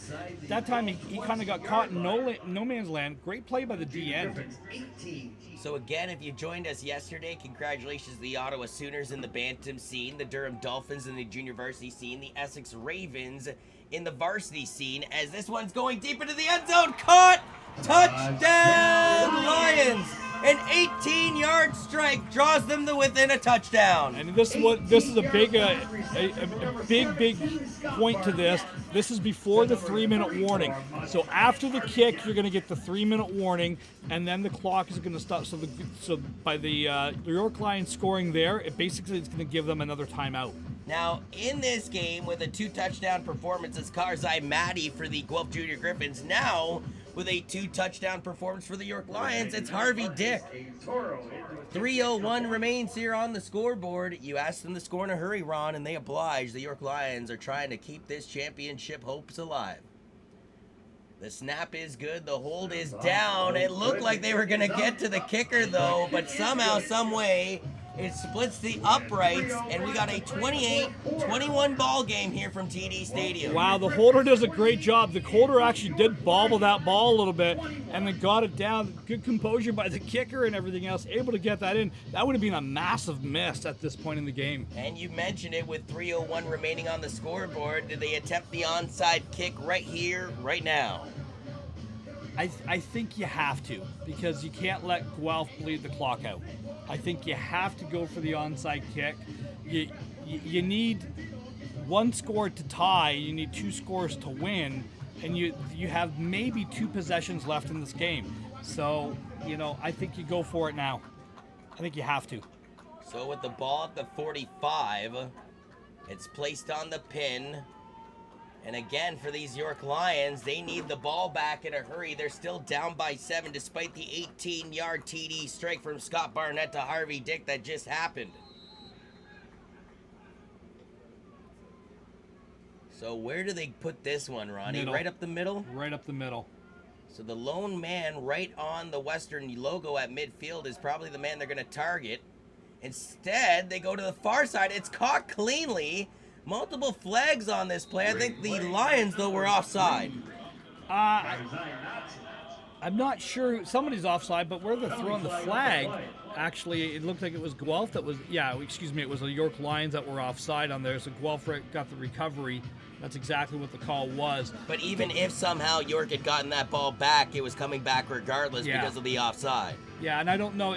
The kicker kind of did it weird where he looked to be kicking it, and then they got their timing messed up. He stopped and then went up again, so that's on the kicker, unfortunately. Is there any possibility for the kicker to just not kick the ball then and then tell his team to reset? There's a possibility, but you never see it happen, but I'm just wondering, can you do it, though? Yeah, you can do it. It's the same motion and everything else. You're allowed to come to the line and come back and reset. Because if you're stuttering, like you said, you're likely to throw the rest of your team offside, whereas if you realize you're stuttering, you can go, wait a minute, let's reset everything from square one. Yeah, it's tough to do. I know, for sure. Well, I mean, the reason why it's tough to do, you never see it happen. A pitch play for the Guelph Junior Griffins with their offense back on the field. A first down and more. They need 1 or 2 more big plays, and at least providing one to begin with is Benjamin Cottrell. This is the same gentleman that rumbled for 105 yards on a kick return TD. He's been a real difference maker for the Guelph Griffins here today. A fantastic job getting it north and south, staying nice and low and finishing that run. Good gain of about 15 yards on that. One more big play like that, and that'll just about do it. The Lions need their defense to stand tall like a brick wall here with the ball at their 33-yard line. Guelph snaps the ball from Jean Gaston, as again, Nico Jean Gaston hands this ball off, but there is a penalty flag here. Yeah, we got holding against the Griffins here on the interior of the line, right at the point of attack. I believe it was the left guard who held for the Griffins. Again, you're going to take 2:25 left. You definitely want to take the penalty because that's going to keep the clock stopped. And that is a massively costly penalty for these Guelph Griffins, as again, it was Benjamin Cottrell getting them down to the 30, and a holding penalty takes it back close to the 40. But again, the more important fact out of that is the play's not blowing in until the whistle goes, until the snap is in. So that, again, it's like giving York another timeout. Plethora of whistles going off.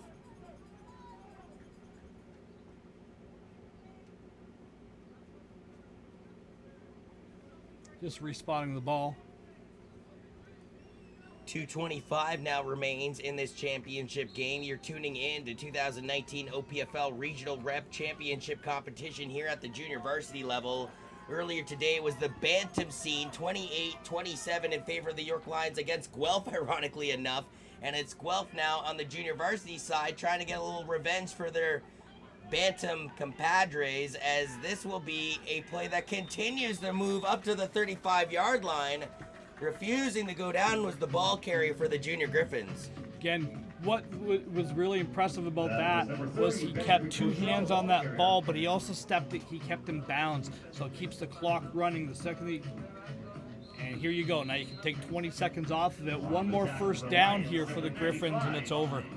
Yeah, we're approaching 2 minutes remaining in this game. It's a 2nd and long, though, for the Griffins. So, again, the Lions just can't let them get past the 22-yard line. As the ball is snapped, this is a play action. The pressure is coming. Quarterback throws it deep. A chance to intercept it. And I believe they may have intercepted at the 10-yard line. The Lions, with a $1:49 left in this game, have a chance. I do not understand that play call at all. Why do you take a shot like that? If you're going to throw the ball, you make it a high percentage, low risk pass. I know they're trying to go for the win and kill for but run the clock out. You've now given York an opportunity to get back in this game. The only more bizarre thing that could possibly happen is a York Lions touchdown, and then they try and go for a 2-point convert and miss. That's the only one. If that happens, I bid you adieu, Ron Ferwerda, and I'm out. Yeah, at this point, we have a certain buddy that goes, wait a minute, I'm out here. I'll do one of those to you, Ronnie. Yeah, and I might join you if that's the case, because that would be the end of it. Well, we would destroy the London Free Press Media Center as a result. The Lions, though, are going backwards as their quarterback is thrown down to the turf. And Scott Barnett upset at his team after that play. Is what these kids don't understand. This clock is going to start in a second here. You got to hustle. You've got number 12, who's 10 yards downfield there, who's not getting back to the huddle. You got to get your butt in gear and get going. And as that whistle is blown by the head official, there is a $1:40 left on the clock with the time continuing to drip down against the Lions. They have to go 106 yards here in order to make it all the way down to tie this game up. The quarterback avoids the pressure, and you know what? If he didn't step up by a yard or two, he would have been sacked in the end zone, and that would have been a safety and all but sealed the victory for Guelph. Yeah, and again, you're in desperation mode here for the York Lions. They have no choice but try to go for it and throw the ball here, even on 4th down. So at this point, you're just hoping to get about half the yards back. Let's get back to the original line of scrimmage. Let's get about 10 or 12 yards back, so we make it a 3rd and manageable, and then reset it. 3rd and 17 coming up here for the York Lions from their own 2-yard line. But again, if it wasn't for the quick feet of Scott Barnett, their quarterback could have been sacked in the end zone. It could have been a safety. 3 run to the line, quads to the far side. Instead, the quarterback pitches this one. Now they get out from behind their own end zone, but not by much, up to the 7-yard line. This will bring up 4th and roughly 14, or 13, I apologize, for potentially the final offensive play of the game for the York Lions. Well, and again, York has taken their final timeout here, but what I really like about that, it was a smart high percentage pass. I still can't get over the fact that Guelph tried to take a shot downfield on that pass there, and again, it's just really, really difficult to understand what that decision was. Trying to put the foot through their opponent's throat, but it backfired, partner. Yeah, you've got to run the clock out. You've got to play the time. You've got to play, where the situations are in the game. I get the let's go for the throat, let's put the game away and everything. And if you complete it, it's a great call. Well, they have managed to put 28 points on the board, Ron. Yeah, and again, I would have liked to have seen them run, take a minute off there, punt the ball down there.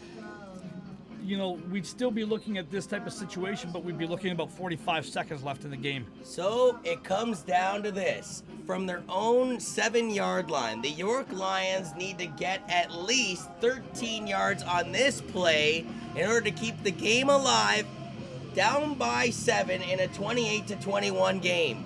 Yeah, they're gonna bring no pressure whatsoever. They're gonna drop 8 in coverage in here. So they're basically gonna play zone plus cover 2 over the top.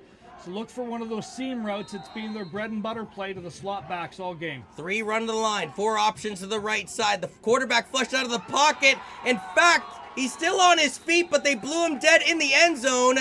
That's a safety. So that's 2 points on the board for Guelph, and they'll get possession of the ball back. And that's just about done. You know, a great job bringing pressure from the outside, the defensive end.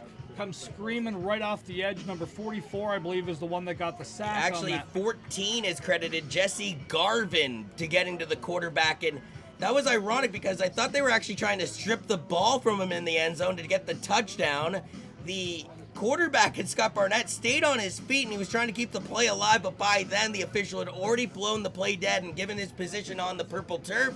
It's a safety conceded by the Lions. Yeah, and that just about, and that I believe will do it because you've turned the ball over on possessions as well. And now it's a 9-point lead, so Yeah. even if you were to get a touchdown, you would need the 2-point convert, and then you still need points on the board. Yeah, and basically, I'm pretty sure York has used both of their timeouts at this point, so you could just pretty much kneel the clock out at this point. And congratulations to the Guelph Griffins for going back-to-back at the back-to-back. Last year they won at the Bantam level. This year they won at the JV level of the regional rep. Congratulations to this special group of kids. Yeah, essentially as they run the ball over to the left side here, that the Guelph Junior Griffins, you're saying there's a lot of players that will have back-to-back rings in back-to-back years because they will graduate from the Bantam scene into this junior varsity scene. And I'm sure if they come away with a victory, which they're 56 seconds away from doing it, in a year or two, they're going to start eyeing the varsity championship. Yeah, and again, that's what what the plan is to build at the grassroots level, develop and bring these kids up. And again, we've seen a real good development. We saw a really good, talented Bantam team from the Guelph Griffins lose to an equally talented team from the York Regional Lions.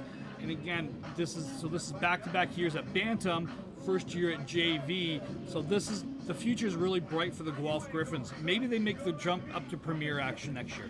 I don't know. I don't know. If I'm them, I want the clean sweep. I want the Bantam, I want the JV, and then I want the varsity. And you know what? Then I go into Premier and I start all over again, and I go after the Bantam, the JV, and the varsity. That's just me, Ronnie. I'm like Thanos. I want to collect all the rings. Yeah, you want to get all 6 of the Infinity Stones there. They could possibly do it over the next couple years in the Guelph Junior Griffins. Yeah, again, but And using that Thanos analogy, the Lions had an opportunity to go 3 for 3 today. It looks like they are going to lose in this junior varsity game to go to 1-1 on your Sunday, but then they still have an opportunity with their varsity team taking on the North Bay Bulldogs. So pressure being coming from the Lions. It's a pitch play for the Griffins. They make contact at the 35, but he breaks off of that tackle and moves past the 45 before going out of bounds. That's Benjamin Cottrell again, who's pretty much been the thorn in the Lions' paw all game long. yeah, he's had himself a whale of a game. He's been a great player. The only thing, if I critique anything, I just stay in bounds on that, son. Let the clock run. Yeah, as a result, the clock is frozen at 49 seconds here at TD Stadium. A 9-point lead thanks to an epic defensive stand on the last drive offensively of the game for the York Lions, with Jesse Garvin officially sacking the quarterback Scott Barnett in the end zone to increase it from, well, what was a 7-point lead into a 9-point lead, as there is a timeout taken here by Guelph. I think what they're doing is they realize the situation here.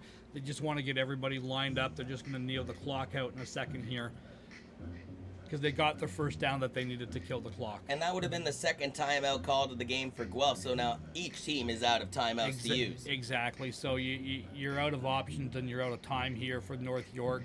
Again, but a shout out to this team. Really good, really physically imposing looking team. Guelph, came in with a great game plan. They went after him early.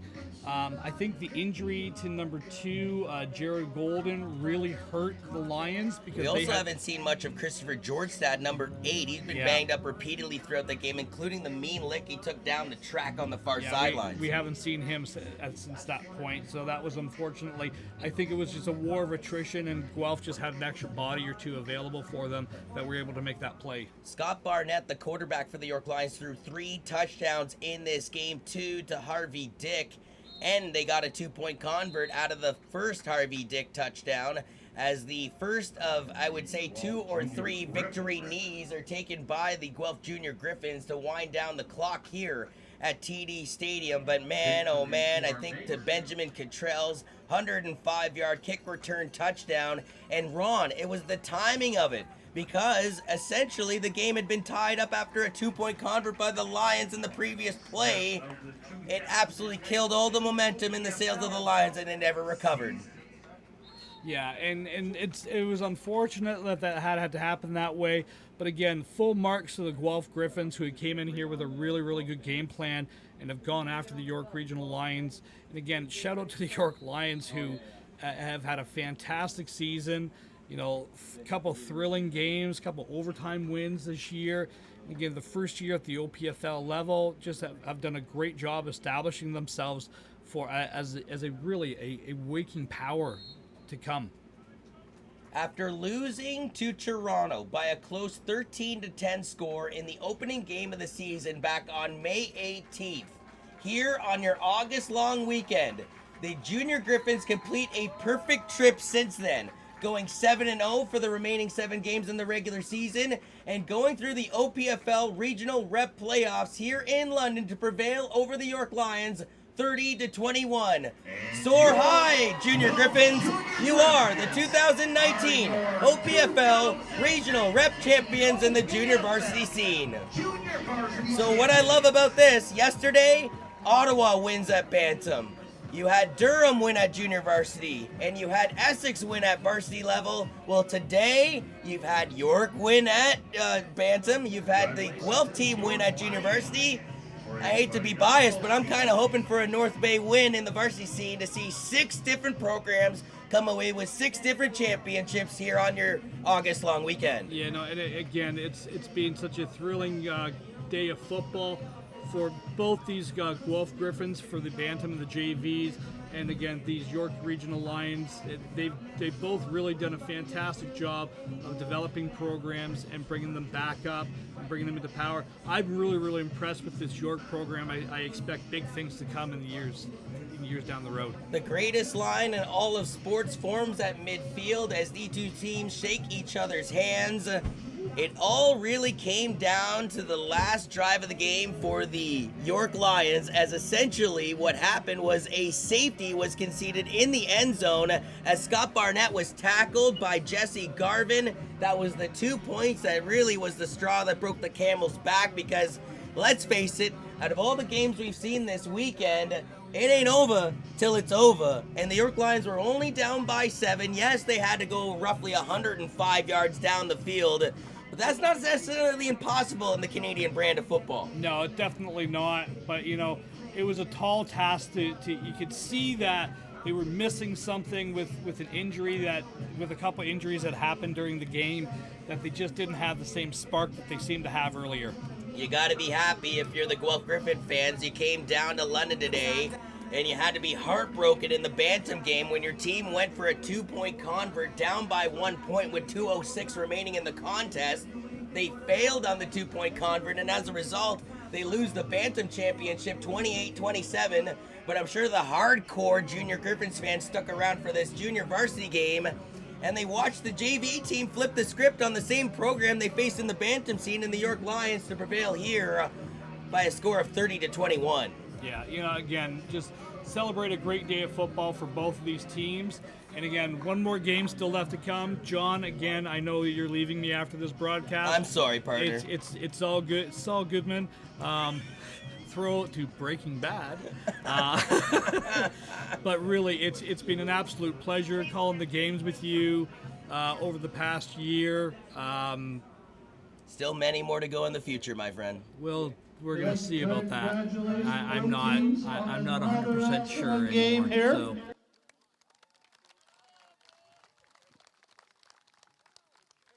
We have some awards to present.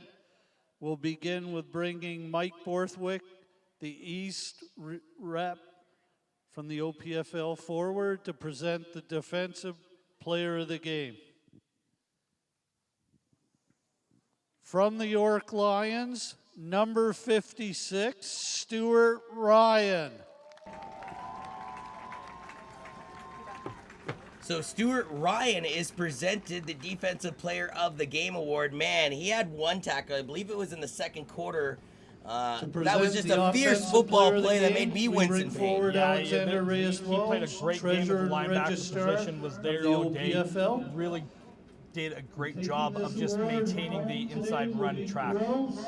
Number 30, Benjamin Cottrell. 105-yard kick return touchdown, although he was doing damage up and down the TD turf on your championship Sunday, but it was the straw that broke the camel's back, that 105-yard kick return touchdown, because after the York Lions had just scored and converted on a 2-point convert to tie the game, he gallops 105 yards down the field to retake the lead like that. He had to have close to 300 yards of offense in this game. He just played a fantastic game. Today's game MVP is from Guelph, number 8, Nico Jean-Gaston. So Nico Jean-Gaston, the quarterback, is given the game MVP honors. Started the game off with a 60-yard TD strike to Robinson, had a 10-yard TD strike to Kaiser Matty, followed it up with another 41-yard TD strike to Matty. He had 3 touchdown passes, and he really solidified the offense today for Guelph. Yeah, he played himself a great game.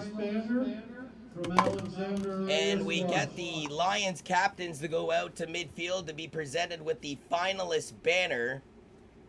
And to be honest with you, back in my day, they didn't have finalist banners, but in these close, tight championship classics, maybe it's all right to have a little memento to realize, man, we were so close, and just a play here, a play there, and you could have had the other banner, which is the championship one. No, it doesn't help at all.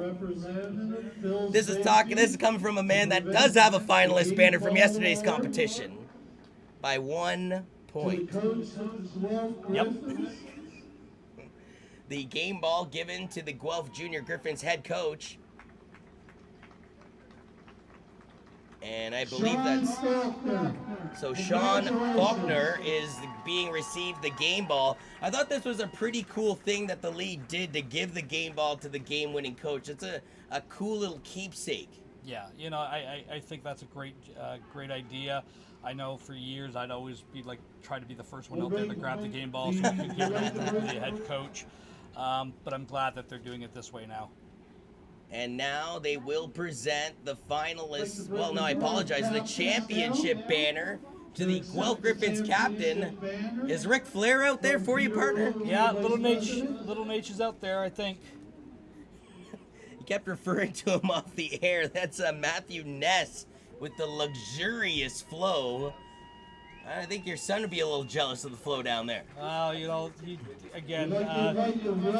play a really heck of a game too. Championship team and coaches to assemble behind them for the big award.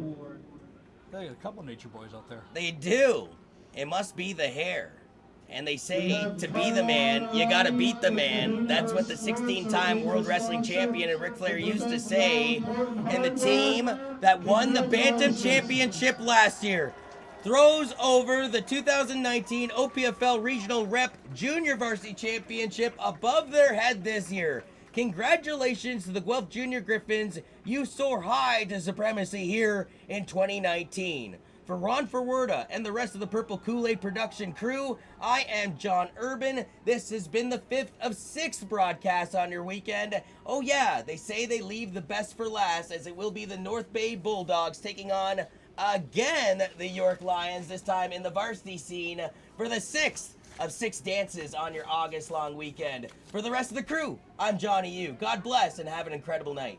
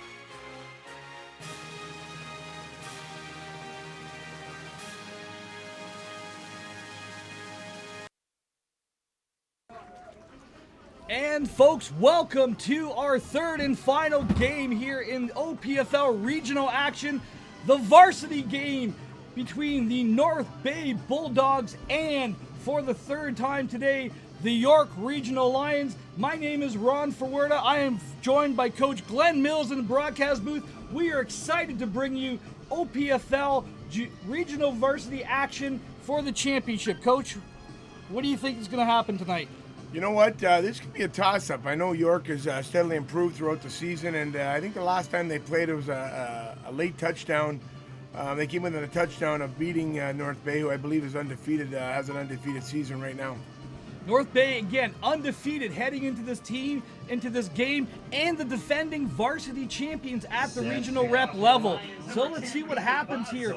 North Bay is going to receive in the gray jerseys and the yellow helmets. York with the burgundy shirts and the gray helmets, and here we go. Ball is kicked down, picked up by number 95 by North Bay, one of the upbacks, brings it forward to about the 40-yard line. That's number 95 for North Bay. I'm just checking the sheet here for his number.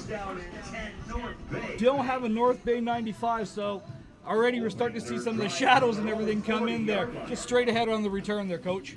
Yeah, I'm not sure he carries the ball too often. He looks like a big defensive lineman, but you know what? He did a pretty good job picking up a few yards on the return. Yeah, exactly. Straightforward, get your yards gained and line up and let's do it again. So number 7 is the quarterback for North Bay, and that is Michael Pouquet.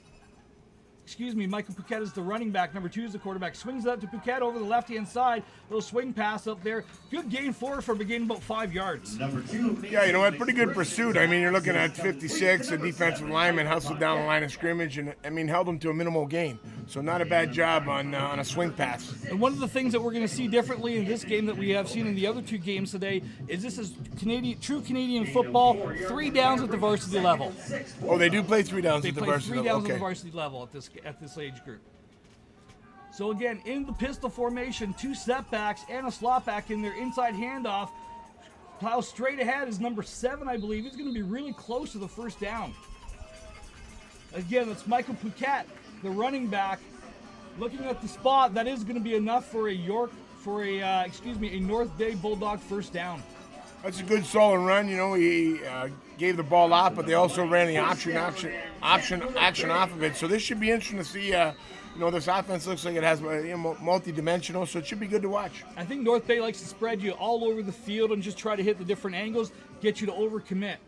So here we go, breaking the huddle again, pistol formation, 2 running backs, a little bit of an offset to the boundary side of the field. 2 receivers at the boundary, 1 at the top of the field. Inside handoff to number 32, plows forward. High tackle, brings it all the way to the 40. Good gain of about 17 yards on that, Coach. That's a great little inside run. You know, he came popping through the line of scrimmage, and he hit it right up inside, and he's a load. I mean, he's not very big, but he brings it. That's a big running back. Number 32, I believe it was, for the Bulldogs, and that is Ryan McColeman on the carry. First down for the Bulldogs on the York Regional Lions, first on the 40. This time they got 2 receivers to each side of the field, a little bit of jet action, handoff to the jet. Sweep gets it over to the right edge, goes forward for a gain of 3 yards. Good pursuit on the defense, but we do see a flag in the backfield. Yeah, I think we're going to get holding on the edge. Just a pretty good job, like you said, on the defense. They strung it out pretty well. Number 7 is a solid player. I mean, he's got some good speed and gets the ball upfield, but I think this is going to come back. Oh, no, I'm sorry. It's going to be a face mask. This is going to go up 15 yards. So 15 yards added to the end of the run. That's going to be an automatic first down here for the Bulldogs, who are in business early in this game. 9 minutes, 28 seconds left to go. Opening drive of the varsity championship game, the 3rd of 3 games and our 6th of 6 over the weekend. Of course, Coach Mills, head coach of the Essex Ravens, congratulations on your varsity championship last night. Thank you. So again, North Bay, 2 running backs, a little bit of a rocket motion this time, full house look. Inside handoff, I think it's the number 7. Yeah, number 7 again over the left-hand side. So they brought a little bit of rocket motion, try to get an overload, and cut back with a counter inside there, Coach. Yeah, they're just trying to out-gap him. They bring that guy across, and then they wheel him back and try and out-gap you at the point of attack. And so far, you know what, they've been pretty successful. There's about an 8-yard, 9-yard run. That's a pretty solid effort. Yeah, and again, with 3-down football, it is so hard. If you're getting 6-7 yards on a carry, that is tough to stop that running game. Again, North Bay breaks the huddle, opening drive. 3 receivers to the wide side of the field, 1 running back, 1 receiver to the boundary. Quarterback barks at the signal. Inside handoff to number 32. Breaks it over to the right edge, down to the 4-yard line. Pulled down about the 2-yard line. Number 32, Ryan McColeman, on the inside zone carry there, Coach. Yeah, you know what? Again, they're getting beat up on the line of scrimmage. They're getting beat up front, and they're going to have to change their front because I don't think they're going to be able to handle this double tight end set. And that's 32. Like I said, he runs hard. He's a solid little running back. So 1st and goal at the 2-yard line. North Bay with a little bit of motion from the right to the left. Inside handoff to number 7. Don't think he's going to get in there. He's going to be really close about the 1-yard line. That's a pretty good job, just chopping everybody down and making a pile so he doesn't get in there. And one of the things that we both noticed as we were watching these teams come in today, North Bay is absolutely huge. They is a big football team. They've got big numbers, 40 players. York is down to about 25 players and a much smaller, quicker-looking roster. Yeah, their O-line is a good-looking group of kids. They're very large and. Option play, and he fumbled it. It's recovered by the York Regional Lions. It looked like number 97. Coming up with the ball, number 47. Number 47 for the Lions, Jake McIsaac, on the fumble recovery. Quarterback just ran an option play to the left. Yeah, you know what? And they just hit him low, and the ball popped out. That's a heartbreaker. You drive all the way down the field on you know what, was a pretty good opening possession. The nice thing is, you know what, they got him pinned deep about the 2-yard line. You know, hopefully they can still get some points out of this. But it'll be interesting to see what York does coming out of their own end zone here. Well, I think again, this is a very big physical front for the North Bay Bulldogs. I would expect some type of run play as they are in the pistol formation. 3 receivers to the top of the field, 2 receivers to the bottom, 1 running back, inside handoff, makes the first man miss, makes the second man miss. Good gain to about the 11-yard line. That's a real nice inside zone. You know, the offensive line come off the ball real well. There you see, it was just a straight-ahead inside zone play. Offensive line did a great job of driving the blockers forward. It's going to be short of the first down by about a yard. Second down and about 1 yard to go here. Quarterback is Taylor Horst for York Regional Lions in the pistol formation. Handoff, met in the backfield right away and spun down. It's a fumble. No, he's calling him down. Spun down, close to a first down, maybe back to the original line of scrimmage. Here's a big decision here. They got 3rd and 1, 3rd and a long one. Let's see what they do. They're going for this. They're going to go for it because the wind is actually flipped. We thought the wind was coming out of the north earlier. It seems to be coming out of the southeast a little bit now. You know, this is a big gamble here. You know, if you don't want to punt it, I might think about giving up 2 this early in the game. But you're talking about giving the ball up here in your 10-yard line. You don't get this. I'm not sure this is a call that I'd probably make, but that's why I'm sitting in the booth. Well, straight ahead zone play, straight ahead, gets over the 20-yard line. He's going to go forward for a gain of about 10 yards. Gutsy play call there. Again, just inside handoff, met right away at the 21-yard line. Good gain on the play, but again, Coach, I tend to agree with you. That was a really gutsy call. But to the York Regional Lions' credit, they didn't come here to lose this game. They came here to win and compete. You know, you're right, and you know what? And hey, if you believe and you get it done, you get it done. I mean, like I said, it doesn't mean it's not the right call. It just simply means I don't think I'd make that call, but. So 3 to the bottom of the field, 2 to the top of the field, 1 running back. Jet sweep, little pitch to number 10. They're trying to get to the edge. Good pursuit angle. We got a flag on the play. We're going to have a holding call on the wide receiver on the far side of the field. No, this is actually, I think, going to be a face mask call on the jet motion guy. You cannot stiff arm him in the face mask. And if you watch the replay, he hits him in the helmet and he gives him strikes him very good hard blow in the helmet. So I'm sure this is going to go against the running back. Yeah, and there's been a couple things that we've seen happening, in over the last couple of days. That crackback block, that's one of the things that they've really broken down on, really started breaking down. The hands to the face is another one, and a few other little calls here and there that, hopefully we get a couple of those tonight. We'll be able to talk about them as the game goes on, but a few of the rule changes has really happened. So they are moving the ball back 15 yards with the hands to the face, exactly like Coach Mills said. And this is going to roll the down too, because this is like a personal foul. So I believe this should roll the down as well. Oh, maybe not. Usually it's it's usually a dead ball foul. Yeah, unnecessary roughness is usually a roll the down, but that's not the case. You're just going to back them up.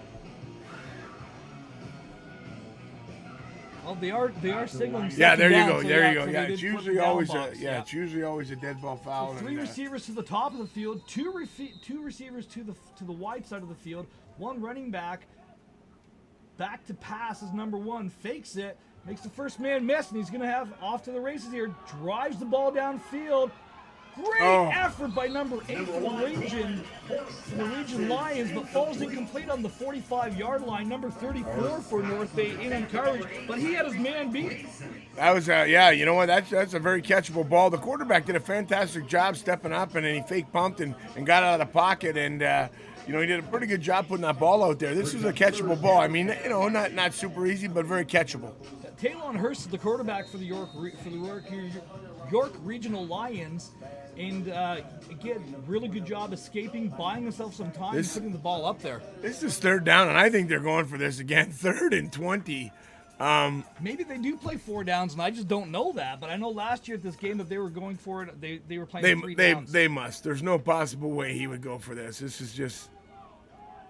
Again, scramble plays, putting the ball out there, falls incomplete. Oh, we got a flag here.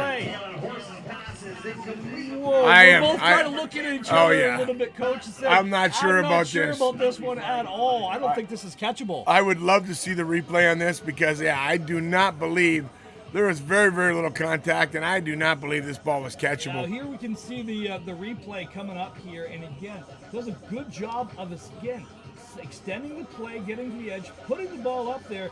I don't see pass interference there at all. I don't get that at all. And that's a heartbreaker because this is going to be an automatic first down, right? As soon as you get that penalty, it's not a spot foul, but it is a 10-yard walk-off, and it's an automatic first down. So, you just have a team at 3rd and 20. You get an automatic first down on it. Again, I hate to say it, but a questionable call at best. I mean, it's, you got to make sure those are obvious.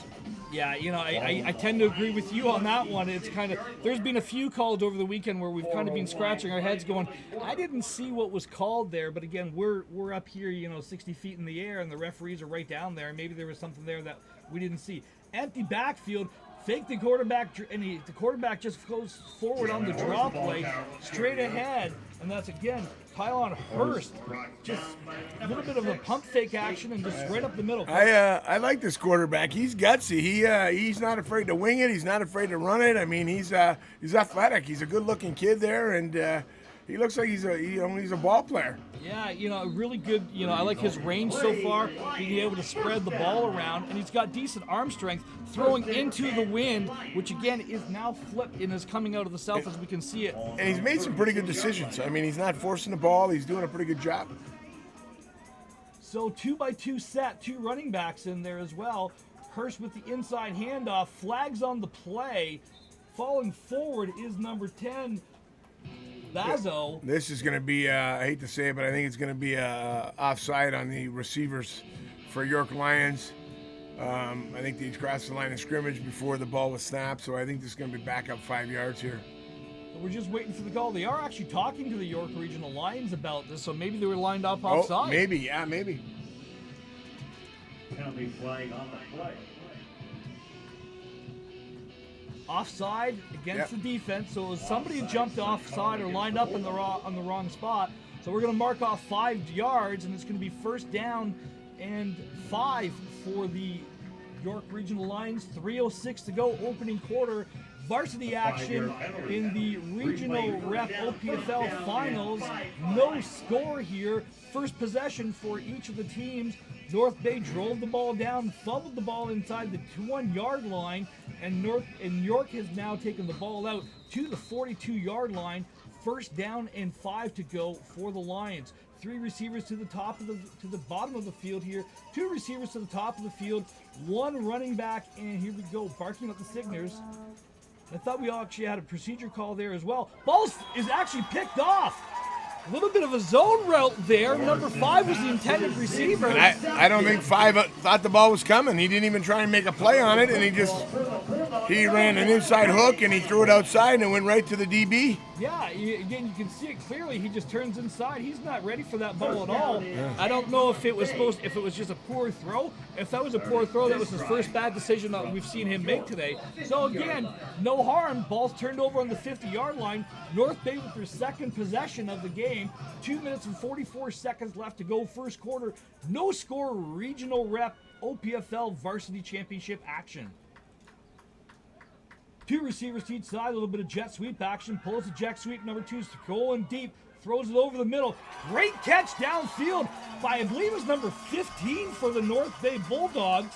That is Carson Kelter down to the 30-yard line. You know, if you watch the defensive back setup, they're playing way outside of these receivers, giving them inside slant and inside release. And, I mean, this quarterback, you give anyone an inside release like that, it's going to be, you know, they're going to throw those balls all day long and make plays. I mean, I don't understand the concept of just giving them a free inside release when you got one single safety. Yeah, Ms. Gritskin is the quarterback again here for the North Bay Bulldogs. Inside handoff to number 32, plows forward, gain of about 3 or 4 yards on that, Coach. Yeah, again, little inside run. It seems to, Yorkers seem to, you know, kind of settle down a little bit and do a little bit better job against the inside run game here. So second down and about, we'll call it 7 yards to go here. Bulldogs in their gray and yellows, and the Lions in the red and garnet of the Lions here. Ginty back to pass, throws it up deep for number 85. Ball falls just outside of his reach.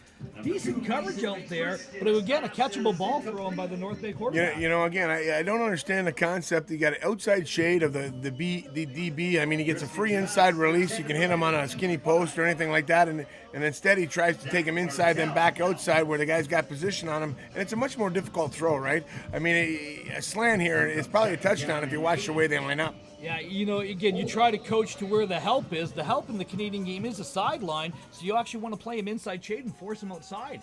And it's a much tougher throw. I mean, you gotta drop it in there compared to inside slant. It's just a real easy ball to throw. 3 receivers to the bottom of the field here, 1 receiver to the top of the field. McGinty's looking, he's rolling out to his left here, being tracked down to the sack behind the line of scrimmage, brought down to the 42-yard line by the Bulldogs, number 62 and 56, meeting at the quarterback. That is going to bring up, and now we do see it brings up the fourth down. Yeah, it is 4th down. Okay. So it is 4 down. It is 4 down ball at the regional. They wanted to throw a little wide receiver screen at number 30, but the half was sitting in the flats and he was getting ready to jump it. So he tried to take another look and go deep, and then by that time they had already had pressure and made and he ended up getting sacked. So they're going for the long field goal attempt 50, here. 46 yard attempt here. This will be impressive. This again, there's a little wind and it is on his back here. Ball is down, the kick is up, drives it, and it is wide to the left. Had plenty of leg though. Gets it out of the end zone to the 2-yard line. And he's trapped, but again, because the ball was kicked out, that's going to go up to the 20-yard line now, Coach. Yeah, you know what? That was impressive. I mean, he cleared that. You know, if he would have put that through, he probably had another 8-9 yards on that. That was like it was a good 50-55 yards. Yeah, that was a tremendous kick, and the young man did a great job getting it out. So it is going to come to the 20 with no point, which is big. Yeah, again, no score. First quarter, 3.5 seconds left to go. OPFL regional rep game, varsity level. Bulldogs and the Lions in the third of our final game here. What a great day for football, great day for the OPFL and the regional rep programs, Coach. Yeah, you know what? It's been exciting football. I was able to take part in the premiere yesterday, and I'm here all day today. And I tell you, we've seen some fantastic football games. A 1-point Bantam championship game today, and then a real close JV game. And again, they're battling here at 0-0 going into the second quarter. It's going to be exciting. Why did they? Again, just hypothetically, why did they kill the clock? There was 3.5 seconds left. You should have had one more snap. There should be one play. They should not move this. I do not know what they're doing here. This is not the right call. There should have been a play that ran off here, and I don't understand. Yeah, there's like I said, there's been a few calls today where they call the defense for offside and they'll blow the play dead, and we're kind of looking, going, offense has the opportunity to run a play here, and they obviously don't. So there's been a few calls over the weekend, and earlier when you were saying about the Bantam game, I thought you were taking a dig at the TMI coach, the Bantam Junior Mustangs, with a 1-point loss yesterday. Which is, again, just a great weekend of football. Congratulations to the Ottawa Sooners at the Bantam level, the Premier Division. It was a fantastic, exciting football game. Yeah. That was back and forth, and the unfortunate part when you get games like that is someone has to lose, right? Yeah. And it's difficult. I've been on both ends of it, winning and tight ones and losing tight ones, and I'll tell you, that was an outstanding game to watch. It really was. And again, the band at the junior varsity level, the Durham Dolphins coming back and winning, and then the Ure Essex Ravens winning the varsity title as well. So inside zone play, quarterback, he actually pulls it this time, pump fake. He's got a man on the edge, but again, good job scrambling out of bounds there was number Tayon Horse. But they had, you're right, they had a hook route going with number 8 here. I'll tell you, number 1 does a great job selling and the running back did a great job selling the inside zone, and the quarterback pulled it and bootlegged out. And I mean, a good decision, right? But he did have the guy wide open if he delivered the football, but he decided to run it, picked up a first down. I like the young man. I like this Taylor Horse. I think he's a football player. Again, really athletic play. We both looked inside. We were sure that ball was given inside, so it was a great pace. And on that play, they're reading the end, right? So if the end tears or if the end goes down to make the running back, he pulls it, and it's just a read on the defensive end, and he did a great job. 3 receivers at the top of the field. Ace running back to pass this time, going deep. He's got a man wide open down the seam. And it's caught at the 30-yard line. Oh, wow. He just lost his footing. Yeah. He would have been, he was in for a touchdown. Horse passed. That was an impressive throw, 60 yards. He jumped a little bit early, and then he came down and he kind of got off balance a little bit. I don't think he would have had to jump. The ball was actually going to clear the free safety. He doesn't jump. He probably catches it and scores. But you know what, again, impressive throw. This guy just bombed it down the middle of the field. A great job. That's a really, really impressive throw. He threw that from his 30-yard line. And if you watch the replay, there was a guy coming right up the middle. Kind of in his face, but he let her go. He bombed this thing. Yeah, here's the replay. You can see again, great pressure right up in his face at the end there, and it just drives that ball up there. Perfectly thrown pass. So Horse motions his third receiver inside zone play to number 19 this time, bouncing it off the right edge back into the middle. Good gain of about 8 yards there. I tell you, another great play. Now they're just playing off the end, like they're running this inside run.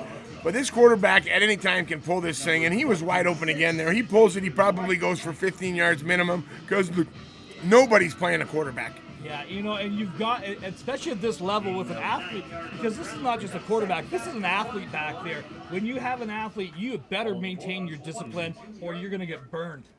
And I'm sure, if they got coaches up in the booth, they're checking that out, and it's going to come. He's going to pull it. 2-by-2 set, motion the third man to the wide side of the field, fake the inside zone, pressure coming off the right end. Horse pounding downfield, lobs the ball up. Pass interference. That's a penalty, absolutely. Wow. Absolutely. Yeah, that could have been a couple different things. That was a blow to the head. Now this should go to the one, because this happened in the end zone. This should go to the 1 yard line, and this is going to be it's not a spot foul. It's going to go to the 1 because it was in the end zone. 9 minutes 39 seconds left to go in the opening half. So again, they are calling it a pass interference call, not a personal foul blow to the head. So it could have been either or, because I thought he came across the top of his head, right across the cheek pad. It should be that, you're right, it should be down at the 1 yard line. It should be. This happened in the end zone. 15 yards, and they're going to put it at the 6 yard line. Again, if you look at the replay, he got hit. It was a high shot in the end zone. A little bit of a vicious hit, actually. Yeah. There's no question. This should have been on the 1 yard line. Again, that's the difference between the pass interference call and the personal foul call below to the head. So that's why it was interesting to see the play call. But again, York is in business. We're going to call it about the 7 yard line here. Horse with a 2-by-2 set, offset, fullback to the left, dot in the eye, inside handoff. Again, look at the quarterback. Wow. He can look at. There is nobody around him. He pulls this. He's scoring. I mean, it's. I'm coming back to the exact same play Absolutely. right away, and I'm telling them the exact same thing. I agree with you 100%. They have nobody covering the quarterback. They're just all tearing to try and backdoor the running back getting the ball, and it's wide open. Just tear. I mean, just peel or pull and run. Yeah. Again, it would be interesting to see the formation they come out with. I tend to agree with you, Coach. I come back to the same thing. Same formation, offset to the left here, 2x2 set. Horse motioning it. Fake the handoff, and he does pull it this time, makes the first man miss, getting to the edge, driving downfield, throws it, and it's caught for the, waiting for the indication, touchdown York Lions! So exactly what we were talking about. They ran a little bit of a seam route there in the back of the end zone, hooked it up, make the DB make a decision, and in for the touchdown. And the end came hard if you watch it, and the quarterback did a little bit of a boot on it, and he kind of froze him, and then he got outside. You know, and again, that's simply because the end is not doing his responsibility. He's trying to tear and get the running back when he's running up inside, and the chance of him making that tackle are slim. But the other thing that you didn't really see at the very end there, the corner was kind of put in no man's land because the quarterback is such a great athlete, pressing the edge. Does he play pass coverage? Does he play up the run? And his speed, Horse's speed, actually opened that play for him as we see a bobble snap, getting to the left edge, trying to turn the corner. Horse collar tag. He's going to get in for the 2-point conversion, but you got laundry all over the field. This is going to be offside on the defense. If I'm York, I'm probably I think you can put it on the kickoff because they scored. Again, but there you could have had the horse collar tackle as well, or the change of direction, and that was one of the other things that we were talking about. The horse collar doesn't necessarily have to be. The old style horse collar was that straight down motion. Now it's inside the shoulder pad ring, and that change of direction. Correct. It can be to the side, it can be forward, it can be backward. Any violent change of direction, Yeah. correct, is a horse collar, right? So it could be, anywhere they grab it, and yeah. So we're just waiting for the officials to sort things out here. Now it looks like he's talking to York. They're giving him some options here. I would accept the play, and then do the add-on. Yeah, defense. Okay, decline. Oh my goodness!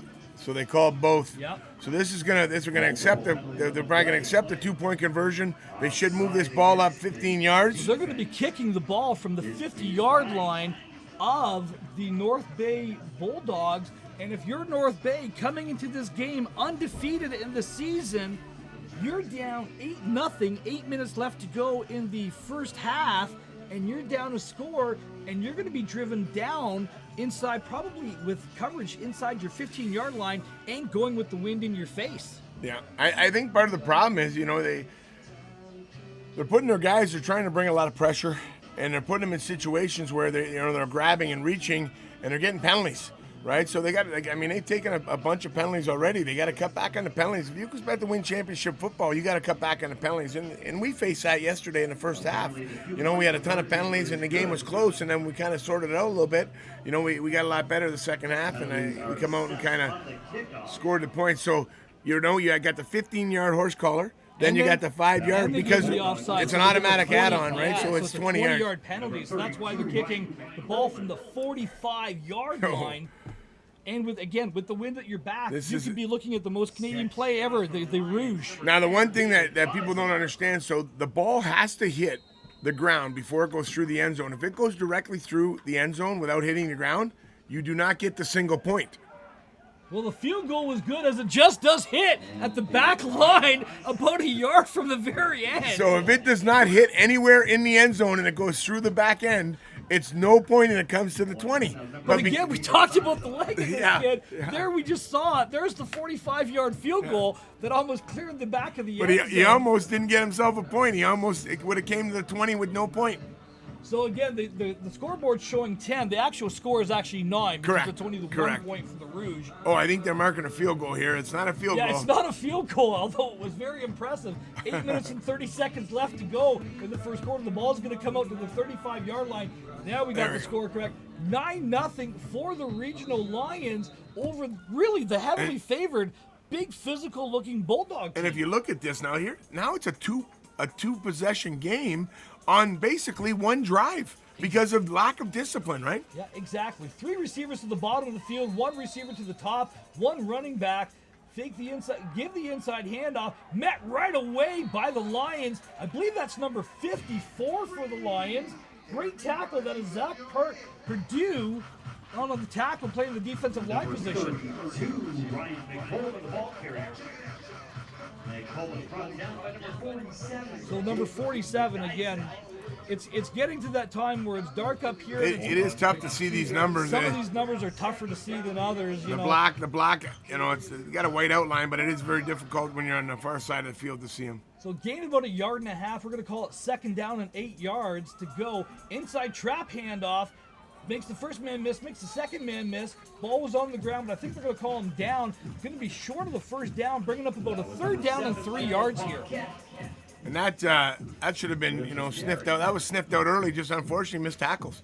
You know, he probably had him at the line of scrimmage and missed tackle, and he ended up picking up himself about 4 yards off that play. Yeah, we talked about positioning. They're reaching for the tackle. There's a good example of the Lions doing the same thing. And the Bulldogs just making the first man miss, which is, again, as a running back or the ball carrier, your job is to make the first man miss, and the rest of it's got to be up to the blocking.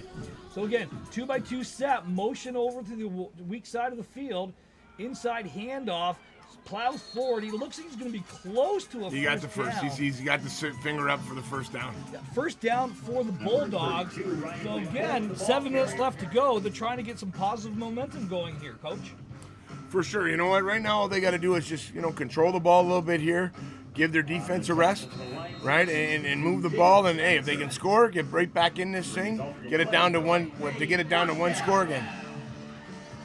So again, 2 receivers to the bottom of the field, motion to the receiver to the top of the field, 2 running backs, double tight end, fake the inside handoff, looking for a swing pass out here. That's a live ball, caught in the backfield. It's number 32, met right away by number 47 by the Lions. He is fired up there, throwing him down for a loss of about 7 yards on that. That's a great job, just tracking him down the line of scrimmage and shuffling and making a good stick on him. You know, flexing a little muscle at the end of this thing by letting him know, hey, you know, this is what it's going to be for the next, you know, 37 minutes, 38 minutes, whatever it's going to be. I've been really impressed with the York Lions at all levels today. The Bantam team, of course, winning a heartbreaking game over the Griffins, and then we just saw again the York Lions playing the Griffins again. But really, I'm really impressed with the development of this program. Pistol formation, back to pass, throws it downfield, he's got a man. Oh, great defensive play. Number 19. Just short. He puts a little bit more on this. This is 6 points North Bay. This young man made a fantastic effort and did a great job knocking this ball down. Are we seeing a little bit of the breeze coming into play? Again, we're throwing that ball. The wind has flipped direction totally. Earlier today, it was coming out of the north. It is definitely coming out of the south now, and it is getting a little bit stronger as the night's That going was on. a nice tight spiral. I honestly thought he was going to drop that right in there, and it was going to be a touchdown. Yeah, I thought he had him there, but again, a great effort by number 19 by the Bulldogs. That is Pachette. Just a tunnel screen here to the wide receiver, Pachette. He fumbled, the ball. and they got it. The York Lions got the ball. They fumbled, and they got the ball. They're saying he was down. Oh, he was not down. I would love to see replay. This ball was out for sure. This ball was out. The ball is out right there. The ball's out right there. It's out early. But definitely that ball was out. As we can kind of see the defense from North Bay walking on the field here. I think they kind of. Oh, they're calling 3rd down. Wow. Yeah, that's a missed call. That's just a missed call. That's a great job. Those guys flowing to the screen, the tunnel screen, and stripping the ball. And, you know, and unfortunately, they didn't get the benefit of making a great play. Well, and again, this is the second or third time we've kind of looked at each other when I see a very different outcome there. And you know, there's three guys that had eyes on the ball. Like, you know, you got the head ref, you got the umpire, and there's always a triangle. So, you know, you think you should have a better. The punt is bobbled. Running for his life now is number 86, trying to get the ball out. Does a great job, actually, of getting just the kickoff. But again, bobbled the snap, felt pressure right away by number 57 by the Lions, and I believe that was. This is a 4-yard punt. This is a heartbreaker, but he did do a good job getting the ball off. I think he looked up to see if pressure was coming, bobbled the ball, and then I don't know who was barreling down. It might have been 56 was barreling down on him. It's number 47, McIsaac, who made the play on the defensive line earlier. He was coming hard, and he should have had him. And the punter did make a pretty good job doing a little spin out, and it was solid. But now, under 5 minutes left to go, you're being shut out, and York has an opportunity with great field position that more points on the field. And we know their kicker can kick. I mean, Well, you're within field goal range now, basically. So again, back to inside handoff, just straight ahead, inside zone play to number 8. Coach, if you're getting that 8-9 yards a carry, why would you not run anything but this for the rest of the game? If you look at the defense they're playing a 3-man front. You're right. They're going to run inside zone all day long. They're playing 3 down linemen. And then they're bringing up a backer off the edge and bringing them late. And they're just washing them outside and they're running inside. But they're playing a 3-man front right now. And it's I don't understand. So are they afraid of the spread? Here or it is again. So here's a 3-man front again. Now they're bringing the backers up. But a lot of times they're playing a 3-man front. Inside handoff again, but again, even against the 5-man front that time, but they washed both linebackers down. They're just doing a great job of just driving the ball forward. And nobody's still playing the quarterback. He can pull it at any given moment and run. There's nobody on him. And even still, even if there is a guy playing the quarterback, we've already seen him beat the defensive end once. We're pretty sure he can beat the other defensive end. You better bring somebody to spy him inside and out. I will not be surprised if they run any type of fake inside zone and he pulls it. And they're an ace back, so they're setting this up. Here we go again. Well, 3-by-3 again, jet motion, handoff to the jet sweep. Met in the backfield by number 82. Number 10 does evade him, but again, not before he's thrown down for a 6-yard loss. You know what? I sit up here and I shake my head. You just ran down the field running inside zone, straight up the middle of the field. You move the ball about 30 yards, and then you come out and you try and do a trick play, and you lose, 8 yards? 9 yards? I mean, guys, stick with what got you there. Yeah, it's the old philosophy I always tell the kids I coach, I'm literally going to run the ball right till you stop me, and then I'm going to go left. The translation is, if it's not broke, don't fix it. And if sometimes you can't stop the inside zone, don't stop running it. And then sometimes coaches outcoach themselves. Exactly. And we've all been guilty of it. But it's just crazy. They were having tremendous success running the inside zone. And again, we're of the same philosophy of that. For years, you used to run that double pull out with your guard and your tackle, and you'd run that power play, and it was so hard to stop. And we'd work at it, working it. And again, seeing it live and then repping it. But again, if you're getting 4 or 5 yards of carry on any run play, you got to stick with that game plan. It's 4-down football. Yeah, so you need to average 3.5 yards of carry. If Not you even do that, it's a first down every time. Every time, right? I mean, and they were doing that. They got the big bruising backets in there when they're in their ace, and he was getting, 7-8 yards of carry. Yeah, so again, timeout was called by the York Regional Lions, so I believe that was their first one of the first half. 9 minutes left to go, 2 minutes and 32 seconds left to go in the first half, which has been a really entertaining game. Couple questionable calls, either, kind of both ways there. But again, we're seeing the athleticism, which we've seen on display all day by this York Regional team. And the Bulldogs, they almost seem kind of in shock a little bit right now. 3 receivers to the bottom of the field, 2 receivers to the boundary, top of the field. Oh, they got him. They got him. They hanked him. Look at this quarterback. He's going to get a big play here. He's gone. To the edge. He's down to the 25, down to the 20. Gets to the first down. They hanked him. And what we're talking about, a hank call, is when you can pull the defensive line offside. Again, the offense has not moved, so they can snap it. Yeah, and nobody moved. The defense actually thought the play was dead, and the quarterbacks just took off running. And by the time they realized, he had 20 yards down the field. And again, what do you do? We talked about that quarterback can get to the edge anytime he wants. Gain of 19 yards and gets to the first down, as we're going to see the ball placed at about the 19-yard line. 2 minutes and 25 seconds left to go. And now they're more within range than this quarterback or than this kicker. I mean, they're going to get 3 points probably minimum here, right? I mean, that was a huge play. That was a huge play. So here we go again. 3 receivers at the top of the field, 2 receivers to the boundary, ace back. Tight end on the left, inside zone play. That time they doubled the end, but left the middle wide open. Plowing forward is number 8 for the York Regional Lions. Trying to get the number on that. That is Quaison. on the carry. Gain of about 11 yards going to be enough for a first down. And there we go again, right? Inside zone. And the quarterback just can pull it at any given moment. They're honoring the quarterback a little bit more. So, I mean, that's even opening that up more. But, again, if it's not broken, don't fix it. Yeah. They're getting tremendous yards in the inside zone. Well, what they actually did that time, North Bay actually played two guys. The two backs stayed home, and the defensive end stayed home. So it gave it automatic huge cutback line because you're playing with one guy less in the box. 3-by-2 formation again, and we're going to have a time count violation. No here. way. Penalty flags on the field. What is this?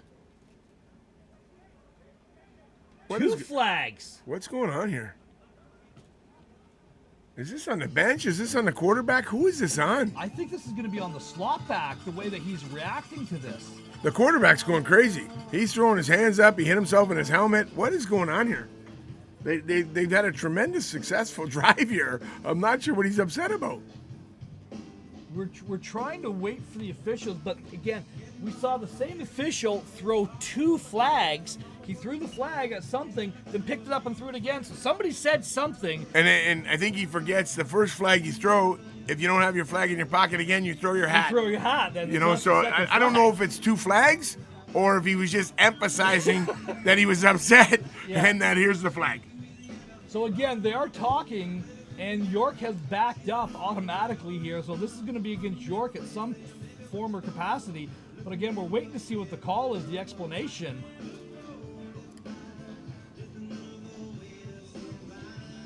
Time count violation and objectionable conduct. They give him 2. So it's a 20-yard penalty. I would like to see that. I'm not sure that was a time count violation. I mean, you know, you're in a situation where you got the ball down at the 7-yard line. That referee should be telling that young man, you got 5 seconds, you got 10 seconds, you got 5 seconds. At least letting him know before you throw that. I mean, you know, I don't know if he did or didn't, but my guess is by the reaction, he didn't. Yeah, well, again, because we're both kind of looking at each other, and I thought, well, okay, the flag came out right away, and it's like, are they calling time count? You know, Because I'm sure if they would have known they were going to be time count violation, they could have used their other timeout. They still have timeouts left, right? Yeah, they still have one And in this timeout. situation, you'd use them. Yeah, exactly. So I don't. Now we're talking about this is 20. It's 28-yard line, and it's second. It's first and goal. It's first and goal from the 28. Yeah. I don't have a lot of first and 28 plays Yeah. in my playbook. It's crazy. You know, I know refs, they got to help manage the game as well. You can't, you know, you got to help the kids out. You got to do your job as well. And I would hope that he would tell them. I would hope. Back to pass, number 1, throws it up. Touchdown. He's got a man wide open. Oh, Great no. defensive play by number 9 from the Bulldogs. That is Warren Cutter on the coverage there. I thought he had a guy beat. That ball kind of hung up a little bit at the very end. It went a little bit short. I thought that was a touchdown. When he first threw it, I said it's a touchdown, and the guy made it just a kind of a lunging play to knock it down. Great job, actually. Yeah, just a little bit short on the cover on the throw. Again, brings up a second down, but again, great accuracy by the quarterback. Again, 3 receivers to the top of the field, 2 down here to the boundary. Ace running back here. Showing a little bit of crack motion, back to pass. Seems looking wide for a open. screen, yep. Great catch out in the flats is number 8, brings it down to the 21-yard line. Crowd by a bunch of Bulldogs, cutting back against the motion, keeps going, spins down to about the 15, 16-yard line. You know, they had the number 3 receiver at the top of the screen was being covered by a linebacker, and then they tried to pick up. They're playing cut coverage, so the slot that ran the slant or the drag across the middle tried to be picked up by a linebacker as well. You're talking about a fantastic athlete and trying to run against a linebacker. I mean, he had the seam wide open. He had a skinny post by the number 3 receiver trying to be covered by a linebacker. It was a touchdown if he would have thrown it. And that's a mismatch all day Yeah, long. you You just get your athlete on somebody who's not you just used to can't moving cover in it. space. You just can't cover it. So here we go. Three receivers, we're 2-by-2 this time. Motion the third receiver to the boundary. Bringing an extra blocker into cover. Tries to throw that flag pattern. It's caught in the back of the end zone. Touchdown. Touchdown, York Lions. What a great play. They wheeled the number 3 just ran a wheel. The other 2 guys kind of ran little post inside, and the number 3 ran a wheel. Nobody tracked him. He delivered the ball, man. It's a great job. He comes from the number 3 spot all the way down the sidelines. You know, it's the most difficult position. I tell this to kids year after year. The hardest position to defend on the football field is that inside slot when he runs an out or he runs a wheel. It's that wide motion of tracking from inside to out. The guy who's tracking him is not used to going that. And again, that's a perfect example. As the kick is Blocked. done, it is blocked. So again, it is still 15. But So that's a big block. It is 2 touchdowns, right? It's 2 touchdowns and a 2-point conversion. That's a pretty good job. It's a pretty good effort by York to capitalize on, But really, the story of this game has been the athleticism of for me, the York Regional quarterback, and that's Talon Hurst, who's had himself a whale of a game here, throwing the ball, running the ball. There's been a great play design and a great game plan by the York coaching staff, going after some obvious weaknesses that they see in the North Bay fronts. For sure. They definitely are getting the mismatches that they want, trying to put linebackers on number 3s and stuff like that. And any coach that, looks for those type of situations to see if the young man can run. If you can't run and you're against a number 3 receiver, who's usually a pretty good athlete, you're gonna take advantage of those. Kick is driven downfield, and it's over his head. Bounces, and this is going to bounce to the back of the end zone. He's going to end up giving up a rouge, and he does. So again, now it's really a bind position because that's 2 rouges now. Yeah. On there. It doesn't make sense to me. They just watched the young man kick it from their 45 to the back of the end zone, right? And then he comes out and they line up at the 15-yard line knowing he has a strong leg. Like, you should have been at the goal line, and he has the win. And again, with returners, we always tell our kids it's easier to move up than it is to move back. Yeah. So you're better off gaining ground and attacking that ball with momentum. And they don't think, I'm not sure if they don't think that 1 point's a big deal, but now you're talking about 2 touchdowns and two-point conversions, which is way different than a single point. So again, 3 receivers to the top of the field here, 1 receive to the boundary at the bottom of the field. Ace running back to pass is number 2. A little hitch play to number 32, the running back, the 3rd receiver over on the right there. Gain of about 6 yards. It's going to bring up a 2nd down. You can just see him settle down to the zone there, Coach, just like a and number 54 was covering him. That's not a matchup that anybody probably wants. I mean, it's a little bit of an advantage to the running back, but he kind of sat down instead of running downfield. I think if he runs downfield, he caused a lot more problems. So screenplay, that's complete to number 30 there, who's a big, tall receiver, slot back type of kid. It's going to be enough for a first down by about a half a yard, but it is going to be a first down for the North Bay Bulldogs as we see them kind of go into a hurry-up mode with 1 minute and 1 second left to go in this half. 3 receivers to the top of the field here. 1 at the bottom, tight end in there as well, so it's almost a 4-by-1 set. Tries to throw that out to number 30. The pass falls incomplete. Good pressure by the York Lions on that time. Yeah, they're doing a pretty good job getting after this quarterback and making him throw it early. He's definitely likes 30. He's trying to get the ball to 30. 30's a good-looking athlete. I was a little bit low. Yeah, again, big, tall receiver, and again, running that wheel pattern. We talk about that. It's almost uncoverable on the Canadian field when you have a 3rd guy tracking inside to out. So again, 2-by-2 set. Screen. Back to pass, setting up a screen. Number 7's great got job. the ball. This is a great He's job got a here. little bit of momentum. Passes midfield, gets to about the 53-yard line. Good gain of about 12 or 13 yards on that. He should have waited a little bit longer. He should have sucked him in a little bit more. He threw the screen very, very early, which allowed the other guys to peel back and get him. I think if he sucks him in for another second or so, this play goes even a lot bigger. Yeah, again, good play call, good play design. Again, 3-by-2. This time they only have the 1 tight end, so we got an empty set here. Quarterback is back to pass, throwing it downfield. Makes a play, number 29. Wow, great catch. That's a great catch. And he gets out of bounds to stop the clock. The ball is completed down to the 25-yard line. 35.3 seconds left to go. again, just a fantastic, just a little fade route, coach. The crazy part is this guy throws the ball well. I'm not sure why we're seeing all that crazy running stuff. The guy actually throwing the ball very, very well right now. Yeah, 3-by-2 set with a tight end. Back to pass, flags on the play. This time it comes out wicked, and it's picked off by the Lions, number 19. He turns it out to the 30, keeps going all the way back across, and takes it out to the 25-yard line. But again, there's flags on the far side of the field. Yeah, I'm not sure what this is going to be. I mean, the only hope they can hope for, this is some type of pass interference call so they get to keep the ball. I think we're going to have an offside or no end or something on the one side of the field here. I mean, he's on the far hash. He's trying to throw an out or a long fade to all the way across the field.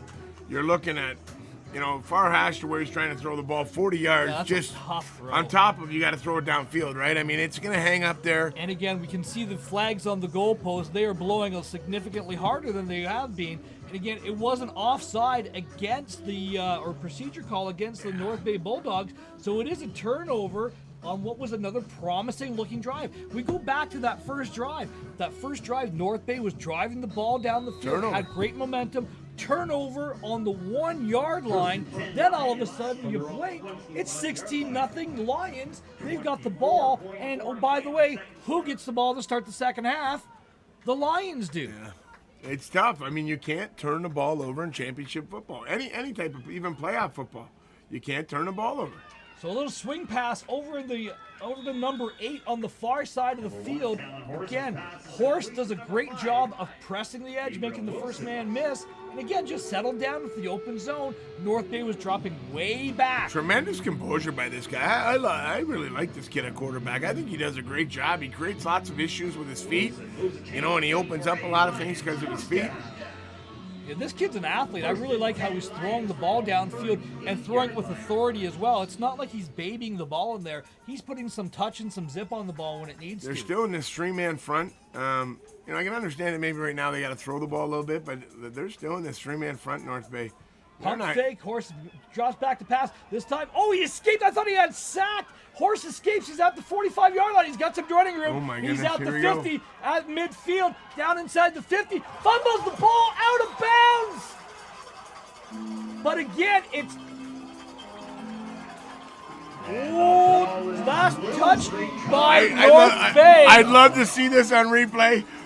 It was close. It was close. I don't know if he did hit it. Okay, but does it not have to be possessed? No, It's not a kick. You only have to touch it. You only have to touch it. A fumble, all you have to do is knock it out of bounds. Here we see right there. Wow, that was really, really close. If we can see that one more time. Let's take a look here. All he has to do is tip it. That's all he has to do. And I thought he did, but I didn't think he possessed it. He actually put his hand down to stop himself from being tackled. This is a tremendous athletic play. But let's take a look here. This kid tracking him. Boom. Chop it and... No, he it's did out of not. bounds. That ball was out of bounds. It's out of bounds for sure. It's out of bounds. 2.6 seconds left. We're going to see a Hail Mary play here. Little step Hitch off and go. speed, Hitch and go. They tracked it well. Yeah. Nowhere to go. That's a good job. Well, this has been a fantastic half. Little of razzle dazzle, little razzle dazzle there to end at it. the end here. But again, which is really being the story of the day, it's kind of been the coming out party of the York Regional Lion program at the Bantam level, at the JV level, and now presenting a huge upset to the undefeated North Bay Bulldogs. You know what, it's going to be interesting to see because, I always tell our guys, and even yesterday in the tight game we're in, I said, guys, it's not about how you start.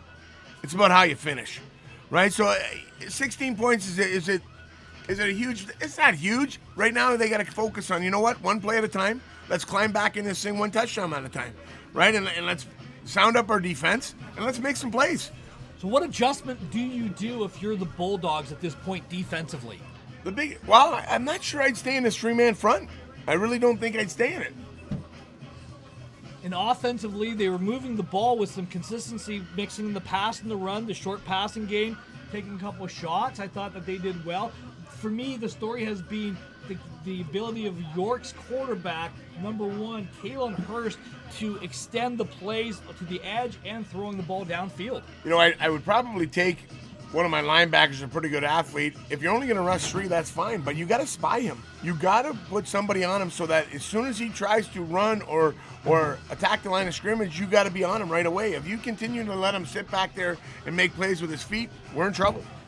Okay, folks, and we're going to take a short break at halftime again. Well, thank you very much for joining us. It is 16 for the North, for the York Regional Lions. No score for the North Bay Bulldogs. We'll be back after a short halftime break.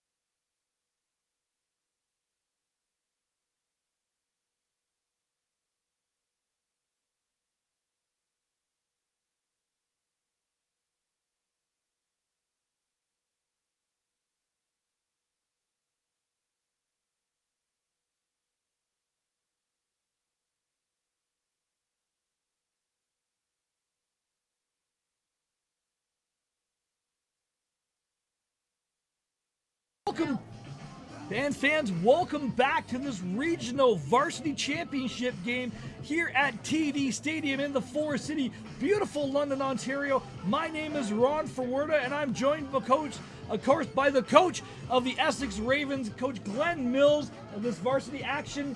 The Bulldogs in the gray and the yellow are going to kick down 16-0 here against the York Regional Lions.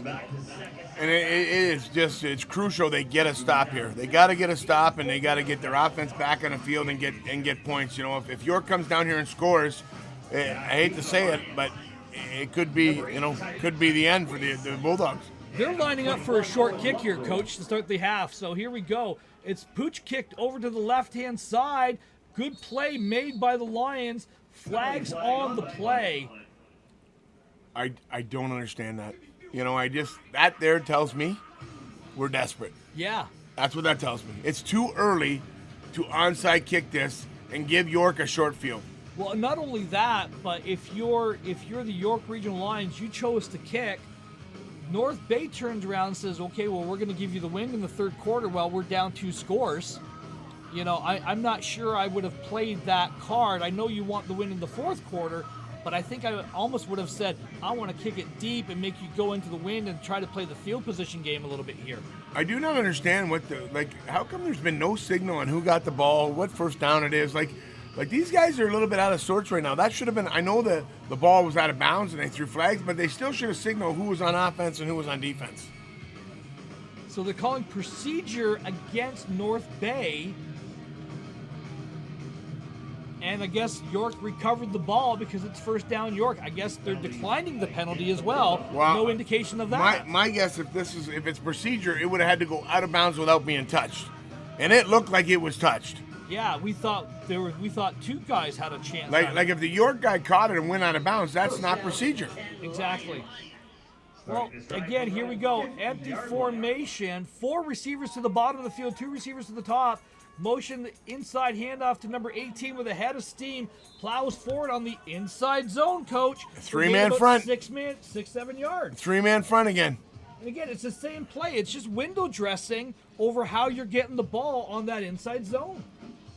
That was number 19. We're going to get a gain of 7 yards on that, bringing up a 2nd down and 3. And again, no adjustment really, other than they've widened out to try to protect the edge a little bit more.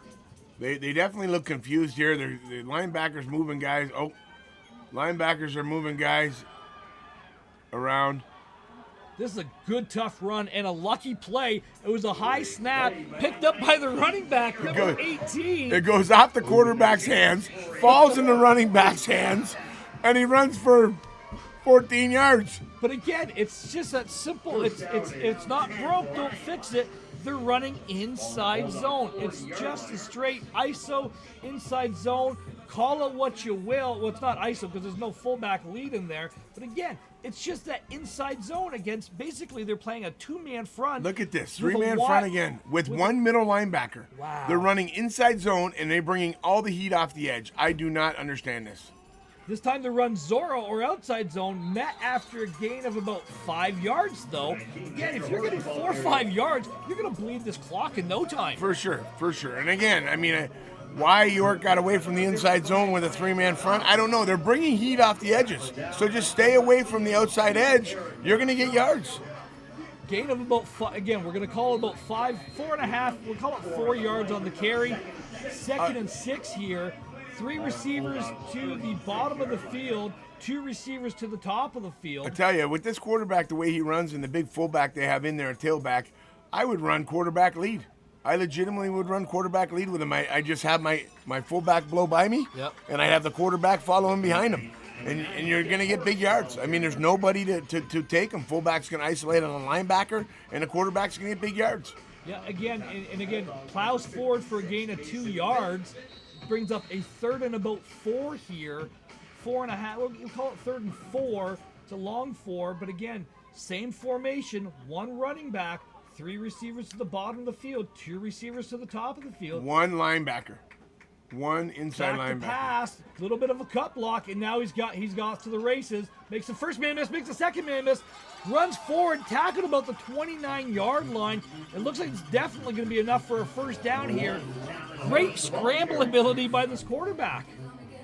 I'm not sure they understand that this quarterback can run.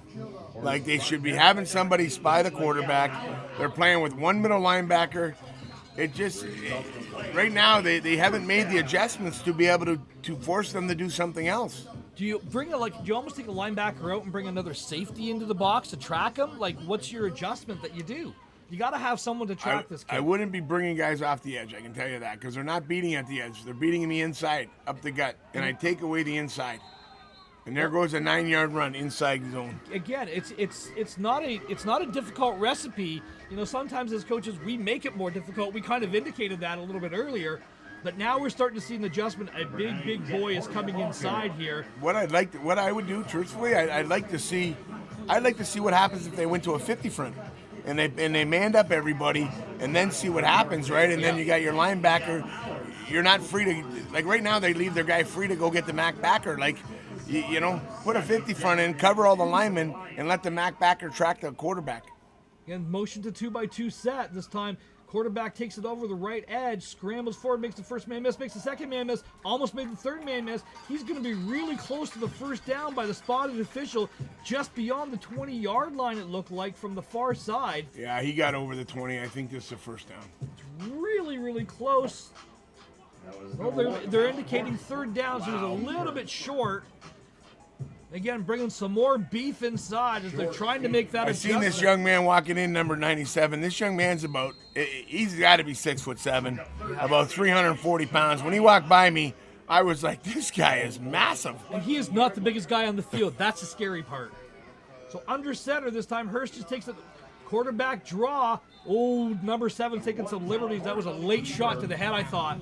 I tell you, I like this quarterback. You know what he's saying? Coach, give me the ball, and I'll make it happen. He is carrying this football team right now.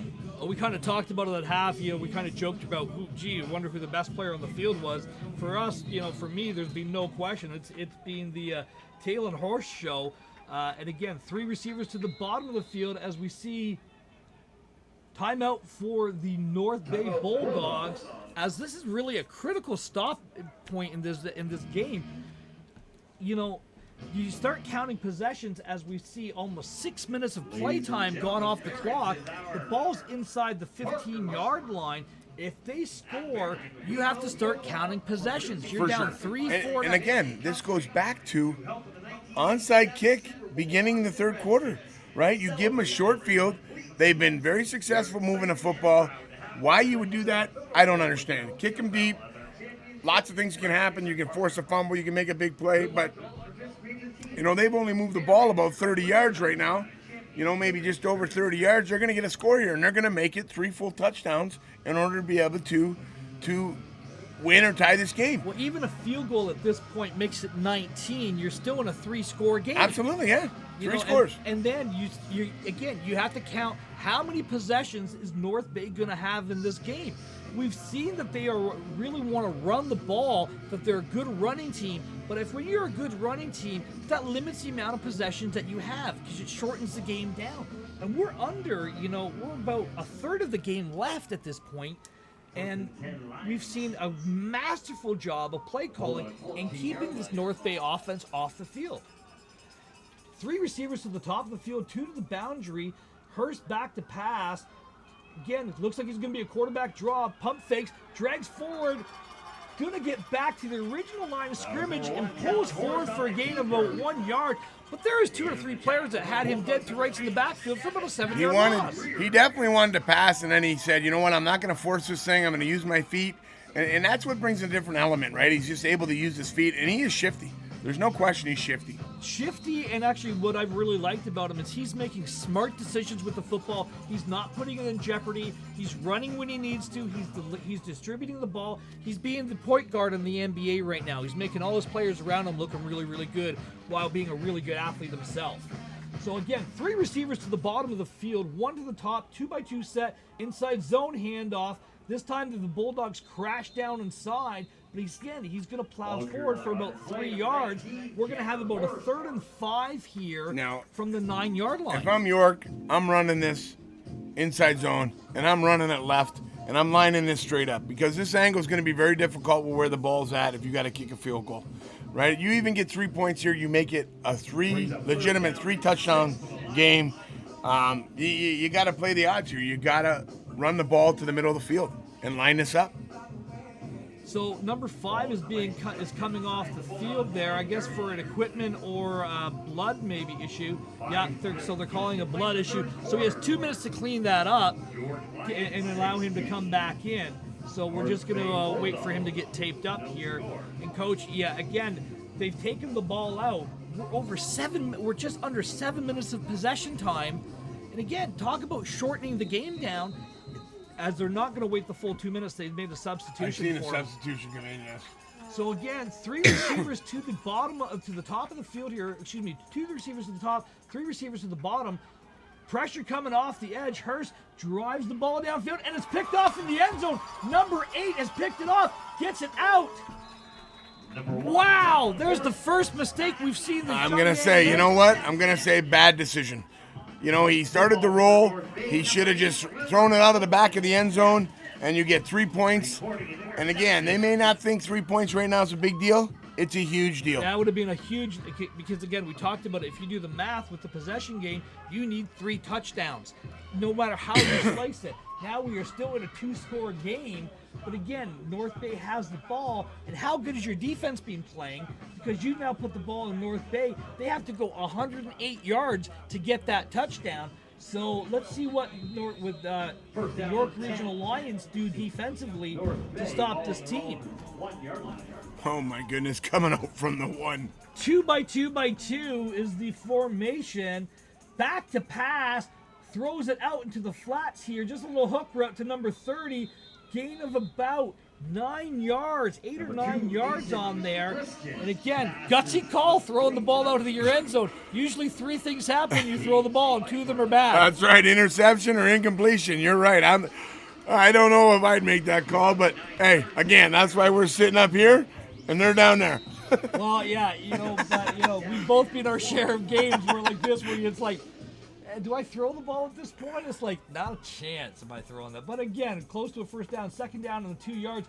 Back to pass. Looks like they made the decision on what they want to do in this game now.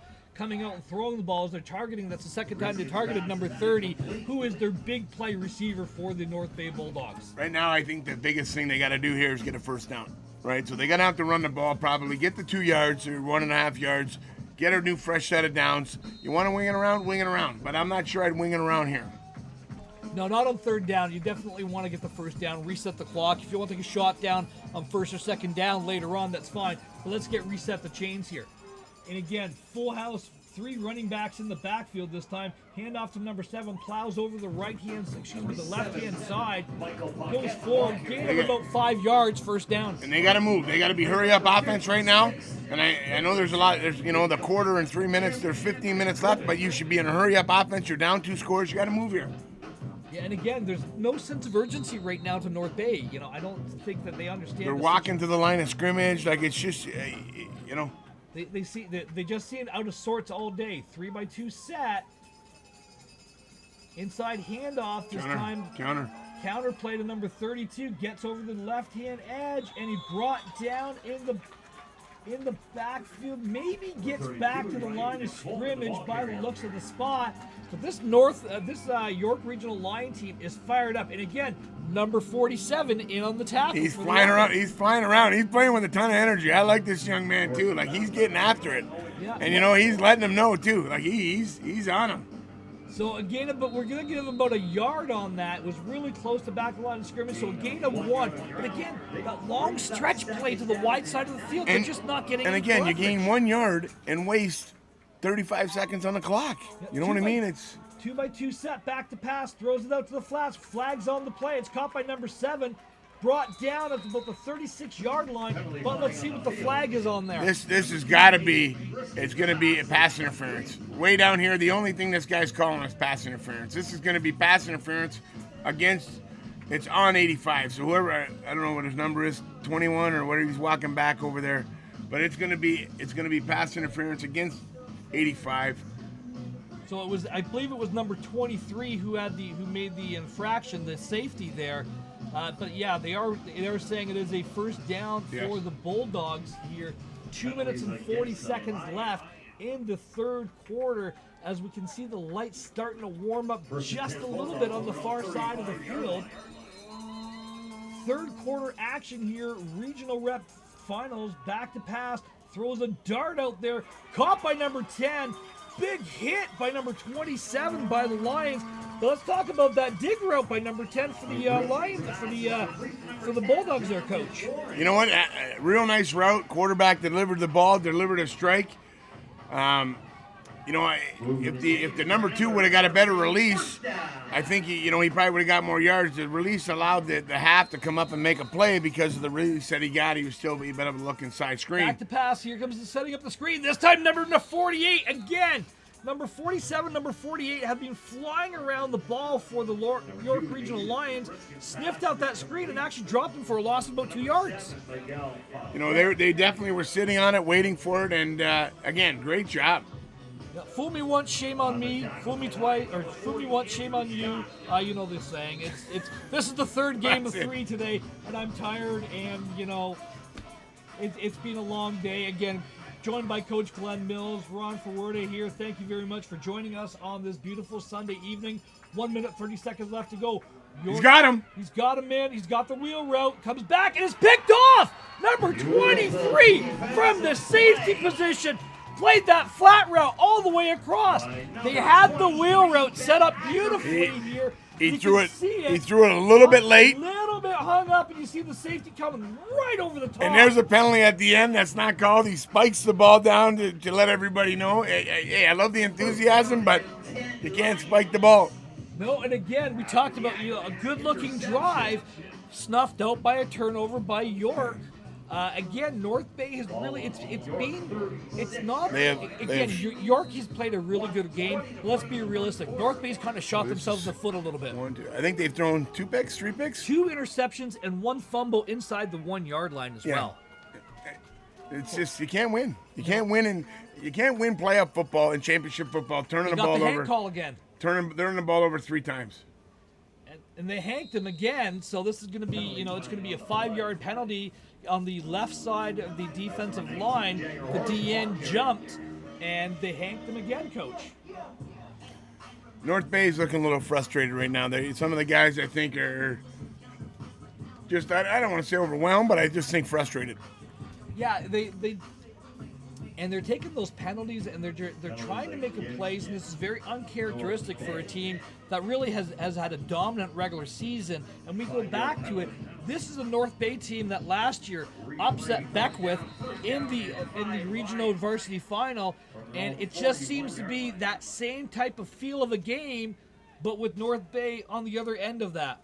Back to pass, little tunnel screen happening there, a little step-off screen, to number 6. Bakes forward for a gain of about 3 yards. Throwing down to the turf was number 55 by the North Bay Bulldogs into the tackle. That was Dowdall. That's a real nice throw. The receiver, most important thing, secured the ball. Got it, made a few yards upfield. And again, kept the ball in bounds. Keeps the clock running. Right now, the biggest enemy for North Bay, even though we are still in the third quarter, is the clock.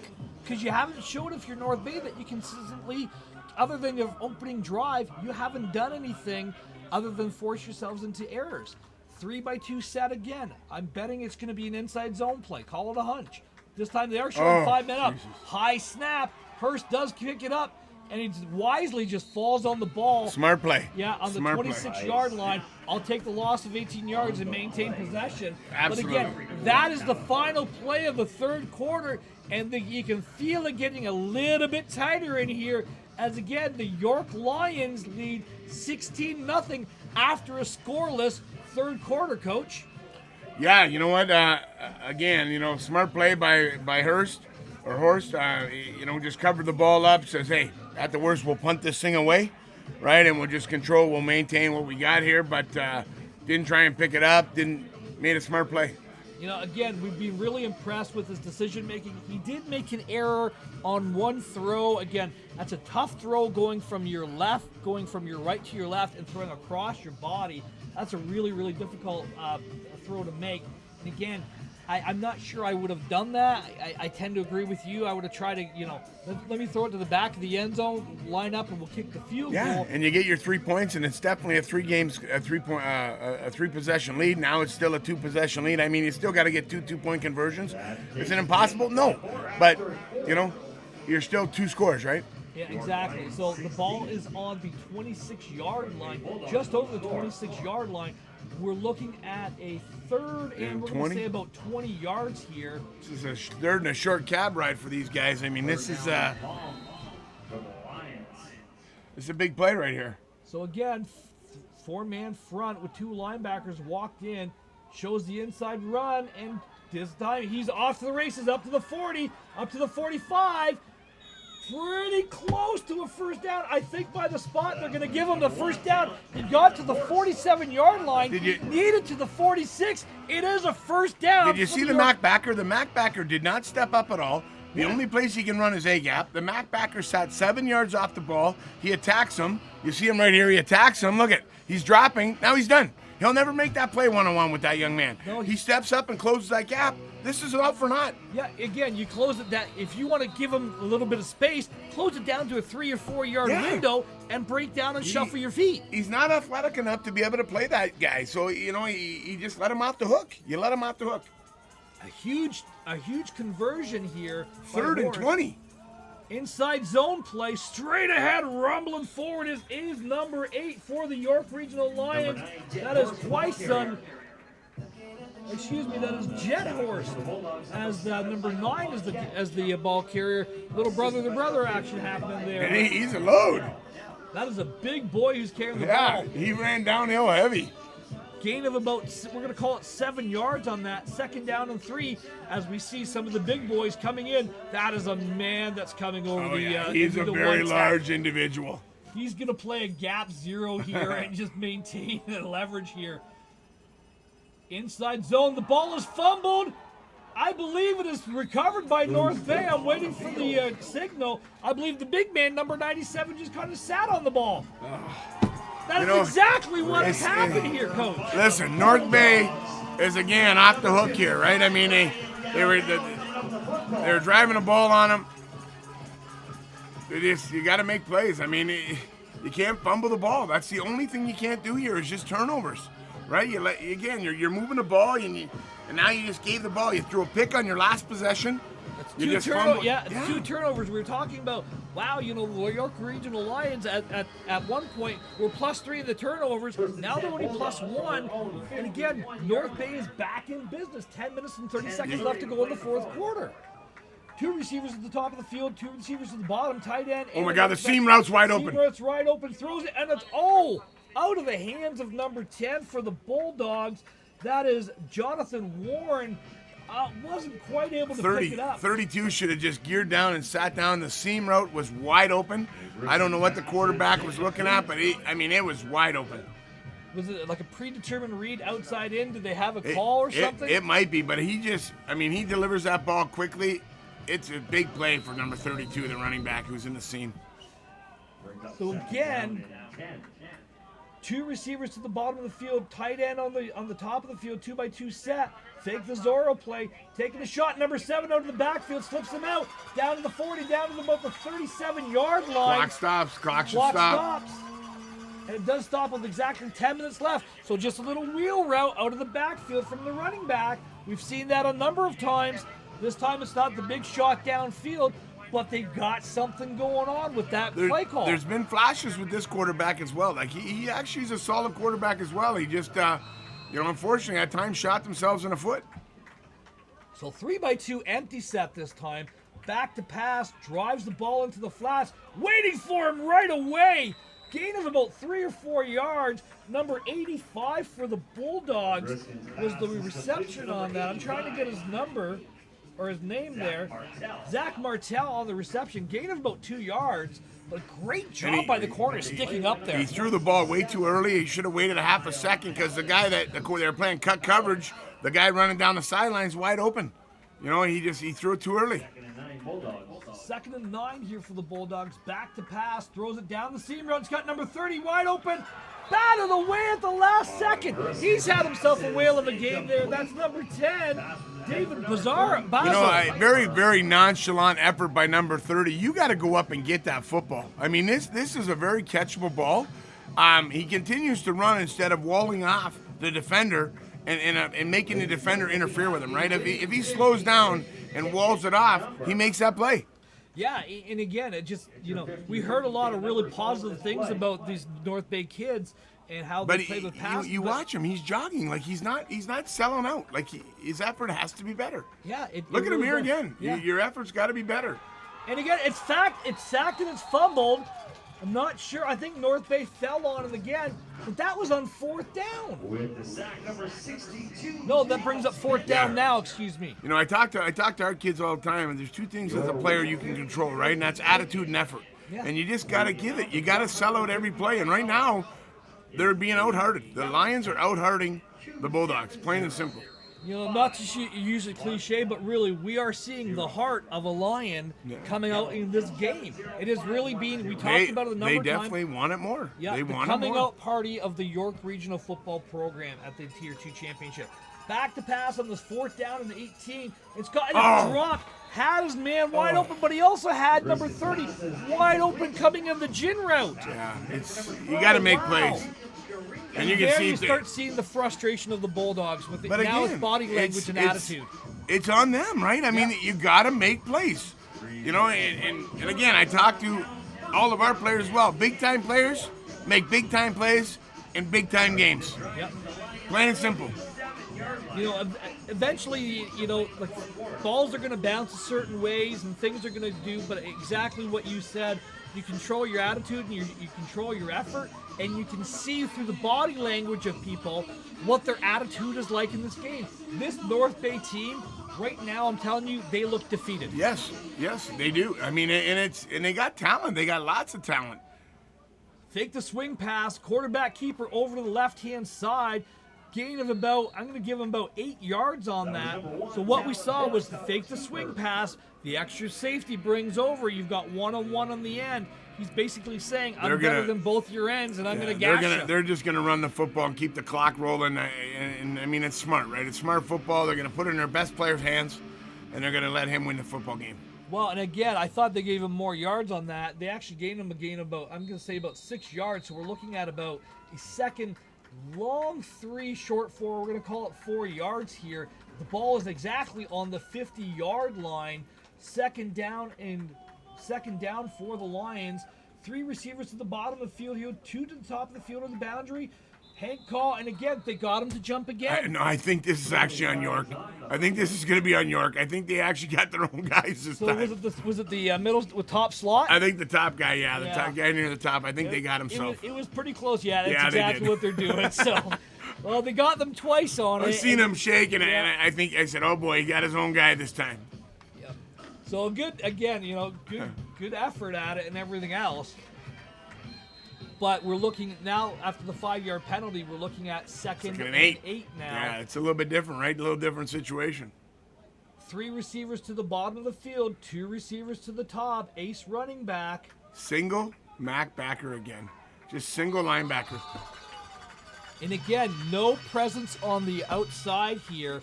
They show that inside zone. And again, they've had a lot of success running the inside zone. This time they stay true inside. Number 61 with a big play from the Bulldogs.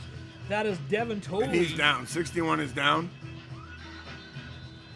Yeah, that is 61. That was unfortunate. The guy who made the tackle there. Great job of, again, just filling your gap, maintaining your lane integrity, filling it, and then wrapping up, and the back had nowhere to go. But again, nobody was on the backside. If that quarterback pulls that, he's off to the races, and they've got that call whenever they need it. You know, it's funny. I talk about football all the time. Football's numbers, right? It's all numbers. It's gaps, and you got to have, for every gap they have, you got to have a man in the box, and you got to have every gap accounted for. And if you don't do that, these are the situations you get into, right? And a lot of times on defense, you don't count for the quarterback. You know, because most of the time quarterbacks aren't running the football. So if you have a running quarterback, now you have to add in and you got to account for that gap. And it's causing them a ton of problems right now. And it's an extra gap that you need to account for. So in your defensive schemes, it changes your philosophy on what you do. Do you bring pressure? Do you not bring pressure? And they have not. North Bay has not adjusted very well. They're still playing one Mac backer. Yeah. I mean, the guy is running all over the field. They're playing one Mac backer. And again, if you're gonna only play one guy inside, bring a guy in there who's got the speed to contend with them. Drop a safety down, bring an extra defensive back in or something. And I know that they're running inside zone, and I know they're gashing them inside, so you need to have that presence. But you've got to account Here for the it guy is that's hurt again. you. One man, one backer, one linebacker. Yeah, again, inside zone coming, fakes the inside zone, slow plays it this time, and this ball is again picked off. Great pressure off the edge by North Bay, and it's a turnover. That's 3 turnovers now in the second half. North Bay is being kept alive by the Lions' inability to put them That's away. right. The last 3 drives, 3 turnovers, right? Like, you got your foot on their throat, you got to finish it. And they're not finishing. Again, like, I understand it's a 3rd and long, but you can't just whip it up there and hope for the good stuff to happen, you know? Again, what this does, though, is it's a turnover and down. It stops the clock. That's advantage for North Bay right now. And remember, we're still at a 2-game possession, or two possession game. Yeah, That's all it is. Yeah, again, it really was. We saw it's been the not the comedy of errors, but the mistakes made by both teams in the second half that's kept this game at where it is. Bringing pressure, swings it out to number 85 in the flats. A little bit of an out route, flag on the play, gain of about 2 yards on the little out route to the tight end. I'm not sure what we're doing here. I mean, I understand you're throwing to the tight end 85, but watching 85, yeah, he's got good hands. He doesn't have tremendous speed. You're down 2 touchdowns. You got a long ways to go. You got to push the ball down the field. This flag is actually going to be unnecessary roughness against North Bay. Are they calling an illegal cut block? Or they could call hands to the face. They could be calling that as well, which is an unnecessary roughness penalty. Yeah, so it's something. It's just from where But we're it gonna was. go, and this is going to roll the down here.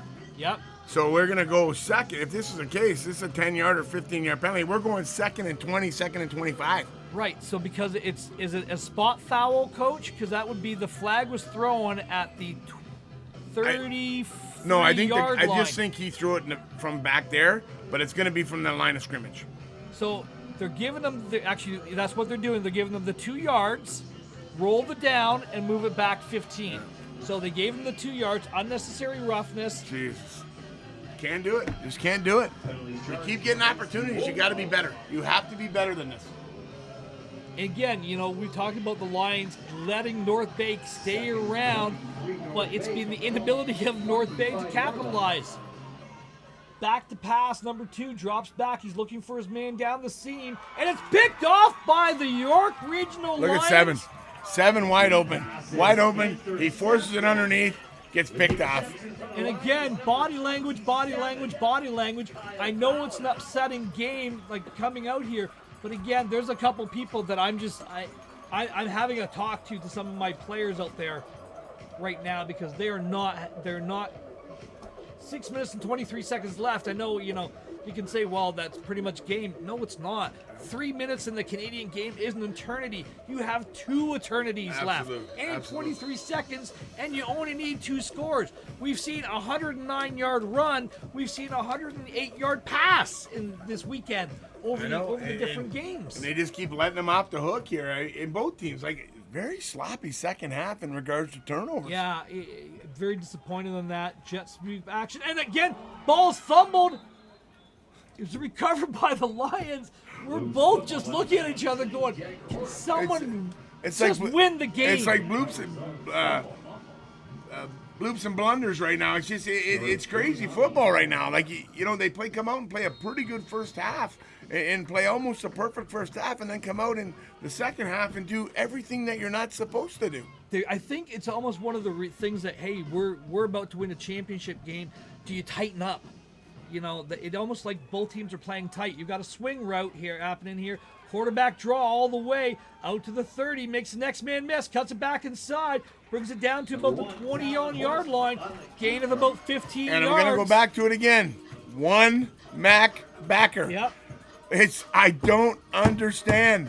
The best player on the field is the quarterback. Spy the quarterback. Take him out of the game just offensively.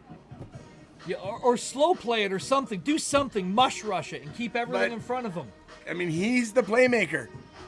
Yeah, and it hasn't been a different. He just ran for 20. Oh, you were just saying, why don't you run a Q follow? That's basically what it was. Again, one Mac backer. Okay, my little goodness. option play there, out to number 10. Wow. Jeez. Did you see how far he shoveled that? He shoveled that thing about 7 to 9 yards. That was crazy. I really. How that was not a fumble was beyond me. Like I've never seen a run like that before. Yeah, if we could bring the replay up there, it was bobbled, and then it was a huge, that wasn't a pitch, that was a pass. That It was was a just, grid pass. and it was He just flicked the backwards. ball It was out, backwards. which was a handoff, and we're both sitting up here, and I went kind of quiet because I'm like, what is happening here? Like, what am I actually He witnessing? doesn't catch it. It's a fumble, and God knows what happens. But again, smart for York Regional. They went, all right, enough of this, timeout. Yeah, Let's like, settle down. Reel him in. Yeah. You got you're 4 minutes, 24 seconds away from a championship, your first championship, your first year in the league. Just be smart. And again, we're back to don't turn the ball over. You're in field goal range. A field goal is almost the same as a touchdown. Yeah, pretty much ends it. Yeah, Because they're not going to get 3 possessions. exactly. Eh, So that's what you got to. They could have ended it the last 3 drives. And they turned it over 3 times in a row. I know. And almost a 4th time. Almost the 4th time there. Like, we're literally up here going, what is going on up here? And again, I'm joined by the coach, Glenn Mills of the Essex Ravens. Coach, again, congratulations yesterday. What's the future hold for you? At this time, you know what? I'm just going to enjoy the championship. Going to take some time off and regroup, and we'll meet as a organization and as a staff. And you know what? I don't know. I don't know right now. It's been 32 years for you. It has been. It's been a long time. Yeah. And I thoroughly enjoyed it. And I'm not going to say I'm not coaching anymore. That's not what I'm going to say. But who knows what it's going to be. Yeah. I find myself in a similar situation. I've been with with London football, with the Falcons and London Minor, and now with the Mustangs for 22 years myself. Yeah. Given most of my adult life, at some point you kind of look at yourself and you go, the tank's almost empty, and I'm not sure how much more I have left to give.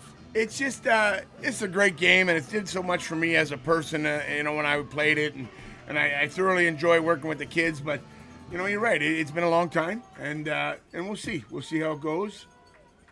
I know my family probably won't let me stop coaching. Tremendous catch! What a catch! Wow! Number 6. Put it only where his player can make that catch. That is number 6 for the Lions. Oh, we got a penalty. We got a penalty. There's a penalty flag. What is this? That's going to be roughing the passer. It could be or holding. No, not way back here. Roughing the passer. Roughing the passer. The way that the quarterback was celebrating after that pass is like, no way this is a holding call. I'll tell you, I still gotta go. I still gotta shake my head. They're winging it down the field, up by 2 scores. It paid off. The kid made a great throw, great catch. But again, it could have easily been, like you said earlier, 2 out of 3 things that happen when you pass are bad: interception and incompletion.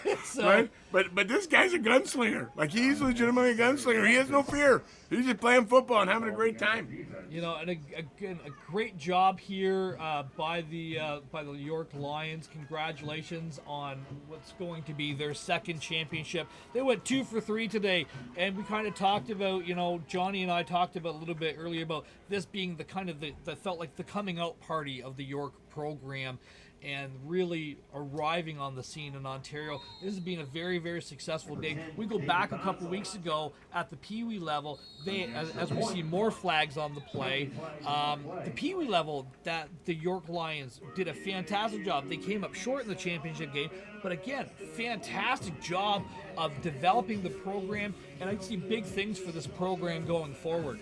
And that's great. That's awesome. I mean, you're looking at a limited roster over there. Yeah. I mean, the fact that these guys come in and these guys play like warriors. I mean, you got 26 guys on their roster. Yeah, You and know? again, the minimum that you need to play a game is 25. Yeah. And we were counting at the start of the game. And there has going, been no quit. I mean, these guys are getting after it. Yeah, and this is really being, for me, it almost felt like the exact same game I saw last year between Beckwith and these North Bay team. Just roles flip. The underdog comes in with nothing to lose, and again, we see the discipline and the lack of control coming in that you tend to see at this point in the game. You know, when you realize it's kind of over. But I think when you win, you know, when you're defending champions, you lose. I don't want to say you lose your edge, but you seem to have a little bit. You put your guard down a little bit, right? It's not as important because you think that because you're champions, you're going to be champions again, right? And you obviously see a far hungrier Lions team. taken at the goal line, brings it out to the 15-yard line is number 7 for the Bulldogs. That is Michael Paquette. We're going to bring him up to about the 17-yard line. Good return. They kind of mush kicked that one again, but the wind has kind of died down a little bit. The Rouge at that point would have made absolutely no difference, 23, 24 points. For all intents and purposes, this game is over. Look at the body language. Look at these guys walking out there. It's like they don't even want to walk out there. No, and again, it's just, from about 6.5 minutes left in the game here after that last turnover, again, just I expected more from this North Bay team. I hate to say it, but I really did. Undefeated season coming in, and the first drive was outstanding. Yeah, they get out and they fumble on the one, and then it was kind of downhill from there, right? They never seemed to get the traction after that. It was kind of like it was an all or nothing thing. We got a 3-on-2 over here. Nobody covering them. Inside, just a little swing route to number 32. It looked like bust forward to about the 40-yard line. Great decision. Great play design there. Just a little hook route. That was number 32, Ryan McCollum with the reception. So a little bit of a hook route there, and again, we saw the urgency. Again, this is blown in, and they're walking. Like, move, guys. This will be the last play before the 3-minute warning. Empty backfield Too long. again. Taking too long. Too long. Back to pass, number 2 slings it out there, and it is complete. Again, he's had himself a really good game as well, and that's Mason McGinston, the quarterback for North Bay. He throws the ball well. He throws the ball really, really well. It's just been, the untimely turnover here and there with a fumble or a pick or something else. I really, one poor decision by the North Bay quarterback today, and that cost him. 3-minute warnings blowing in as we are under 2.5, whereas we're under 2 minutes and 50 seconds left. Kisson back to pass, throws it out into the flats again, and makes the first man miss. Number 32 gets the edge down to the 40, down to the 35. This little guy can go. He gets it. He gets trucking. He can roll. And again, there's the fire, there's the passion that you look to see out of a champion. He's still balling, he's still playing. And he's still clapping, saying, guys, let's go. We got to get this. It might be a little bit of a too much, too little, too late, but it's good to see that fire and that passion out of at least one of the players from North Bay. He's playing. 32's playing football. They're empty here. He's getting after this thing. And this time it's a 4x2 set. Tight end wide open down the middle there. Number 85 drags down to the 15-yard line. 2 minutes and 23 seconds left to go. This is a great drive here. Great drive. Hurry up. Maybe they should have played hurry up a lot sooner. Yeah, like they've seen when they go empty, it's causing North Bay. They're not picking up that third guy. And it's funny. They seem comfortable here. Like they're playing well right now in this situation. Again, tight end over on the left-hand side, 3x2, so it's a 4x2 set. Looking to the left, the tight end taking a shot downfield. Touchdown to number 30. We finally saw number 30 make a play. That was quick. 48 seconds to go the length of the field. Now we're going to see an onside kick. Well, you got to get the onside kick, score, get the onside kick, and score again. And it's still within the realm of possibilities, but a lot of things got to happen. This is the urgency we should have been seeing at 6 minutes to go, not at 3 minutes to go. Yeah, exactly. We both kind of looked at each other going, where's the urgency? Where's this? Where's that? And again, it's just it's been kind of a lackluster game for a championship game. York has really dominated the game for me. You know, both sides of the ball. I thought that they played well. I expected more out of the North Bay team. I hate to say it, but I really did. Two back set here. What are we doing? So we're tight end. Trips to the Trips boundary. to the boundary. Wow. Throwing it out, the wheel route, and he's going to be short, stopped out of bounds. Number 7, and a good stick on the defense. You can see the wheel route coming out here, throws it out to the He's flat. got to be in the end zone. Great stick. He's got to get to the end zone on that. He's just got to get there. That's a huge play. Well, because now, you know, it's still, technically you could still get to 23 with two-point conversions. Nope. You can only get to 22. Yeah, that's right. Yeah, that's it. It's 3 scores. Still 3 scores. Holy yeah, cow. that's he had to be in the end zone. That quarterback should have thrown the ball in the end zone. It cannot be thrown anywhere but in the end zone. So what are we talking We got a penalty about down here. here? We got a penalty. For who? So this is going to go to the 2.5-yard line. This is going to go to the 2.5-yard line, and they're going to get a second shot at this. Wow. They have no choice. They have to take this. They have to accept this penalty. Now, Coach, doing the math that we were doing, do you kick the signal and take the? No. No, I don't think so. Because then you got to get three 2-point conversions. Then you're playing for a tie, and at this point you're not playing for a tie. You got to play for the win. Absolutely. So illegal substitution, 13 men on the field for the defense. God, how do you get that in this situation? Well, how do you get that in the Grey Cup a couple years ago too? Well, that was on special teams, though. Well, extra point is still a special team, but again, you know, 3x2 set, inside handoff to number 7, untouched in for the 2-point conversion. Game on. You know, 2 points. Here we go. Here we go. Hey, if they get this onside kick, they're gonna make this interesting. They could make this very, very interesting. Because they just ran down the field, like you said, in about 50 seconds or less. Yeah, because they got the ball left. They got the ball at 3:01, so they went down and scored in 53 seconds. Here we go. 80 yards in 53 seconds. So again, you know, if that's the type of urgency they play with, 6 minutes left in a game, this is a football game.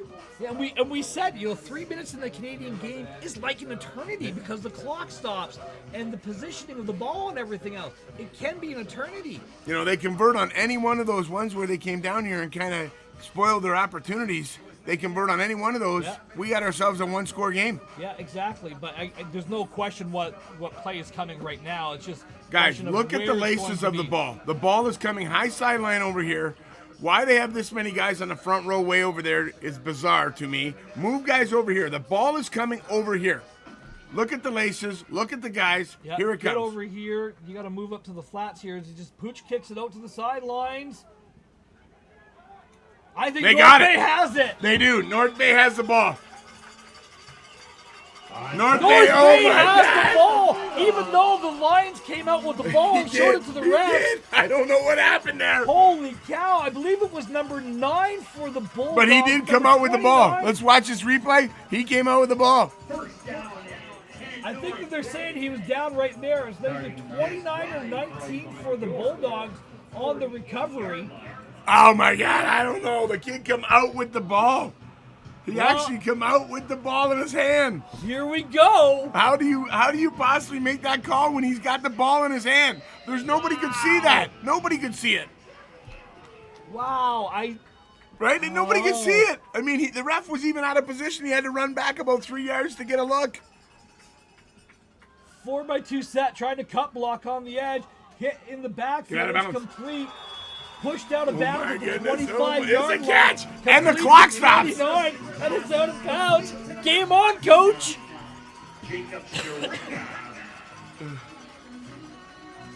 I tell you, hey, those field goals we talked about sure looking good right now, yeah, eh? Yeah, exactly. 'Cause it's a 4-score game. Those 3 turnovers in the second half. It's a 4-score game. And Any one of those scores would, and this will all over. be a moot point. Absolutely. Again, back to pass, making it interesting. Here's that screen pass. Great job of staying home. I believe I'm not sure. I'm not sure I'm running screen pass. They've had a tremendous amount of success throwing the ball down the field. Again, all this does is run the clock, right? Limit your opportunities. It's not a smart play call there. It's not a smart play call. No, I agree with you there. You know, there's a time and a place. Because look, here we go. It's blown in, right? Now they got to roll. Guys, snap the ball here. As we've seen 9 seconds go off the clock, Yeah. the sense of urgency, and again, that 9 seconds is precious. Taking a shot down the end zone, he's got his man. Oh my goodness, touchdown by number 30! The seam route! We've been calling for the seam route all day. This time he actually hits it. Game on, coach. Game on. This is crazy. That is an outstanding call. There we go. Talking about pushing the ball down the field. You got to push it down the field. Motion over. You see the Mac backers take them over. Safety's playing way too low. Yeah. You cannot allow that coming over. Like That's he should the be guy way. they're going He's to. got to be way deeper, and he's got to rotate high. Yeah. He's just. Oh wow. But look at it. He's still tight. He's still tight here. What are they doing here? They're going for one to make it 50. They're going for one to make it the 15, so they can go for two and for the tie.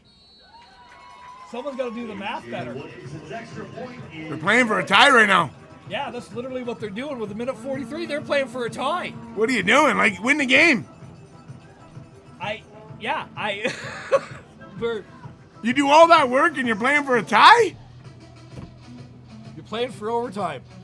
You know, and Johnny Urban, who was here for the first two broadcasts today, actually said one of these games are going to go to overtime. If this is the game that he bails on and we go to overtime, Johnny, I'm finding out where your address is and I'm coming over to say hi. So, just on another note, it's the short kick has got to be coming again here, Coach. Absolutely, it's coming. It is. Let's see what they do about it.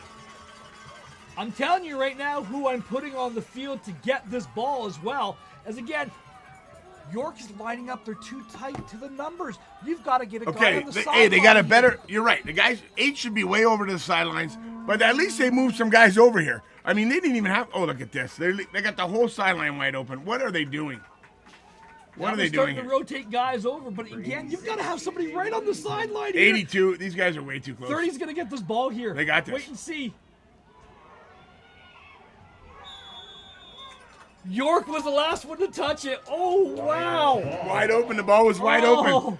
Did he? We got a replay. Did he got a actually hit replay it? It coming was a right big pile. here. Big pile. We see it hit right there. I believe it's right there. I can't see the number. Number 17. I know maybe? at one point 85 did hit the ball, but I think the guy on the ground, here knocks it out right there Yeah. with the blue with the blue helmet Yeah, with the gray helmet. or gray. Well, you know, again, fantastic job. 142. It's not over yet. How many timeouts we got here? I think there's one timeout for North Bay. I'm pretty sure that they've called one of the timeouts. So 3x2 set. Here we go. Quarterback draw over the left-hand edge. 2 hands on the football. Goes forward for a gain of about 4 yards. Flag Face on mask. the It's play. gonna be a face mask. This is a killer. This is gonna be a face mask. It's gonna be a high tackle, head tackle, face mask.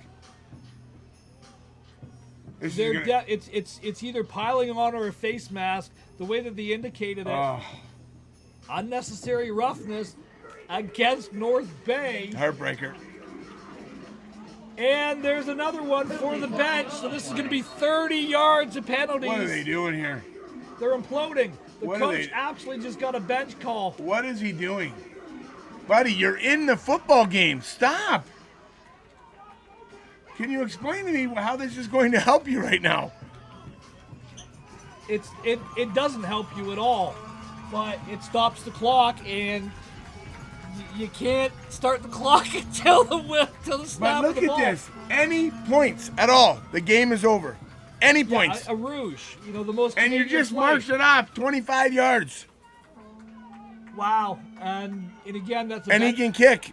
Yeah, but he's going to kick into the and now It's the dead. wind is completely stopped, as we've seen it kind of coming on and off all day. Quarterback lead, quarterback draw over the right edge. Just keep the ball in bounds is basically what you got to do at this point. Gain of about a yard on that. Now, you don't take those penalties. You're now 3rd down, right? Yep. And it's still no gain. He had a 2-yard gain his first one. Yeah, you're looking at 3rd and 7, about the 40-yard line. Yeah. You know? Composure, composure, composure at the coaches and by the players.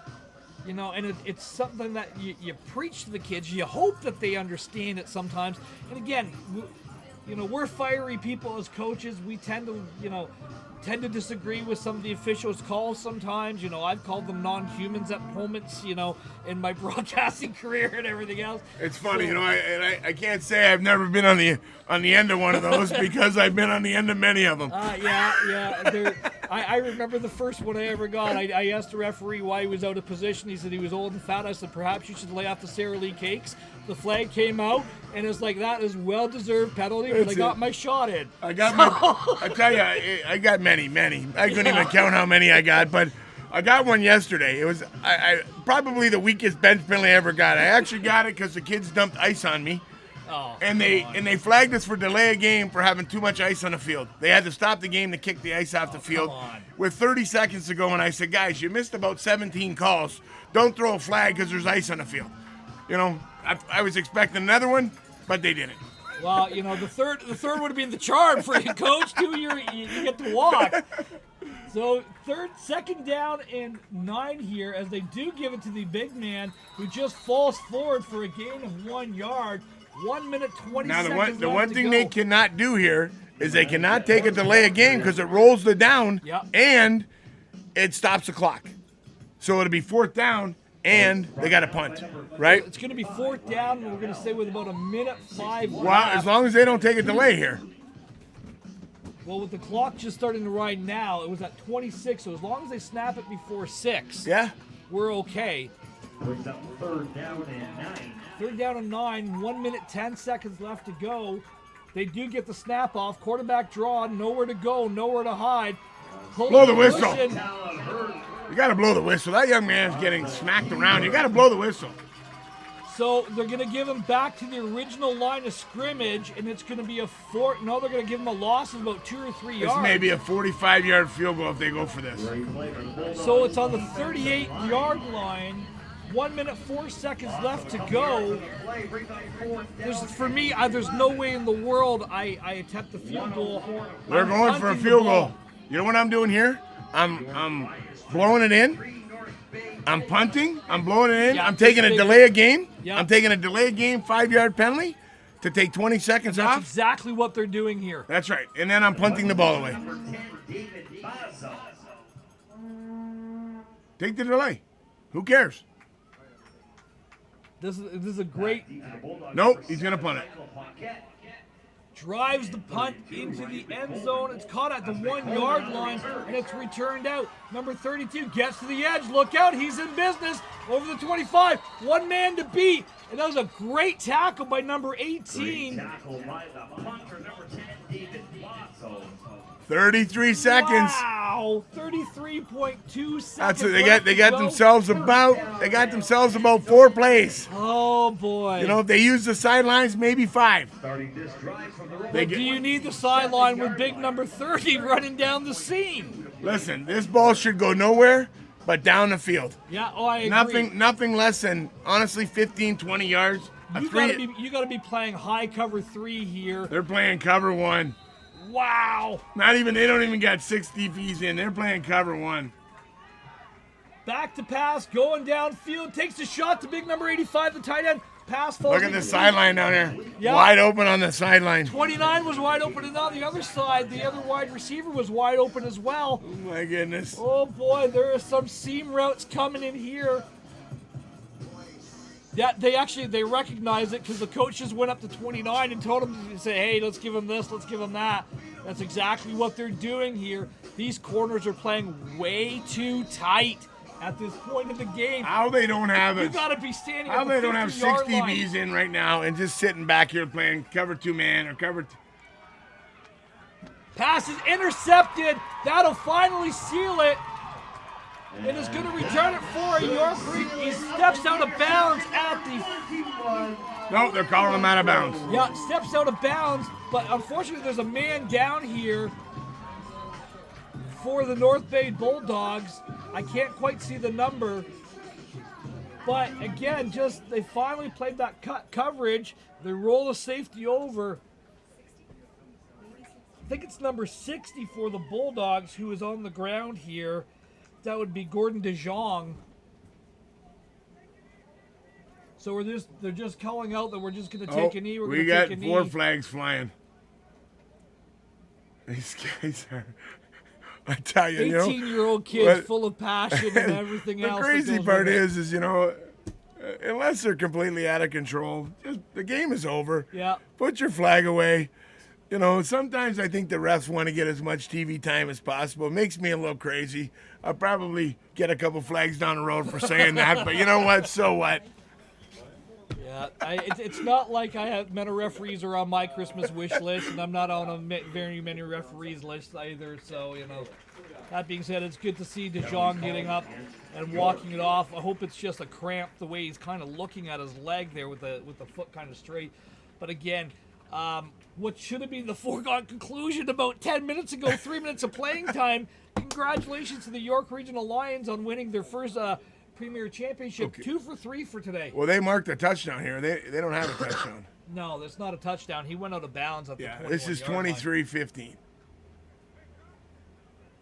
And they've already said that we're just taking a knee. Yeah, they got 4 downs. There's no timeouts left. This one is pretty much in the bag.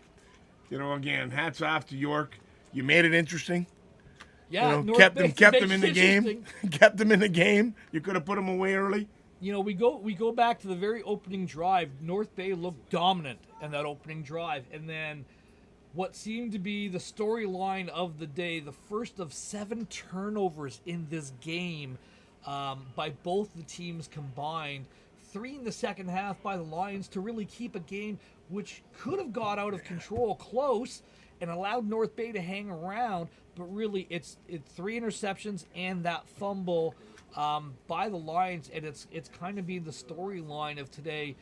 But otherwise, a very entertaining, well-coached, well-called game by the Lions, and again, just a fantastic athlete for the York Lions, who really, I don't think there's any question. You or I can both say, by far the most outstanding player on the field today. Yeah, he's a very, very gifted young man. Very, very exciting to watch. Hats off to the York Lions. I mean, great game. 25-player Ironman football. They had about 5 or 6 kids going both ways. The best athlete on the field. He really took the game into his own hands. Again, hats off to this North Bay team who couldn't quite finish the perfect season. And, we've both been on ends of those where it's kind of like, wow, it's hard to lose that one that you do, but you hate to lose it in the championship game after having a run like they did. For sure, maybe the next 9 times they play, I think North Bay beats them. Maybe.